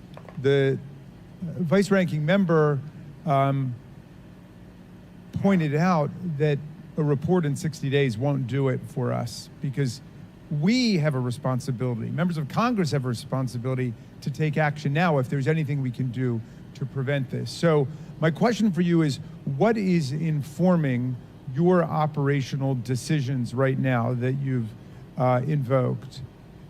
Without a report, can you tell us what are the preliminary judgments, or if you don't want to foreshadow the report, fine. What are your personal professional judgments informing the operational decisions you're making right now? How can you make us feel better? Certainly, and I appreciate that question. I don't want to make any preliminary judgments on what happened on this particular day, but I can tell you that we have looked at, as we did immediately in the aftermath, what the security plan for the Republican National Convention was going to be, and we made adjustments to the interior of the perimeter there. We looked at the protectees that we have here in the Washington, D.C. area and our protective sites, and we did make some adjustments to their security posture. And as we continue to move through the next several weeks, even yesterday with the announcement of the president no longer running, we have made adjustments to the vice president's detail. We are already prepared for an eventual VP nominee, and we continue to make those assessments. I think it just shows how dynamic the environment is that this agency works in every day. So you've made the same kinds of common sense judgments and intuitive recommendations that members of the public and members of Congress are asking about right now? Yes. Okay, thank you. I yield back, Mr. Chairman. And before I recognize Ms. Mace, I have to say, Director, we're pretty close to the halfway point during this. Yeah. You answered more questions with an ABC reporter than you have with members of Congress. We have a lot more questions. The American people are demanding that we get answers to those questions, and that's what the purpose of this hearing is today. So I'm sure a lot of the questions that have already been asked are going to be asked again, and hopefully we can get some answers to those questions. I strongly implore you. You have a question, ask it. Those questions. You're here quit making a point with a subpoena about something about, and we expect you to answer kind the of questions. Chair now recognizes Ms. Mace from South Carolina. Give a Thank question. you, Mr. Chairman. Director Cheadle, the American people are watching, and they're wondering if there are any questions you can answer honestly today. Oh, no, this is Maul. So, Director Cheadle, I have a series of questions, very specific I got the questions. I want very specific apologize. answers. Most of my questions are going to demand a yes or no answer. Oh, Do Nancy you Mace. understand? Yep. I do. That's what it was. Okay, my first question. I was thinking Maul. Both sides of the aisle Mace. today have asked for your Nancy resignation. Mace. Would you like to use my 5 minutes to draft your resignation letter? Yes or no? No. No, thank you. Was this a colossal failure? No. It was a failure. Yes or no? Was it a colossal failure is the question. Colossal. Yes Don't or add no? the I have adjective. admitted this is It was a This is a failure. yes or no series of questions. Yes. Was this a colossal failure? Don't yes add the or no? adjective. Yes. Failure. Was this tragedy preventable? Yes or no?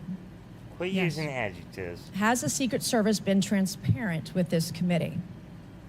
Yes. Would you say the fact that we had to issue a subpoena to get you to show up today as being transparent? Yes or no? I have always been eager Yes to or no? come You didn't and want to talk answer the question. committee. We had to issue a subpoena to get you to show up today. That is not transparent, by the way. You stated earlier Secret Service is not political. Is that correct? Yes. Okay. Would you say leaking your opening statement to Punchbowl Nancy, News, come Politico's Playbook, and Washington Post several hours before you sent it to this committee as being political? Yes or no? I have no idea how my statement got out. Well, Yoink. that's bullshit. So, Mr. Oh, Chairman, oh, I hey, would like yo, we to don't ask need unanimous bullshit. consent to enter No, into the no. record articles This by whole time Punchbowl she has News, not Political used- Playbook, Washington Nope, Post. nope. All Where's done my- at 5:24 a.m., 6:12 a.m., 6:34 a.m. At no point has this professional been doing nothing less than doing everything with professional answers. And then the first thing is the congresswoman comes out of nowhere with bullshit. Don't do that. She has talked with too many people too many times where she's been completely professional, and you decide that bullshit was a big word to use. That is so weak. A solid 3 to 4 hours before this committee got your statement. Without objection, so ordered. Okay. Is the Secret Service fully cooperating with our committee? Yes. Okay. You say you're fully cooperating with this committee. On July 15th, this committee sent you a list of demands of information that we wanted. Has the Secret Service provided this committee a complete list of all law enforcement personnel that were there that day? Have you done that? Have you provided a list to the Oversight Committee? Yes or no? I will have to get back to you on that. That is a no. Have you provided Wait a all minute. audio and video recordings in your possession to this committee, as we asked on July 15th? Yes or no?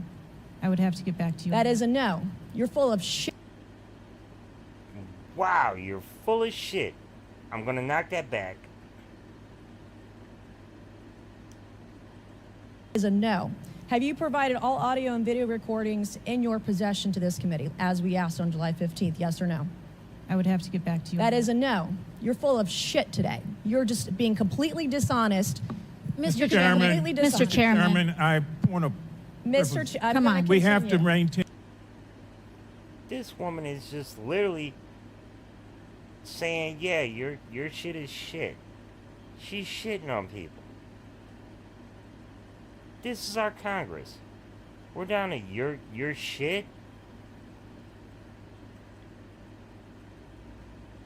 You know, me as a private citizen, I can say fuck you. Yeah, whatever, you're full of shit. Eat doodle on a stick. No, I don't expect my Congress person to be like, shit. Shit. What the fuck you sound? You know, your congressional district need to be mad at you because you took the low road. There was a lot of other ways you could have said this. No, you just went to shit.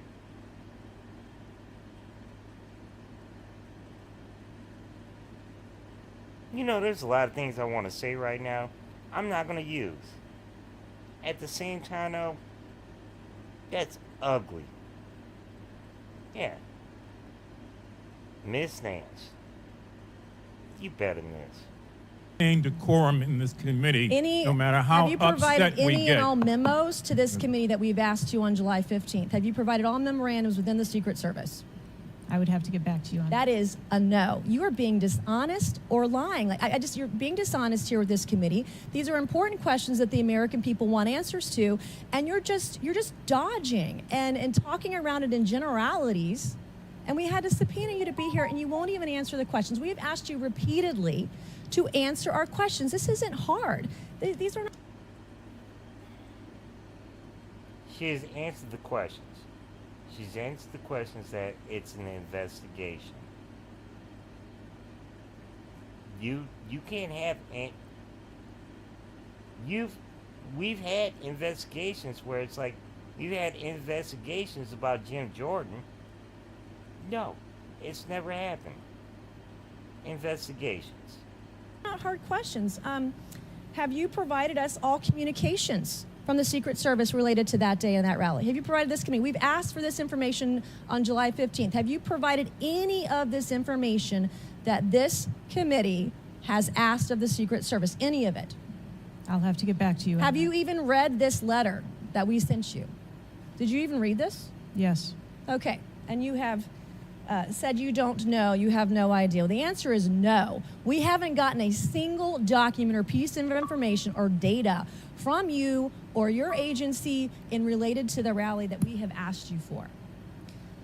So, was this attempted assassination of Donald Trump a failure of training or execution or both?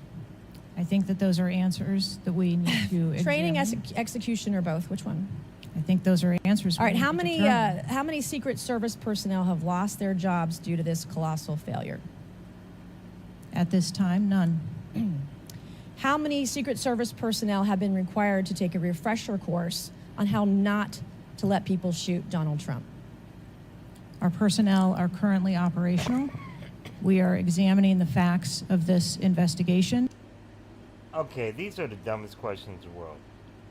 Donald Trump spit stuff that people don't like. Now, people that shot at him, it's one. It was not MAGA, it was a Republican. We got to deal with the fact that this is not an independent, this is not a Democrat, this is a Republican. Why? Because different Republicans have different views. And you know what? That guy took one because he was like, no, I don't like the way that you're ruining Republican views.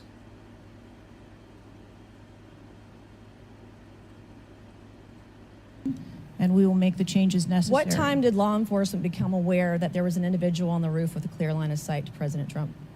I am still verifying timelines. Of course, 9 days in, you have no answers. How many minutes went by between the time law enforcement saw and took photos of crooks and the shooting? How many minutes?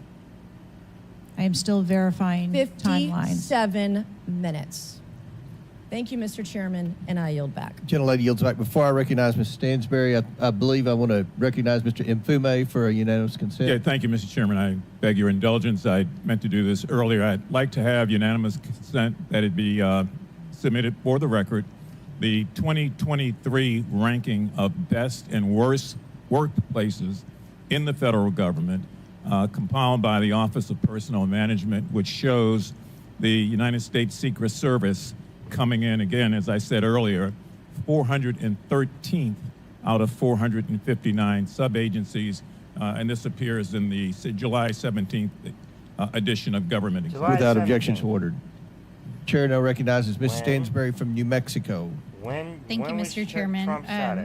You know, I want to start by just saying that part of why you have bipartisan agreement here on the dais about the severity and importance of this hearing is because this is not just a single shooting. This is about national security and the security of our democracy. It's not just one operational failure. This is about our public officials safe.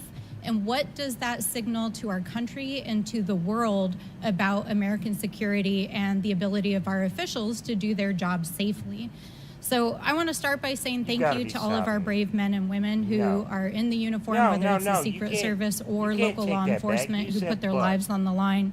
I think obviously No. we honor their service, but this is really about operational failures Yeah, I and what noticed it you keep means saying for our but. country at large. Quit saying And I but. also want to reaffirm Quit that saying we but. must condemn unequivocally political violence of any kind, not just political violence, and that it Don't do cannot that. be tolerated in this democracy. And also to offer my prayers for the slain Say the Fire man's Chief name. Corey Say the Comprator, man's. and also prayers for those who've been injured. Now, I think, you know, the tone of this hearing There you is, go.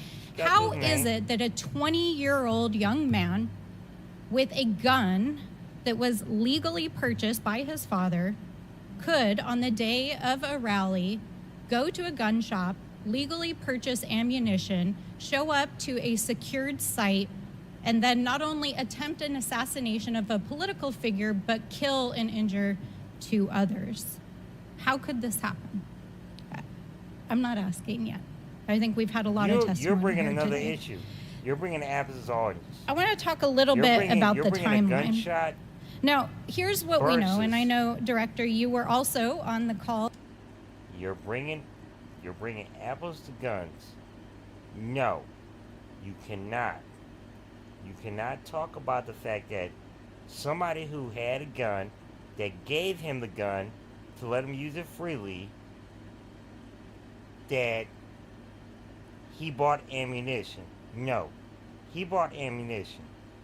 His dad, that was on him. That was on him as well. The guy that took the shot. No. Don't do that. That is just foul. You can't do that. His dad taught him how to shoot. His dad the one that put Trump's ear off. His dad is the one that taught him how to do everything he could. And I expect the gunfire game.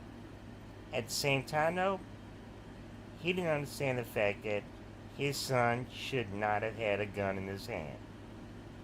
That is on him. That is not on nobody else. That is straight up on him. No. That is on him. That is on the guy that took the shot at Trump. And that's on the guy who let him borrow his gun anytime he felt free. You know, if you give a drunk driver a fucking car and he crashed into it, that's on that guy and that's on him. That shit happens. Nope. Nope. You're not on that. No. No. Just no. That is not fair. This is the dumbest argument in the history of the world. The guy gave him access to his gun anytime he wanted to use it. He used it 99 out of 99.9999999 out of one time just to shoot bullets at targets. And then the one time he decides to put it at somebody's head, you know what? That shit's on you. That shit is straight up on you. That we had a few days ago with the FBI and other law enforcement. So I respect that you are not able to share, based on your testimony, some of the details that are currently being investigated. But I know you were on the call because I heard you on the call and you heard them too. So I'm going to lay out the timeline a little bit. On July 3rd, the rally was announced that it was going to be in Butler. On July 6th, 3 days later, we know that the shooter My birthday, July searched 6th. for dates for Trump and DNC events. On July 7th, so this is 4 days after the announcement, the shooter went to the site. He actually physically went to the site. On July 12th, the shooter went to a gun range where he and his dad regularly go and practiced shooting. Yeah. And the next day, on July 13th, he went to the site. I will never be hating on people that like go to go to gun ranges. I like folk that go to gun ranges. I know this much. Somebody should have been talking to him like, how you feeling? What's going on in your head? You know? It's the reality of life. You know? It's called responsibility. It's called a right. Nobody had no problem with like, oh, he just being him. He just being him. You saw what happened when you just left him being him? What? Y'all have no problem about the fact that nobody ever came over like counseling like, yo, player, you doing alright, player? You shooting a lot. Dropping a lot of ammo. I know in my own family, when they go to the range, yeah, people come up to them all the time. Yeah, it's because they black folk. They entitled. The difference is, you don't do... You tell somebody, yo, why you shooting at so much? You good? What's up? Now, I just want to go out here and hit the range.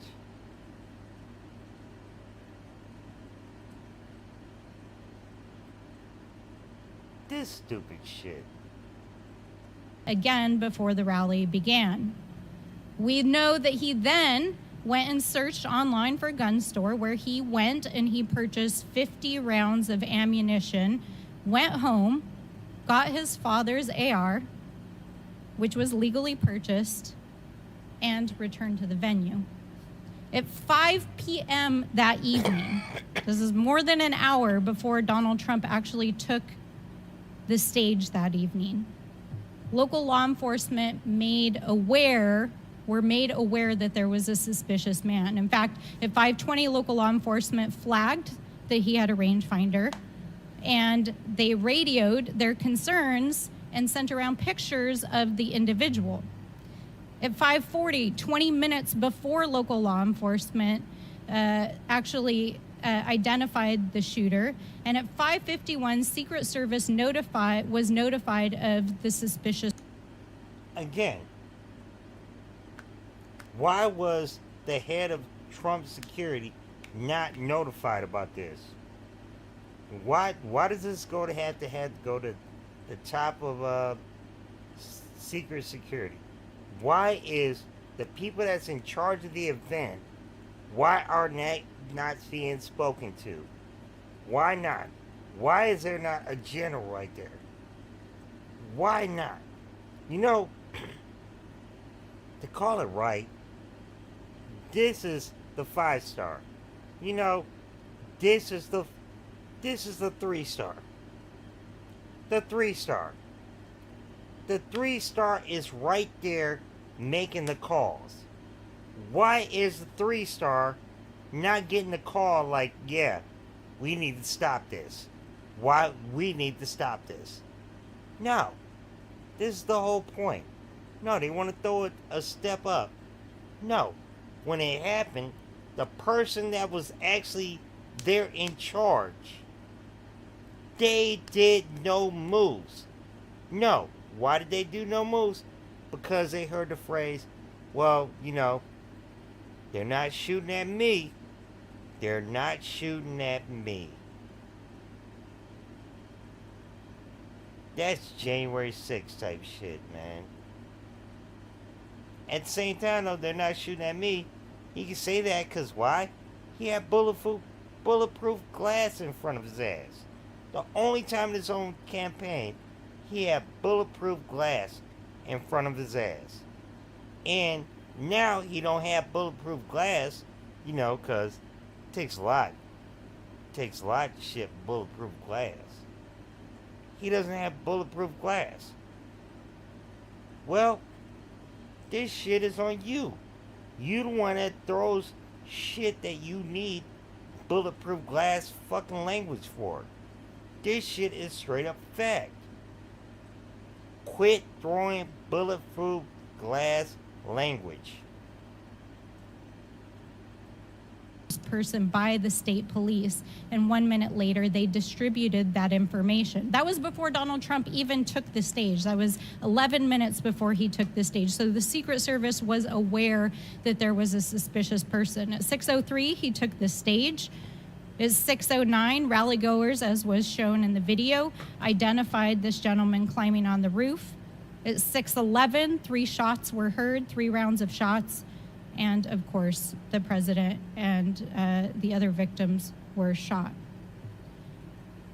This shooter was a 20-year-old young man, no criminal record, legally purchased gun and ammunition, who for days in the lead up to this shooting was searching mass shooters. He even had a picture of a mass shooter on his cell phone the day of the shooting. He searched for explosives. He searched high-level officials. So the American people want to know, how did a 20-year-old young man with access to a military-style weapon actually bring it onto an unsecured perimeter who for days had been planning a mass shooting event? And I think that, Madam Director, with all due respect, the answers that we've received here in this hearing today are completely unsatisfactory. Where? How could this happen? Because this guy doesn't pay his bills. We need answers. We need answers not just for the family members of the gentleman who was killed and those who were injured, there's many but other we need places answers where he for our doesn't pay his democracy. bills.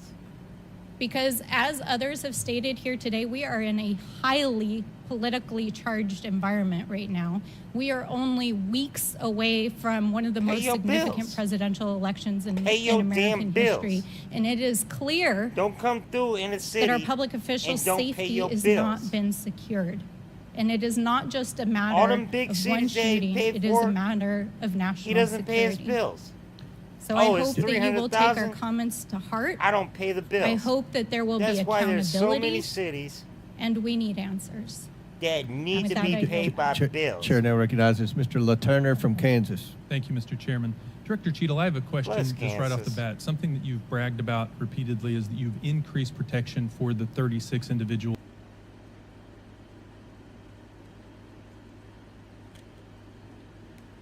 Damn it.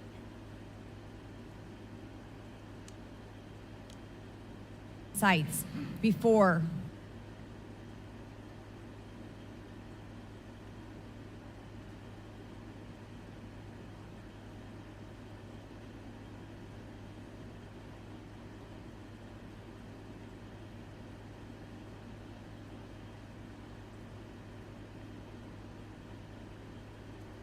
Yeah. I'm not gonna short the Congress.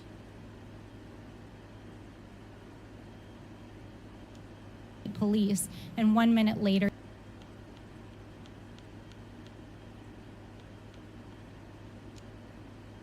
security.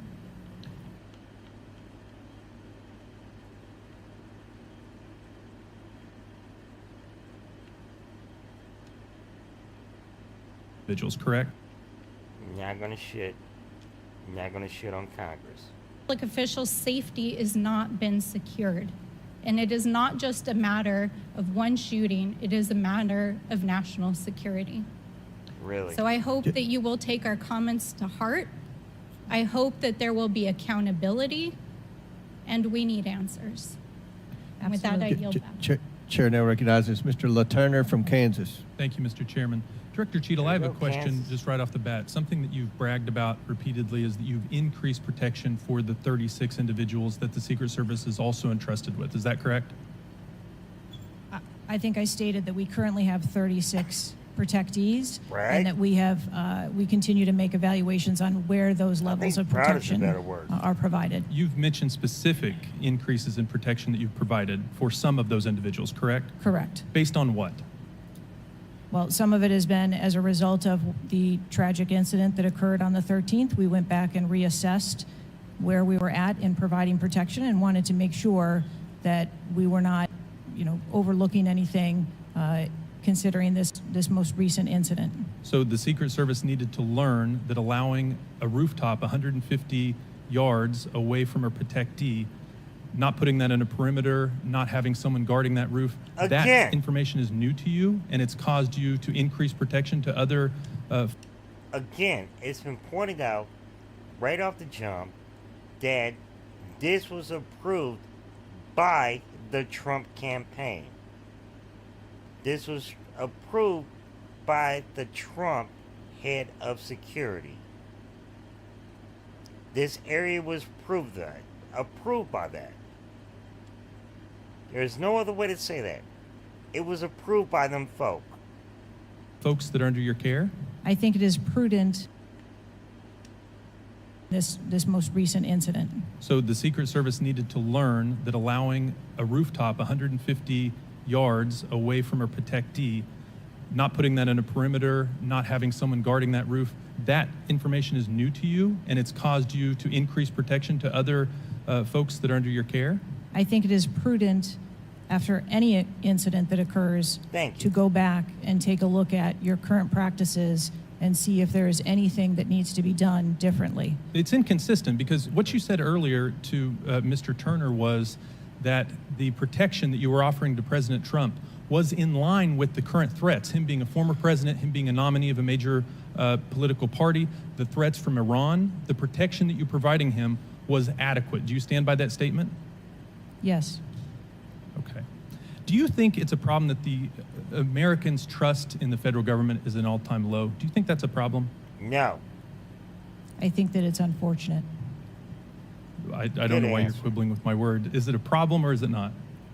I think the American public deserves to have trust in their federal government. Okay. I don't know why you're being difficult. I'm just, it's a simple question. Are you concerned about the increasing prevalence of conspiracy theories going on out there right now? Yes. I am too. You've been incredibly inconsistent with your answers before this committee today and what you were willing to reveal. You've acknowledged that the shooter was identified with a rangefinder, that President Trump's detail was sufficient for the threats he faced from Iran, that certain details were erroneously reported, in your words, but you haven't been willing to provide any information about the decision to place the building in question outside the perimeter, the explosives placed in the shooter's vehicle, the use of a drone by the shooter, or when exactly the Secret Service identified the shooter as a threat rather than merely suspicious. What is your standard today for what you are willing to answer and what you are not? Because you've been inconsistent. The investigation is not over. I'm certain that you can understand that some of the information that's been provided to you thus far has come from the FBI's investigation and has come from information that we have released. I want to make sure that information that is being provided to this committee is consistent and is factual. But the question about the drone that the chairman asked at the beginning of the hearing, what do you mean, he said, do you know this information? And you acknowledge that, yes, you do know the information, you just don't want to tell us. I guess my question is that if you wanted to wait till the end of the investigation to draw conclusions, which you've acknowledged you're not, you're drawing conclusions right now and making changes. But if that was your standard, that you want to wait till the end of the investigation to draw conclusions, okay, at least you would be You're in an investigation consistent right now. in that. You're going to tell somebody what about... we're wanting to know today and what would dispel some of the conspiracy theories out there... How are you going to tell me that they're doing an investigation and you're doing an investigation and you're not done with your investigation and you're going to say that, well, my investigation is done right now. Their investigation is not done right now. You know, other folks have other investigations. This is the loosest line in the world. It's trash. It's doo-doo. What would increase trust with the American people is for you to let facts out, for you to tell us what you know. And I want to understand from you, why is that a problem? Why is it inconsistent with a quality investigation to release to the American people today at least the information that you... What the...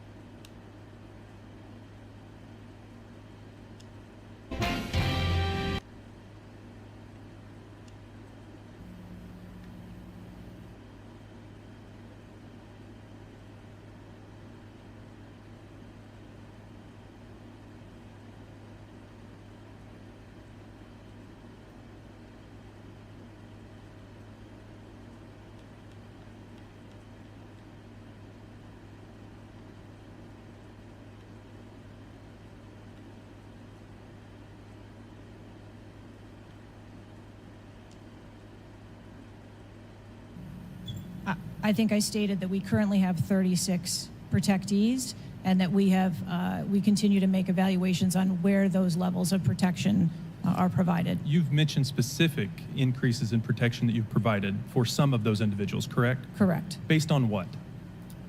Well, some of it has been as a result of the tragic incident that occurred on the 13th. We went back and reassessed where we were at in providing protection and wanted to make sure that we were not, overlooking anything. I am not. Considering this most recent incident. So the Secret Service needed to learn that allowing a rooftop I'm not 150 diss the yards Secret away Service. from a protectee, not putting that in a perimeter, not having someone guarding that roof, that information is new to you, and it's caused you to increase protection to other folks that are under your care? I think it is prudent, after any incident that occurs, to go back and take a look at your current practices and see if there is anything that needs to be done differently. It's inconsistent because what you said earlier What do you mean to Mr. Turner was that the protection that you were offering to President Trump was in line with the current threats, him being a former president, him being a nominee of a major political party, the threats from Iran, the protection that you're providing him was adequate. Do you stand by that statement? Yes. Okay. Do you think it's a problem that the Americans' trust in the federal government is an all-time low? Do you think that's a problem? No. I think that it's unfortunate. I don't know why you're quibbling with my word. Is it a problem or is it not? I think the American public deserves to have trust in their federal government. She said okay. I don't know why you're being difficult. It's a simple question. Are you concerned about the increasing prevalence of conspiracy theories going on out there right now? Yes. I am too. You've been incredibly inconsistent with your answers before this committee today and what you were willing to reveal. You've acknowledged that the shooter was identified with a rangefinder, that President Trump's detail was sufficient for the threats he faced from Iran, that certain details were erroneously reported, in your words, but you haven't been willing to provide any information about the decision to place the building in question outside the perimeter, the explosives placed in the shooter's vehicle, the use of a drone by the shooter, or when exactly the Secret Service identified the shooter as a threat rather than merely suspicious. What is your standard today for what you are willing to answer and what you are not? Because you've been inconsistent. I'm certain that you can understand that some of the information that's been provided to you thus far has come from the FBI's investigation and has come from information that we have released. I want to make sure that information that is being provided to this committee is consistent and is factual. But the question about the drone that the chairman asked at the beginning of the hearing, he said, do you know this information? And you acknowledge that, yes, you do know the information, you just don't want to tell us. I guess my question is that if you wanted to wait till the end of the investigation to draw conclusions, which you've acknowledged you're not, you're drawing conclusions right now and making changes. But if that was your standard, that you want to wait till the end of the investigation to draw conclusions, okay, at least you would be consistent in that. But what we're wanting to know today, and what would dispel some of the conspiracy theories out there, what would increase trust with the American people, is for you to let facts out, for you to tell us what you know. And I want to understand from you, why is that a problem? Why is it inconsistent with a quality investigation to release to the American people today at least the information that you know for sure? Because you certainly know for sure more information than you're willing to give us today. Because that's my job. I have released that there was a failure and that there are gaps that we need to make sure that they don't happen again. That's not acceptable. That's not enough. That doesn't quell any conspiracy theories out there. In your 27 years of experience, would you have been concerned about an elevated location within 150 yards of a protectee that did not have a Secret Service presence? Just based on your experience. Conspiracy. What I can tell you is that every site and every venue No. I'm asking for your experience. Looking at this situation, would that have been of concern to you? Or would you have agreed that it's fine, it doesn't need to be covered? What I have explained today You're is not going that to answer. there was... Is it true that at 5:45 p.m., approximately 18 minutes before President Trump took the stage, the Beaver County Emergency Services Unit noticed the shooter on the roof and photographed him? Is that a fact or not? Why didn't nobody go up there and hit him? That is the information that I have from the FBI's report, yes. You haven't been willing to share whether or when this was communicated to the Secret Service, so I'd like to get into the difference between suspicious activity and threatening activity. Is it suspicious or threatening if an individual is seen around the perimeter with a rangefinder? Is that just suspicious? That could be termed as suspicious. If that same individual with the rangefinder is found on a rooftop, is that still just suspicious, or is that considered threatening? That could be termed still as suspicious. All right, my time is over. Mr. Chairman, I yield back. Thank you. Chair now recognizes Mr. Frost from Florida. Thank you so much, Mr. Chair. And obviously, I want to start by stressing that political violence is always unacceptable, and acknowledging that this is still an ongoing investigation. But oversight hearings like this are essential components of an investigation, and I want to thank the chair for pulling this together. Madam Director, I appreciate you for being here. The events of July 13th raised serious questions about the efficacy and thoroughness of the security protocols in place. The gravity of the fact that an unsophisticated gunman was able to secure his perch and take a shot at a former president despite multiple layers of security and intelligence are not lost on me. Before I came to Congress, I used to work advance for a major political candidate and have interacted with many different law enforcement agencies on large political events like the one that just happened. How many times was the Secret Service alerted about a suspicious person at the July 13th campaign event prior to the first shot being shot?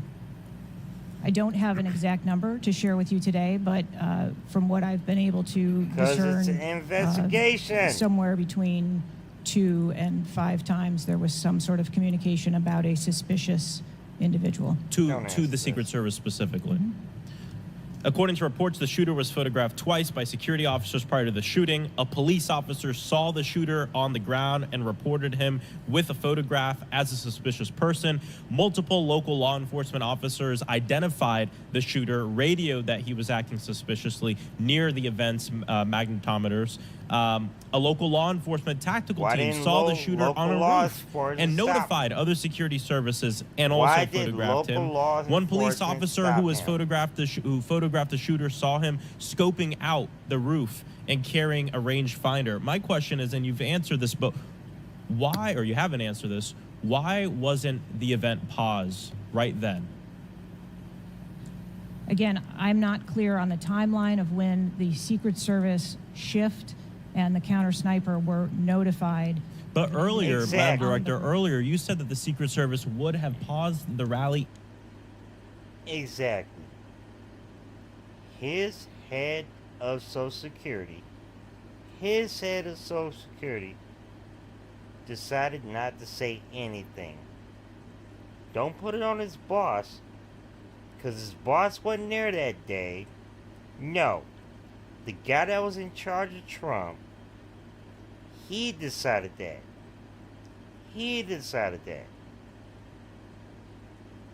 That's the whole point. He decided that.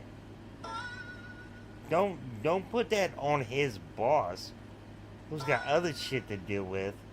No. Put that shit on Trump's boss. Who was Trump's boss of Secret Security who fucked up? Don't put that on top of the whole 9. No. Put that shit on his boss. How about that?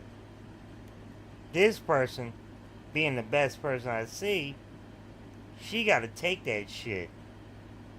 Because, he was under her cover.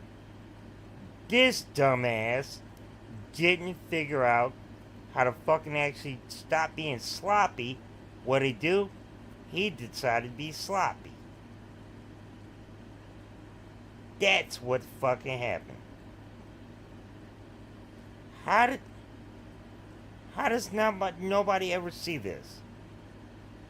The person that was in charge of Trump, his top of security, didn't read all this shit. How's it not on his, again, his top of security? He's the one that hires him. I nodded. Yo, he was right there, private. How do you not say that's not on him?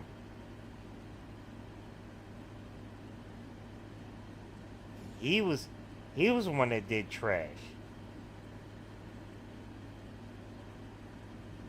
I'm just saying, that's the facts I know, dog. I don't know how much more I can go through this. How do you actually say that his security detail fucked up? His security detail fucked up. It was his security. These are all people he liked, he picked. Fucked up. If they identified a threat. Correct. So why wasn't it paused? Because I have to assume that they did not know that there was a threat when they brought the president out on the stage. I feel like this is a breakdown in communication between local law enforcement, you all, and other actors at the rally. And again, as someone who's worked on these, I understand that there's multiple people with multiple decision, with the ability to make different decisions on the ground. I've taken over the last week, I've spoken with a lot of folks in local law enforcement in my district and across the country that I've worked with before, and other people have brought up concerns around being able to communicate with with Secret Service during these big events and having their flags taken seriously. I do believe that if Secret Service believed that there was a legitimate threat, that they would have paused the rally. My concern is before that something was flagged and it wasn't taken as seriously as it should have been taken.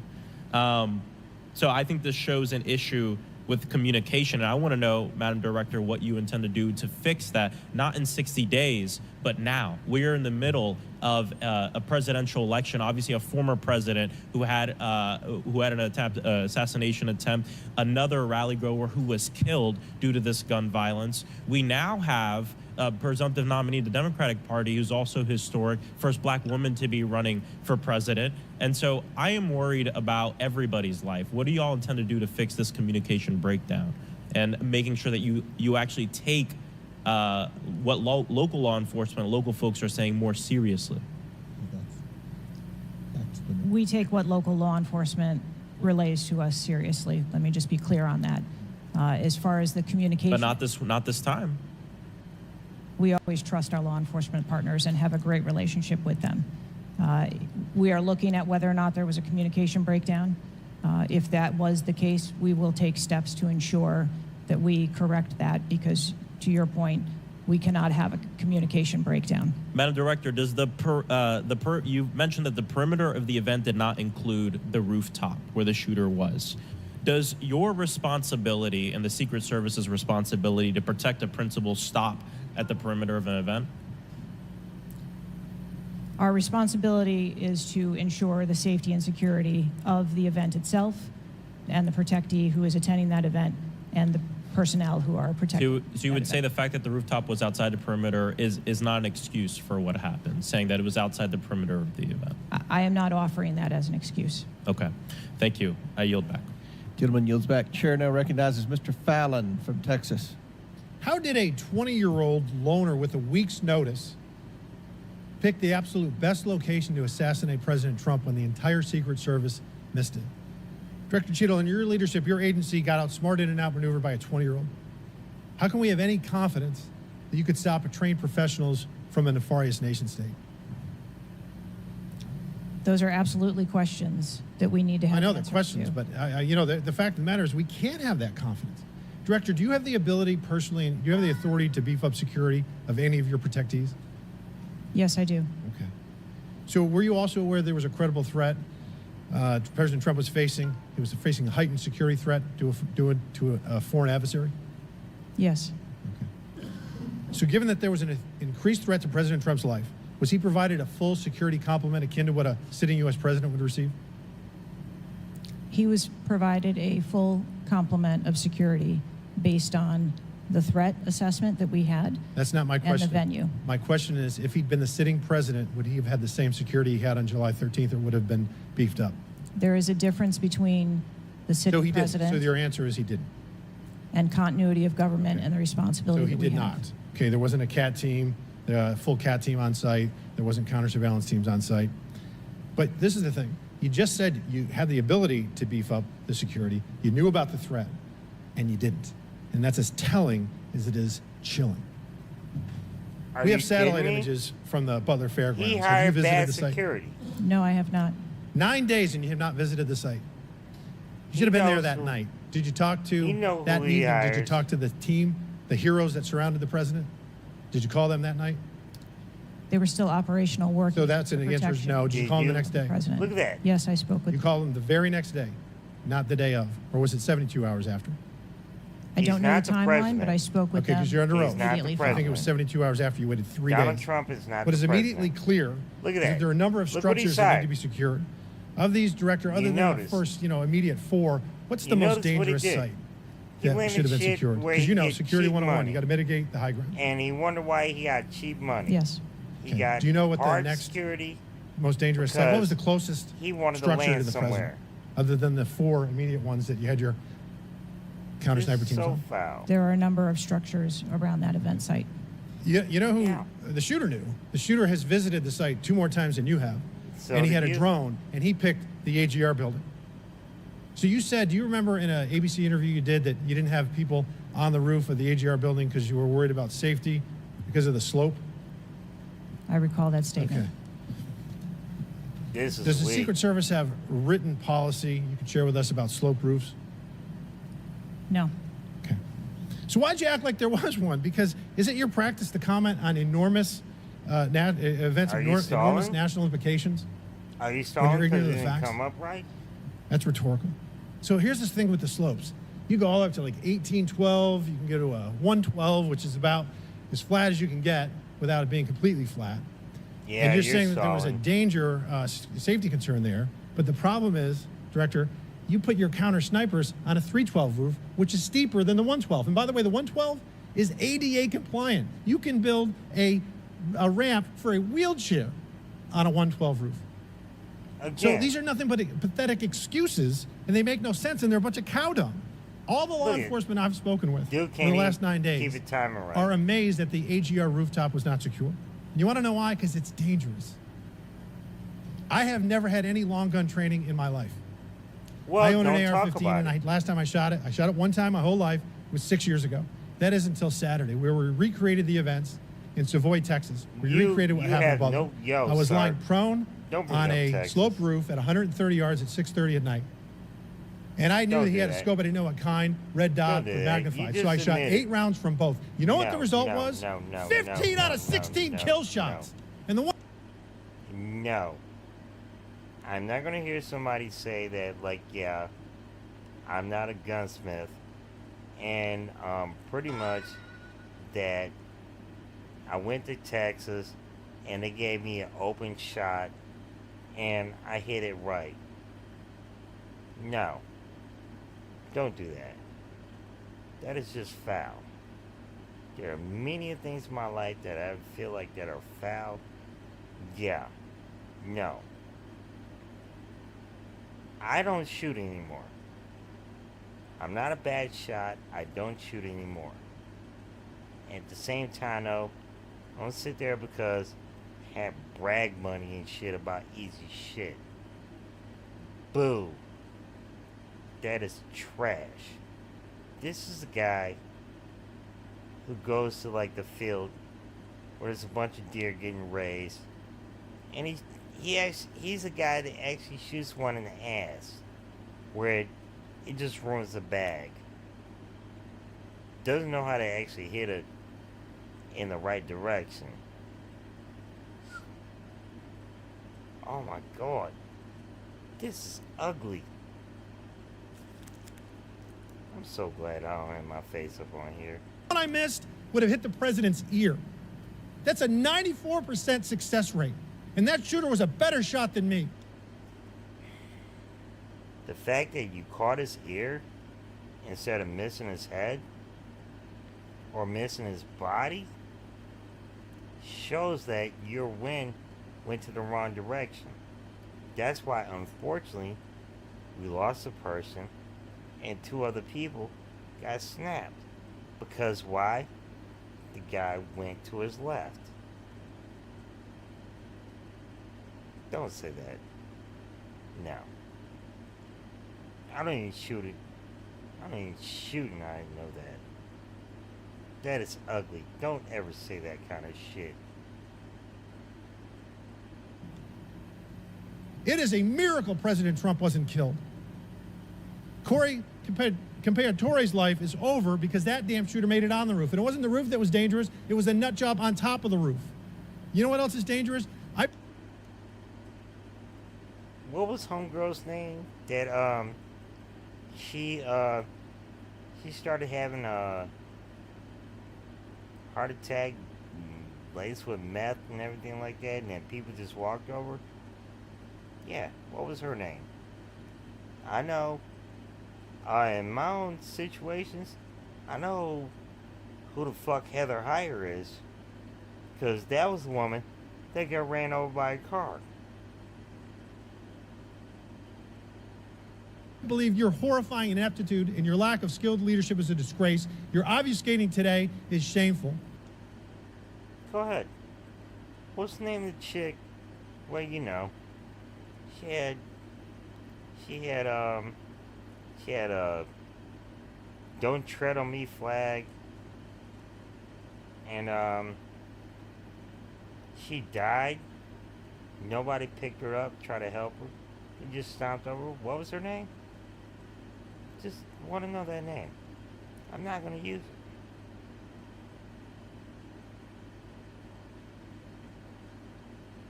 Fuck you. People stepped over a dead woman. And you should be fired immediately and go back to Garden Doritos. Mr. Chairman, I yield back. Chair recognizes Ms. Lee from Pennsylvania. All you people wanted to step over people like, yeah, I did that. You know, I fucking dropped the flag. No, fuck you. You people stepped over a woman. The moment that woman died and one of y'all stepped over it, all y'all should have stopped like, no. No, we are not supposed to be them people. We are not. What'd you do? You kept stepping on her. You kept stepping on her. And the thing was, she had a "Don't Tread on Me" flag in her hand before she died. Y'all did that. All y'all did that. All y'all did that. Fuck you people. Yeah. Thank you, Mr. Chair. I'd like to thank the chair, the ranking member, for coming together and holding this hearing. But I have to say, I don't think any of our concerns have been addressed today, and what little we've learned has not inspired much confidence.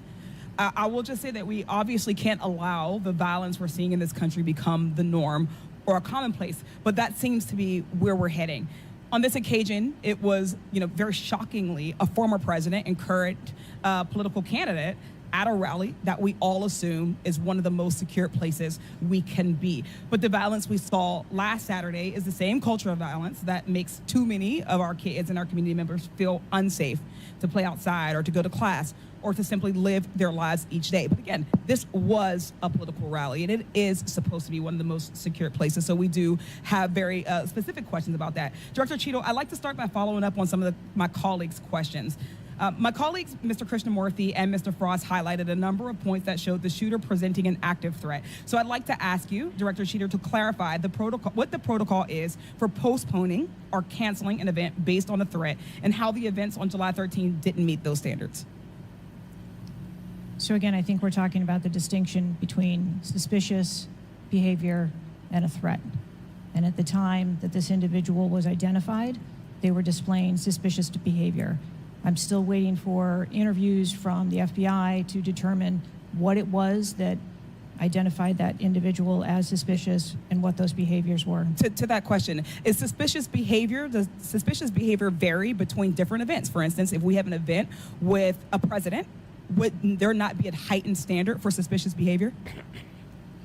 I think that there are a number of ways that someone could be identified as suspicious, and it doesn't matter whether it's at a rally or an indoor event or who the protectee is. I think it's up to law enforcement or citizens to identify someone as suspicious. Okay, thank you. According to the Associated Press, at least 6 different agencies, including 2 sheriff's office, local police, state police, as well as fire and emergency rescue officials, were involved in securing the rally in Butler. When there are so many teams that are collaborating, who takes the lead and how is that determined? The Secret Service is responsible for the security of the site and the coordination. And that was the case on July 13th? Correct. Okay. Changing gears, in 2024's appropriations budget, the Secret Service was given a little over $3 billion, which was about $78 million above what was requested. For 2025's budget, you've requested yet another increase. How much of these funds goes towards training and improving protection procedures? I would have to get back to you on the training aspect of it, but about 30% of our budget is for protection and facilities and training. But clearly the problem can't be a lack of funding. So what exactly do you see as the core problem that led to this failure, that led to your agency being outgunned by a 20-year-old using his father's gun and acting on his own without a particularly sophisticated plan or technology? I think that we are waiting to determine exactly what those failures or failure was so that we can make sure that the Secret Service is stronger after this. People don't like the long So we've heard a lot today that you can't answer because it's an ongoing investigation, that you're still figuring out the details, and that you won't answer basic questions. You've said 60 days for the investigation, but I simply don't think that's acceptable. Do you really plan to keep avoiding questions and the American people's questions, ours and the American people's questions, for the next 60 days? I'm not avoiding. It's not avoiding questions. It's called catching investigations. You can't just do knee-jerk reactions. It's called an investigation. It's just facts of life. You can't, no. If it was knee-jerk, January 6th would have been knee-jerk.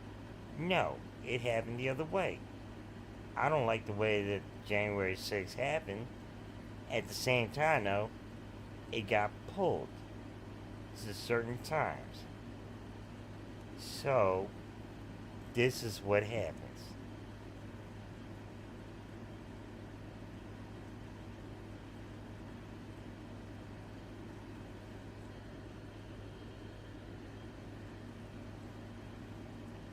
Questions. I want to make sure that I am providing factual and accurate information. Certainly, but is there no in between, right, between what is obviously a fact and what you can surmise from the details that you already have? I assure you, when I have a full and complete report of what took place on that day, I will certainly come back and make that available. Certainly.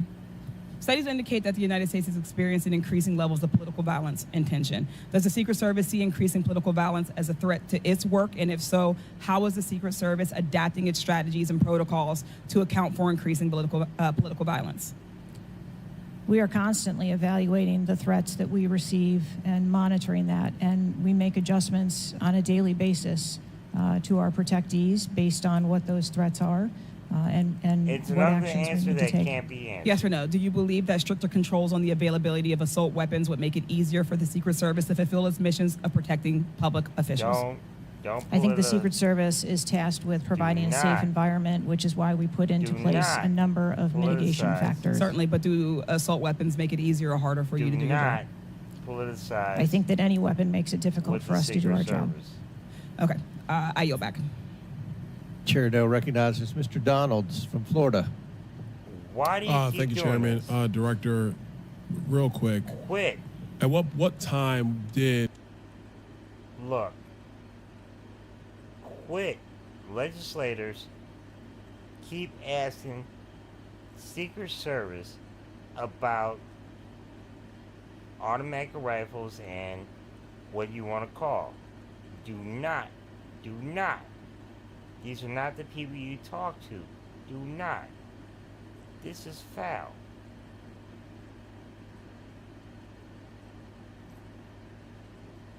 I don't ask the Secret Service whether or not they like cotton candy. Do not. These are issues that you do not put that into. Their job is their job. Do not politicize the Secret Service. And I'm walking with that straight up, straight down. You talk to the Secret Service, it's not political Secret Service. No, it's the Secret Service. This does not happen. You don't do that to folk. Anyway, well, let's see how far it goes. I'm starting to get a little bit annoyed right now because I'm starting to see people try to politicize the Secret Service. That's the definition of people you should not politicize. I made the point beforehand. Donald Trump, the head of his Secret Service, now, at the same time, though, the head of his private service, ex-Secret Service, well, nada. Guy's in a court case right now. Yeah, that's what the fuck he does. Anyway, fuck I know.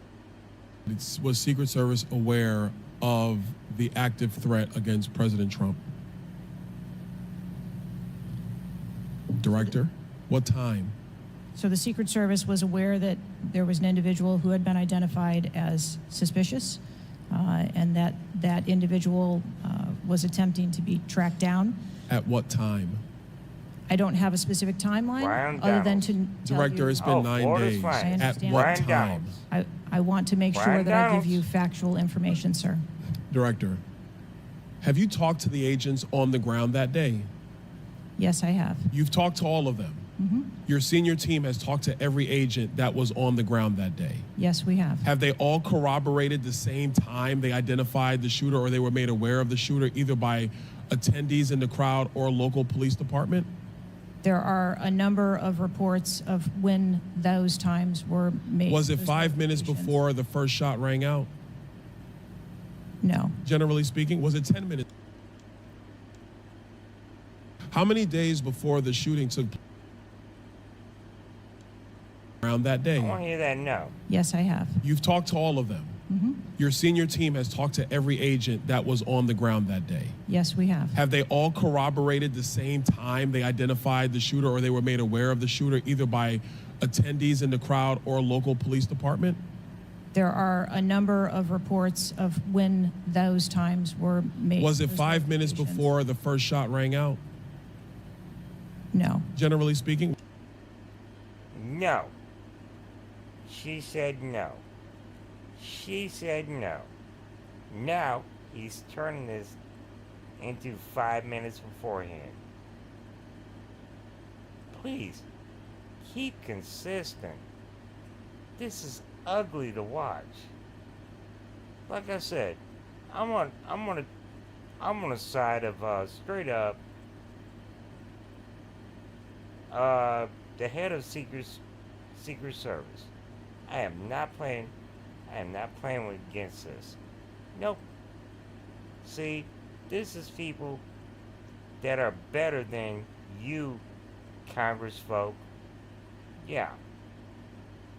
This is 32 years of Secret Service. And you think you're gonna break them? You think you're gonna break them? You honestly think you're gonna break them? Are you fucking kidding me? You idiot. Stop. Stop. Walk away. This is a stupid ass moment.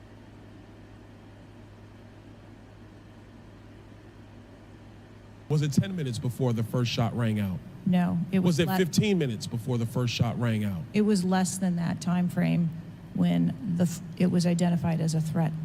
How many days before the shooting took place did Secret Service actually do their advance work to secure the facility that the rally was going to be held at? 5 days. In the 5 days prior, when the security advance team did their work, did they identify the rooftop as a potential threat? Again, I'm pulling those reports and that information. It's been 9 days, conduct those Madam Director. Did they notice a rooftop 150 yards away that was a potential threat? Yes or no? I am certain that the rooftop was noticed. I am pulling the reports. What was the security parameters around securing that rooftop? What did they do? There was overwatch provided for that rooftop. Did overwatch fail? I am waiting to hear what the results of the investigation were so that I can identify where the failure was. Who did you talk to that was on the ground that day that was responsible for overwatch? What are their names? I'm not going to provide their names in this setting. Did you talk to the people that were providing overwatch that day? I've talked to the people that conducted the advance on that day and that were working the shift and were the counter snipers on that day. So you talked to the counter sniper team, you talked to the people who were providing overwatch that day, and you talked to the advance team, correct? Yes, sir. What did they tell you? We are putting together a comprehensive report so that I can identify exactly where the gaps and the failures. When the counter sniper team was on the roof and they identified that there was suspicious activity on the roof in question, what was the chain of command's orders around the person on said roof? Because I'm quite sure somebody saw under your organization, the Secret Service, I'm quite sure somebody saw the shooter on the roof. So what was the communication through the chain of command to deal with said person? What I can tell you is that when the individual was identified by the counter sniper, they took one shot and neutralized that individual. But that was after the shooter already took a shot. Is that correct? That is correct. So what you're saying now is that the Secret Service did not see the shooter on the roof until after the shooter took a shot? I do not have all of those details at this time. If you don't have those details after 9 days, Director, then what you're telling me is that you guys didn't see it. Is that correct? I am telling you I don't have all the details of the sequence at this time. Director, it's been 9 days. Either you have the information or you do not. Is that correct? We are still in the process of conducting interviews and an investigation. Some of my colleagues have texted me over the last couple days, bipartisan, about whether you should lose your job. And I've been quiet on that question because I wanted to see what you were going to do today. In my opinion, you do need to be fired immediately. And it is because this is gross incompetence. And the fact that it's been 9 days, and these are simple questions to answer. I'm quite sure if I asked any one of my kids if they got in trouble and I told them to give me the details, I would get more answers from them than I'm getting from you right now. And that's what's frustrating on a bipartisan basis, on a nonpartisan basis. This is a joke. And Director, you're in charge. And that's why you need to go. Mr. Chairman, I yield back. Chair now recognizes Mr. Goldman from New York. Thank you, Mr. Chairman. I'm loving this. I want to follow up and just understand a little bit why there is so much information about this out in the public, including some from you and your communications team, and yet you're here pursuant to a subpoena under oath in front of Congress, and you're unable or unwilling to answer some of those same questions. Can you just explain why you are answering so many fewer questions here than you have to the media? I'm answering the questions that I'm able to answer based on the fact that there are multiple ongoing investigations. But you have answered some of these questions previously, correct? To the public, to the media. Which questions? Well, did you have an interview with ABC News? Yes, I did. Okay. And did you explain the interaction between local law enforcement and the Secret Service, and that local law enforcement was responsible for securing the perimeter of the building where the shooter was? I said that the Secret Service is responsible for designing and implementing and executing the security plan, and that we rely on the assistance of our local law enforcement partners to assist us with that plan. Let me ask you something. Were you given any instructions about what you can and cannot answer here today? My ability to answer questions is solely reflective of the fact that there are multiple ongoing investigations, and I want to make sure that I provide accurate information that doesn't conflict with any of those investigations that are going on. So is it your view that you can't talk about anything that happened that day until those investigations are completed? My view is that I want to make sure that this committee and the American public gets correct and actual information. And so is it your view that that can only happen after the completion of the investigation? It is my view that when the investigations are complete, that we will be able to share that information. And how about before that?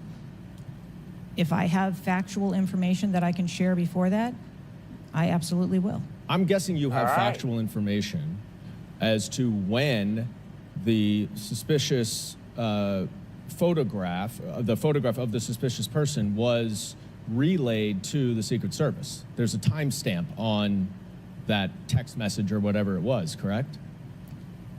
Sir, I'm sure you can understand that when you're dealing with text messages, emails, and other communications, the timelines don't always match up. Okay, this is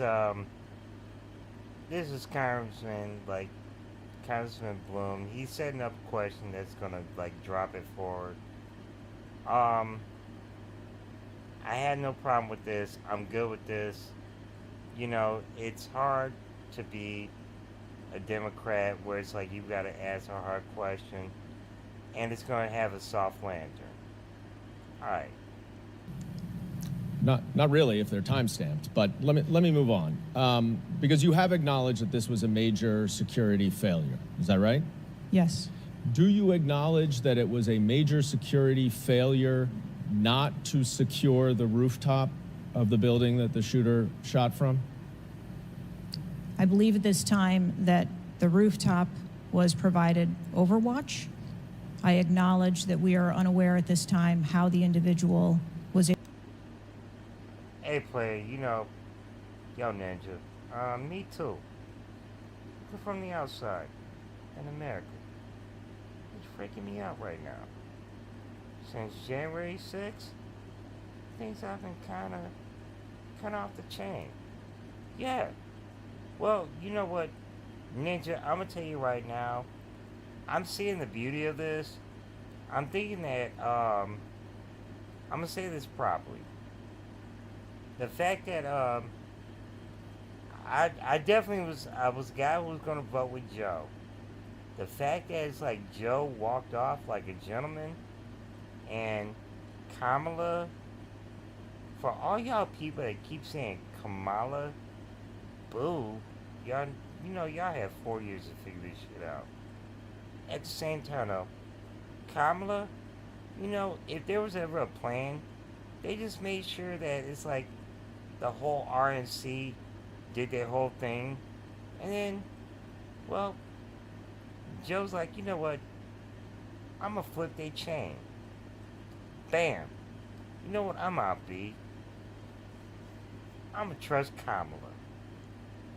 And you know what? None of them saw this coming. Cause why? They ain't got nothing left after. Since there's no more Sleepy Joe. There's no more Sleepy Joe.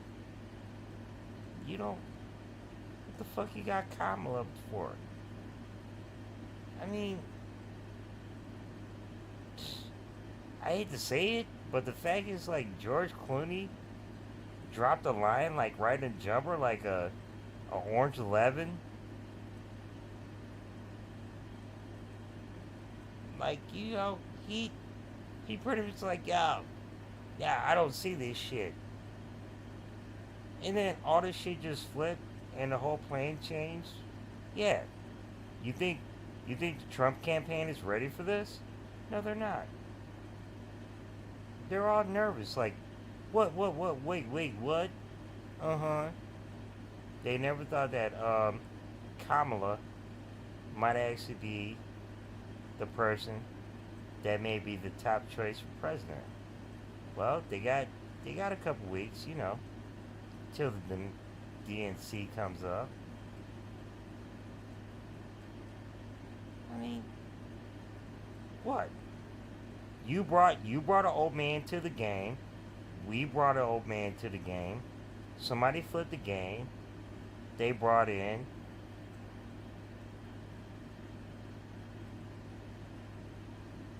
Hold up, let me read what you're saying. It sure will be a weird way for you guys to get your first, yeah, exactly. The way to get our first lady president. Because why? Right in the middle of it, where it's like we had one of the strongest presidents in history. Well, he said, yo, let me flip the script. Yo, let me jump. Hell, you saw George Clooney was right there. George Clooney said, get him out. And what had happened? It was Ocean's 11. Well, now Donald Trump's got to deal with this shit. Nobody saw this shit coming.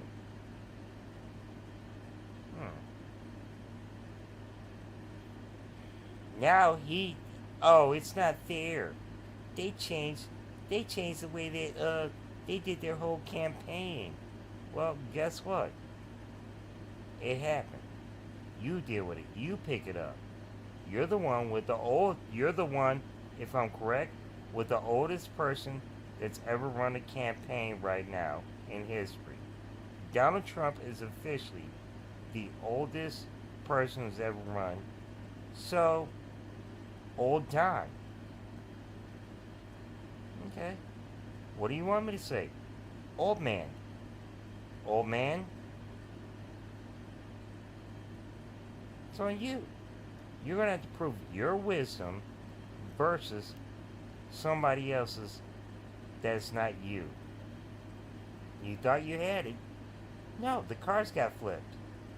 You'd think after owning a casino after a few years and losing a couple of them, you might have learned how to flip a card right. No, the card got flipped on you. This ain't baccarat. This ain't blackjack. You just got pokered.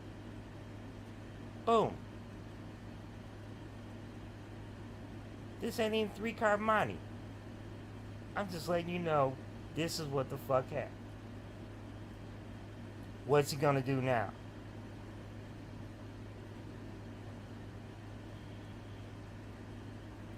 They waited. They waited till he had his whole moment. Unfortunately, that shit happened last Saturday.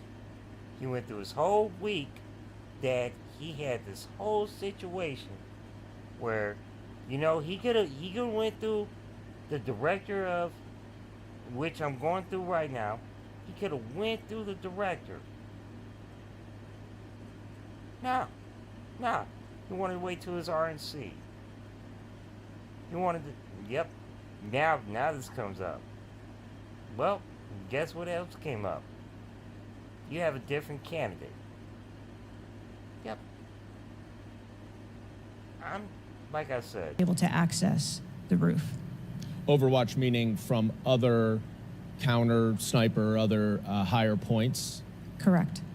And so was it a failure then that when that shooter was on the rooftop that Overwatch did not identify him before he fired his shots? I don't have the timeline of how the individual accessed the roof, where they accessed the roof, or how long they were on the roof. Let me ask a couple things quickly. You have testified here about all the resources that the Secret Service needed to deploy to protect the NATO summit and all of the leaders here. Is that right? Yes. She doesn't. Did you have to rely more on local law enforcement because of the NATO summit for this event? Come on, Dan. The Secret Service routinely works with local law enforcement at every event. It doesn't matter whether it is a NATO summit, NSSE, the RNC. No, but that's not my Milwaukee. question. Obviously, there's a natural give and take as to, I'm sure, how many agents you deploy and how much you rely on local law enforcement. Did Congressman Blumenthal, I'm sorry, I know I'm saying that wrong. Let's be fair.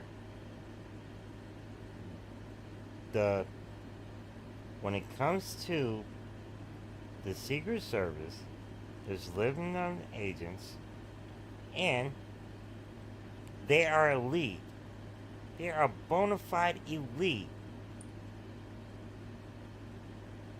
It's not like they grabbed the Gomer Piles out of this shit. No, they grabbed the elite. It annoys the mess out of me when I hear that.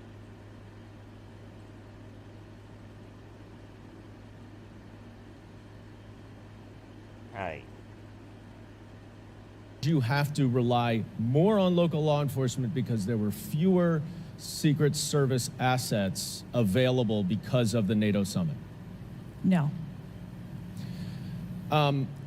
I hope we get answers before the completion. I don't like the fact that the media has received far more answers than Congress has. If this is a function of getting your ducks in a row, I assume you have access to a lot of these reports and a lot of this information, and you should have come prepared here today. And I would just want to flag, Mr. Chairman, before I yield back. I know. I appreciate Dan Goldman. I want to just point out one thing that my colleague from Texas was talking about when he said he recreated this shooting twice with an AR-15, and he had a 94% success rate, 15 out of 16 shots. I don't know why that doesn't convince him that we should get rid of AR-15s. But clearly, we need to do something about the prevalence of AR-15s and weapons of war on our streets. And I yield back. The chair now recognizes Mr. Perry from Pennsylvania. Thank you, Chairman. Director, is that Ms. Crockett next I time? guess 60 days is the time of the investigation. Is that the information that you've put out, or where did that come from, 60 days? Or is that just information that the committee members are talking about? I stated that earlier today. I've asked Okay, my 60 team. days. So are you receiving regular updates? You're in charge of the Secret Service. This is about your organization, what happened 9 days ago. Are you receiving regular updates from the FBI on their investigation? Yes, I am. So you know some things are true, some things are probably not true. We want to talk to you about the things that we're hearing about and find out if they're true. Have you've been in contact with the FBI, then you're getting updates on a daily basis, right? Yes. Based on what you said. Okay, so, and are you confident that the person in question, Mr. Crooks, was the only person firing that day against the president or the crowd? Is he the only one? I'm not asking you yet if he acted alone, but is he the only one, or can you say that with certainty to the American people? That is the information I have at this time, yes. Okay, does it appear he acted alone? That's the information we have at this time. Okay. Facts. Now, let's talk about the fact that he was noticed as a person of interest, of concern, suspicion, as you say. Your PI team, how do they stay in, there's a sea of people. What is your PITA? I don't even know what that is. I hope he explains that. How does the PI team get to that individual? The PI team. Okay, you said PITA. Now you say PI team. What are you speaking of? You might explain that for the rest of us American folk. That's in question in the sea of people. How's that individual tracked? Our protective intelligence teams that work at our sites are paired up with Protective intelligent teams. Okay, PIT. Protective intelligent teams. a local police counterpart, and so they work in conjunction together. So they just follow them around, or let me ask you this. Looking at the site, you have multiple perimeters, right? You have the secure perimeter, the inside perimeter, you have multiple secure or multiple perimeters. was the AGR so-called building the highest location affecting the site of the rally? Was it the highest location? I believe the highest location at the site was where our counter snipers were. What about the water tower positioned. adjacent? What about how high is the water tower? I don't have the height on the water tower. Okay, seems like water towers are pretty high, at least in the photo. It looks like there might be actually be a building right behind the AGR building that is even higher than the building that Crooks fired from. You're familiar with cover, concealment, and defilade, right? You're familiar with those terms? Yes. So how would your sniper team or your PI team track the individual and give vectors to Secret Service on the PI team to get to that individual to question him? And how would you cover the defilade, the cover and concealment of low areas that you can't see from where your sniper team immediately adjacent to the president were sighted? How would you do that if you're not up on the high ground? So when our counter sniper teams go out and conduct an advance, they have a methodology and provide a grid system that our response teams are able to vector in if they see something that is troubling. You notice, it's called a response Mr. team. Jordan asked about the assets that were requested. Let me just ask you about assets requested. It's not called, yeah, I'm going to read it in advance. No, it's called a response. Unfortunately, when bad things happen, you have a response team. And that's what sniper jobs are. Response teams. Everybody wants somebody that uses a sniper rifle to be the fucking future proof. Yo, no. Snipers are response. That's it. Don't say that shit otherwise. Were aerial assets requested for this event from either the Secret Service or state police or anybody else, drone, manned, otherwise? Aerial assets, were they requested? I can't speak to what the local Just asking police if they were may requested. have conversations with the local police, but I can tell you that the assets that were requested from the Secret Service. How long did it take? When that guy took shots, dead, his head got exploded. How long? Less than 6 seconds, right? Like, he took womp womp womp. Yeah, and the womp womp. And they say it was one shot. Okay, yeah, that one shot was right there. Yo fought because you went nut job. At the same time, though, there was a response. That response was less than 6 seconds after you started shooting. All right. For the site that day were all granted. But were aerial assets requested? I didn't ask if you used them or what you used. Were they requested? Overwatch was requested and aerial. was provided. Is that aerial? Because Overwatch could mean on the water tower or not on the water tower. Can you be specific, ma'am? I'm running out of daylight here. I understand. If you're asking me about specifics, whether or not there was... Is it not clear what I'm asking you? Were aerial assets requested by the president, by Secret Service, by anybody? Were they requested? The Secret Service, we felt that we had a good plan in place. Okay, fair enough. How about K9 assets with bomb sniffing or explosive sniffing capabilities? Requested. Didn't say they were present. Were they requested? Those requests were fulfilled. They were requested and fulfilled. Mm-hmm. So was the Crooks vehicle inside any of your perimeters? No, it was not. It was not. How did you... So it was not within the... It was not... So what... Was there a device located on Mr. Crook's body to detonate the vehicle? That is the information that I have. So what would be the point of detonating the vehicle if it was not inside the perimeter? I have no idea what Mr. Crook's motivation was. Ma'am, the fact that you haven't closed...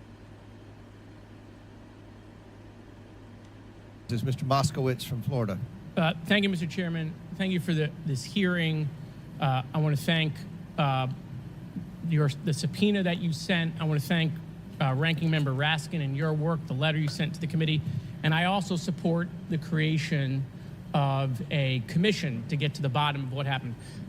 Director, I just want to give you an honest assessment of how this is going for you today. Did you happen to catch the hearing many months ago in education where there were a bunch of university presidents and Elise Stefanik asked a very easy question and couldn't get an answer? Did you see that hearing? No, I don't think I did. Okay, well, let me tell you, it didn't go well, and the short end of that story was those university professors all resigned. They're gone. That's how this is going for you. This is where this is headed, okay? This is, I don't know who prepared you for this. I don't know how many times you've testified in front of Congress, but a president was almost assassinated live on television, not just for Americans, but for the world to see. And this being your first opportunity, I understand there's an ongoing investigation. I understand things that you cannot talk about, but the idea that we're getting less than you did on television is something that Democrats, Independents, or Republicans are going to find unacceptable. My high school, Marjorie Stoneman Douglas, was on the list of mass shootings that Representative Raskin held up. That very day, the school resource officer, a police officer, did not run into the building. He hid in the stairwell while the shooter was in the building. He stayed outside, never helped, okay? He also directed other officers who showed up on the scene not to go into the building. When it was determined that the failures in response and training, and that the sheriff fired nobody in his agency, Governor DeSantis then removed that sheriff. I supported the removal. So here's my question. You said there's going to be accountability. I understand you don't want to give us names. When you say that, are you telling the committee that once it's concluded, you're prepared to fire the people on the ground who made poor decisions that day? I'm prepared to take the actions necessary. No, that's nonsense, okay? Accountability, the failure was human. That doesn't mean they're bad people. It means they failed that day, and a former president was almost assassinated, okay? Are you prepared to fire the human failure on the ground? Yes or no? When you have the names of where those failures were, they're people. It's not like a piece of technology failed. It was people who failed that day. Are you prepared to fire them? I don't have an answer as to whether. Well, then how can there be accountability if you're not prepared to fire someone? And the reason why your name is going to be the person who's held accountable, the reason why members in this committee are calling for resignation, and I join in that, or for the president to fire you, is because you're saying there's going to be accountability, but you can't commit that people are going to get fired. Let me ask this question a different way.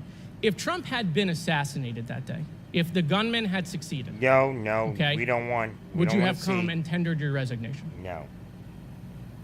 I would still be sitting here because I would want to ensure the integrity of the investigation. Totally understand. That's a fair answer that you would have set up that process. But would you have had the honor to come in front of the committee and say, a former president was assassinated on my watch, there should be new leadership? No. I think that I have admitted that there was. No, that's what I'm asking. Would you have tendered your resignation if he had been killed? That occurred on my watch, and I am accountable for that. No. Okay, but would you have tendered your resignation if he had been killed? No, you would not have. No. I think that I've admitted that I've taken accountability and will take responsibility. Okay. Come on.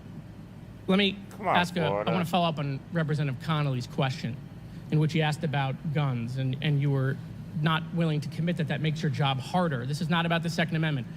If there were over 400 million guns on the streets, if all of those guns were machine guns, would that make your job harder to protect people? You're going I think weapons that are out there. If all of those guns were rocket-propelled grenades, would that make your job harder? Look, damn it. Bless y'all, folk. This is the third person I've seen try to go about the whole point of the AR-15. The whole point is about the fact that his person that was in charge of him, all these people, they did the wrong thing. They got lazy. They got sloppy. And this is what happened. Now, they don't want to admit the fact that dude got sloppy. Dude got fucking sloppy. His head of... She's got to deal with the fact that it's like, yo, this guy under me, I hired him to be his bodyguard. His head of body security. And what happened was, the guy got sloppy. That's the fucking problem right there. Don't put that shit on. Don't put that shit on AR-15s. Put the fact that the guy got sloppy. They got lazy. You said it at the beginning. You know what? I'm gonna do this again. Let's see. What time was it? I want to make sure I got the time right. 3:05.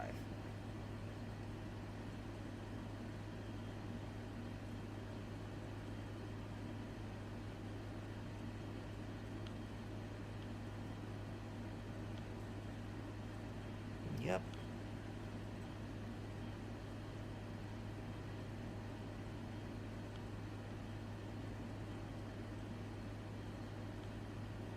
No, that wasn't it. And there is the external investigation that the president. Last question for me. Before July 13th, had the Trump detail requested additional resources? What I can tell you is that for the event on July 13th, the details that were the assets that were requested for that day were given. Okay.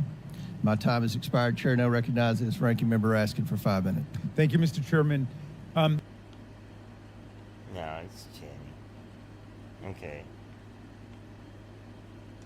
Okay, maybe it's there. Is that accurate? What I can tell you is that the agents that were assigned to former President Trump are Secret Service agents that provide close protection to him, and that was what was actual on that day. How many temporary agents were there that day? Quite frequently, sir, during campaign events, the Secret Service utilizes agents from HSI or the Department of Homeland Security. You don't know how many? Supplement you can't answer? our plan. Have the investigators reconstructed the shooter's precise movements over the past days, weeks, and months? No.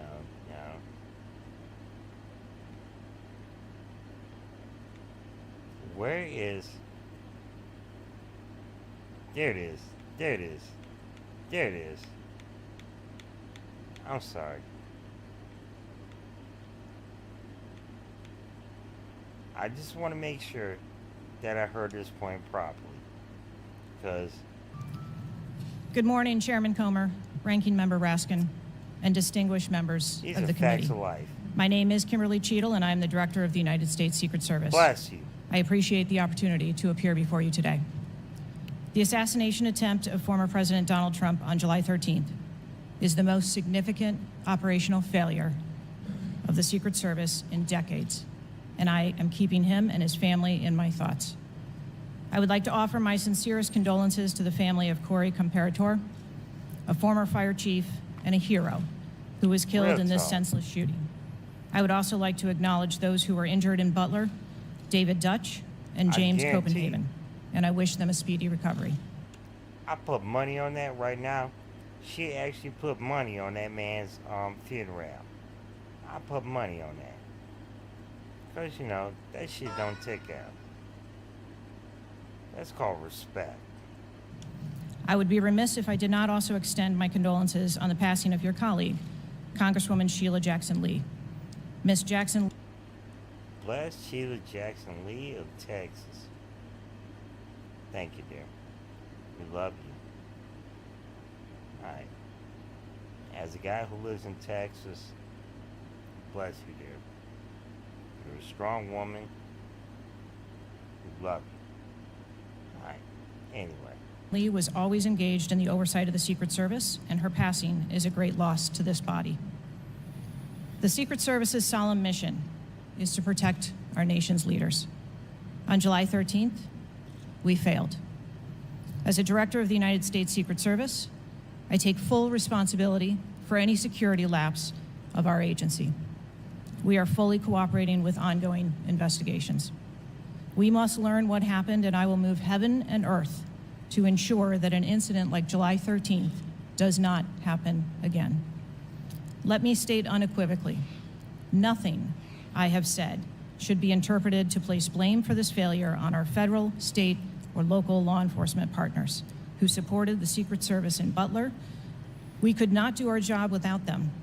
We rely on the relationships built over years of working together to secure events and conduct investigations. Our agents, officers, and support personnel understand that every day we are expected to sacrifice our lives to execute a no-fail mission. As witnessed on July 13th, our special agents shielded former President Trump with their own bodies on stage while shots were being fired. What did it say, Selflessly willing to make the ultimate sacrifice without hesitation. I am proud beyond words of the actions taken by the former president's detail, the counter-sniper team who neutralized the gunman, and the tactical team who was prepared to act.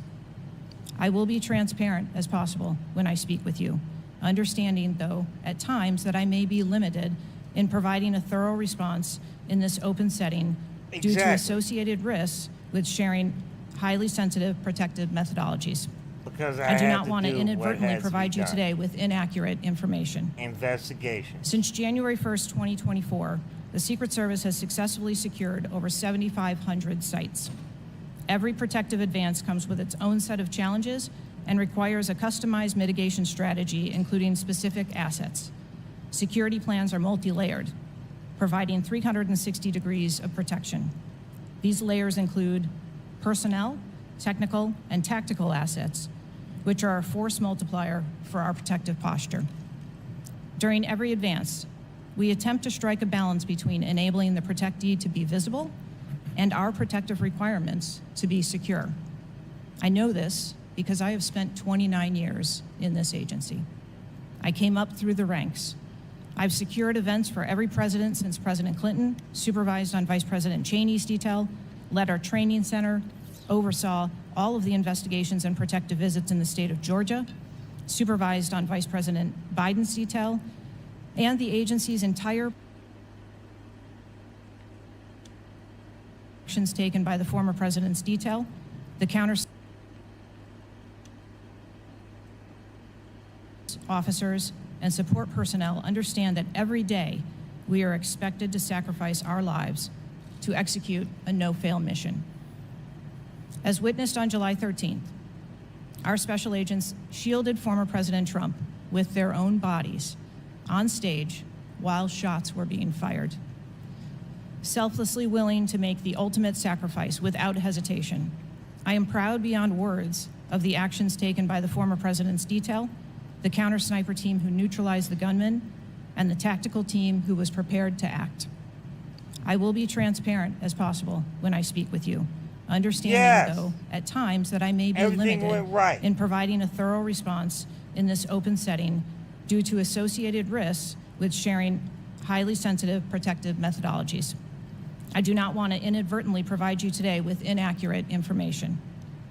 Since January 1st, 2024, the Secret Service has successfully secured over 7,500 sites. Every protective advance comes with its own set of challenges and requires a customized mitigation strategy, including specific assets. Security plans are multi-layered, providing 360 degrees of protection. These layers include personnel, technical, and tactical assets, which are a force multiplier for our protective posture.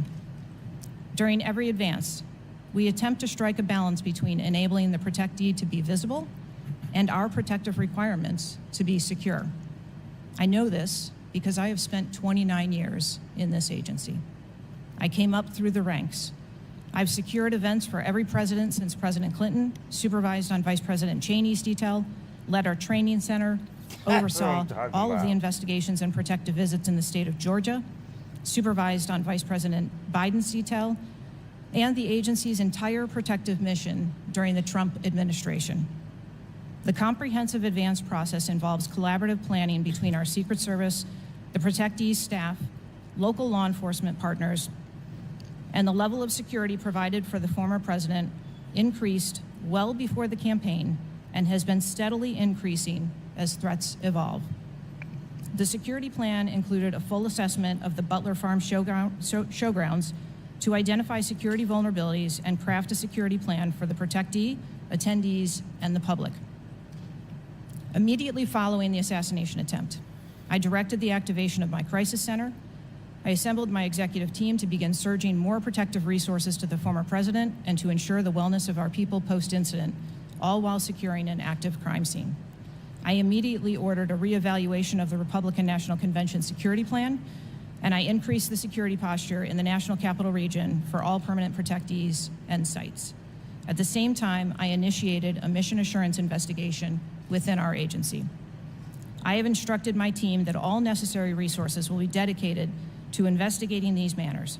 We will not rest until we have explored every option, and we will leave no stone unturned. But I want to be clear, I am not waiting for these investigations to be completed prior to making changes. Over the past 2 weeks, we successfully led the planning and execution of the 75th NATO Summit and the Republican National Convention.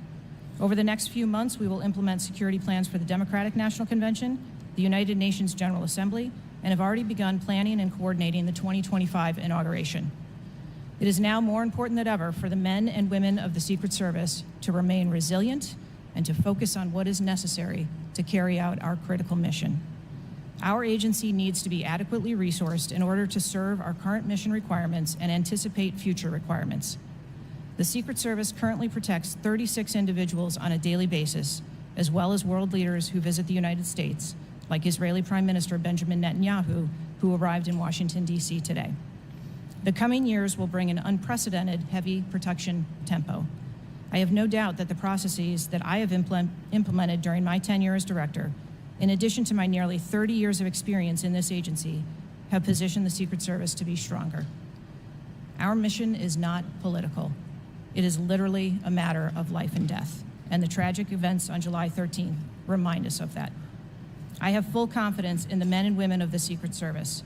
They are worthy of our support in executing our protective mission. I will now answer any questions that the committee may have. Holy shit. That is the best line in history. Come on. There is nothing better. Wow. That shit is kick-ass. The greatest woman in history, dog. I mean, there's Athena, there's Medusa. No. No. That woman just nailed it. Are you kidding me? Yep. See? You dropped this on the same weekend where it's like, you know, our next president's gonna be a woman, and right there, the head of the CIA. I said, yeah. It's done, Speed. It's Cobra. This shit is right there. This is the beauty. Yep.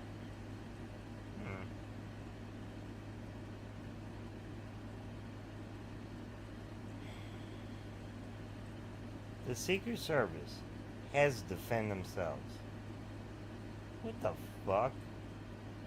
Because why? The last president, who has the Secret Service, says, oh, my Secret Service isn't good enough.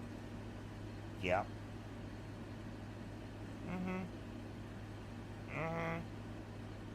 Yeah. I'm gonna believe in my Secret Service. I'm gonna believe in my woman president. I'm gonna believe in normal stuff instead of the guy who keeps losing. I mean, the guy, I know people don't appreciate my opinion of the guy. Real talk, he's got felonies all over his ass. He smells like felony.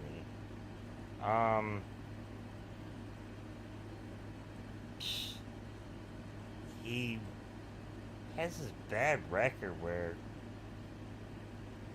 he likes to just drop the M-bomb. It's not my flavor. I don't know about you, he's not my flavor. You know, if you gotta deal with that crapola, it's your life.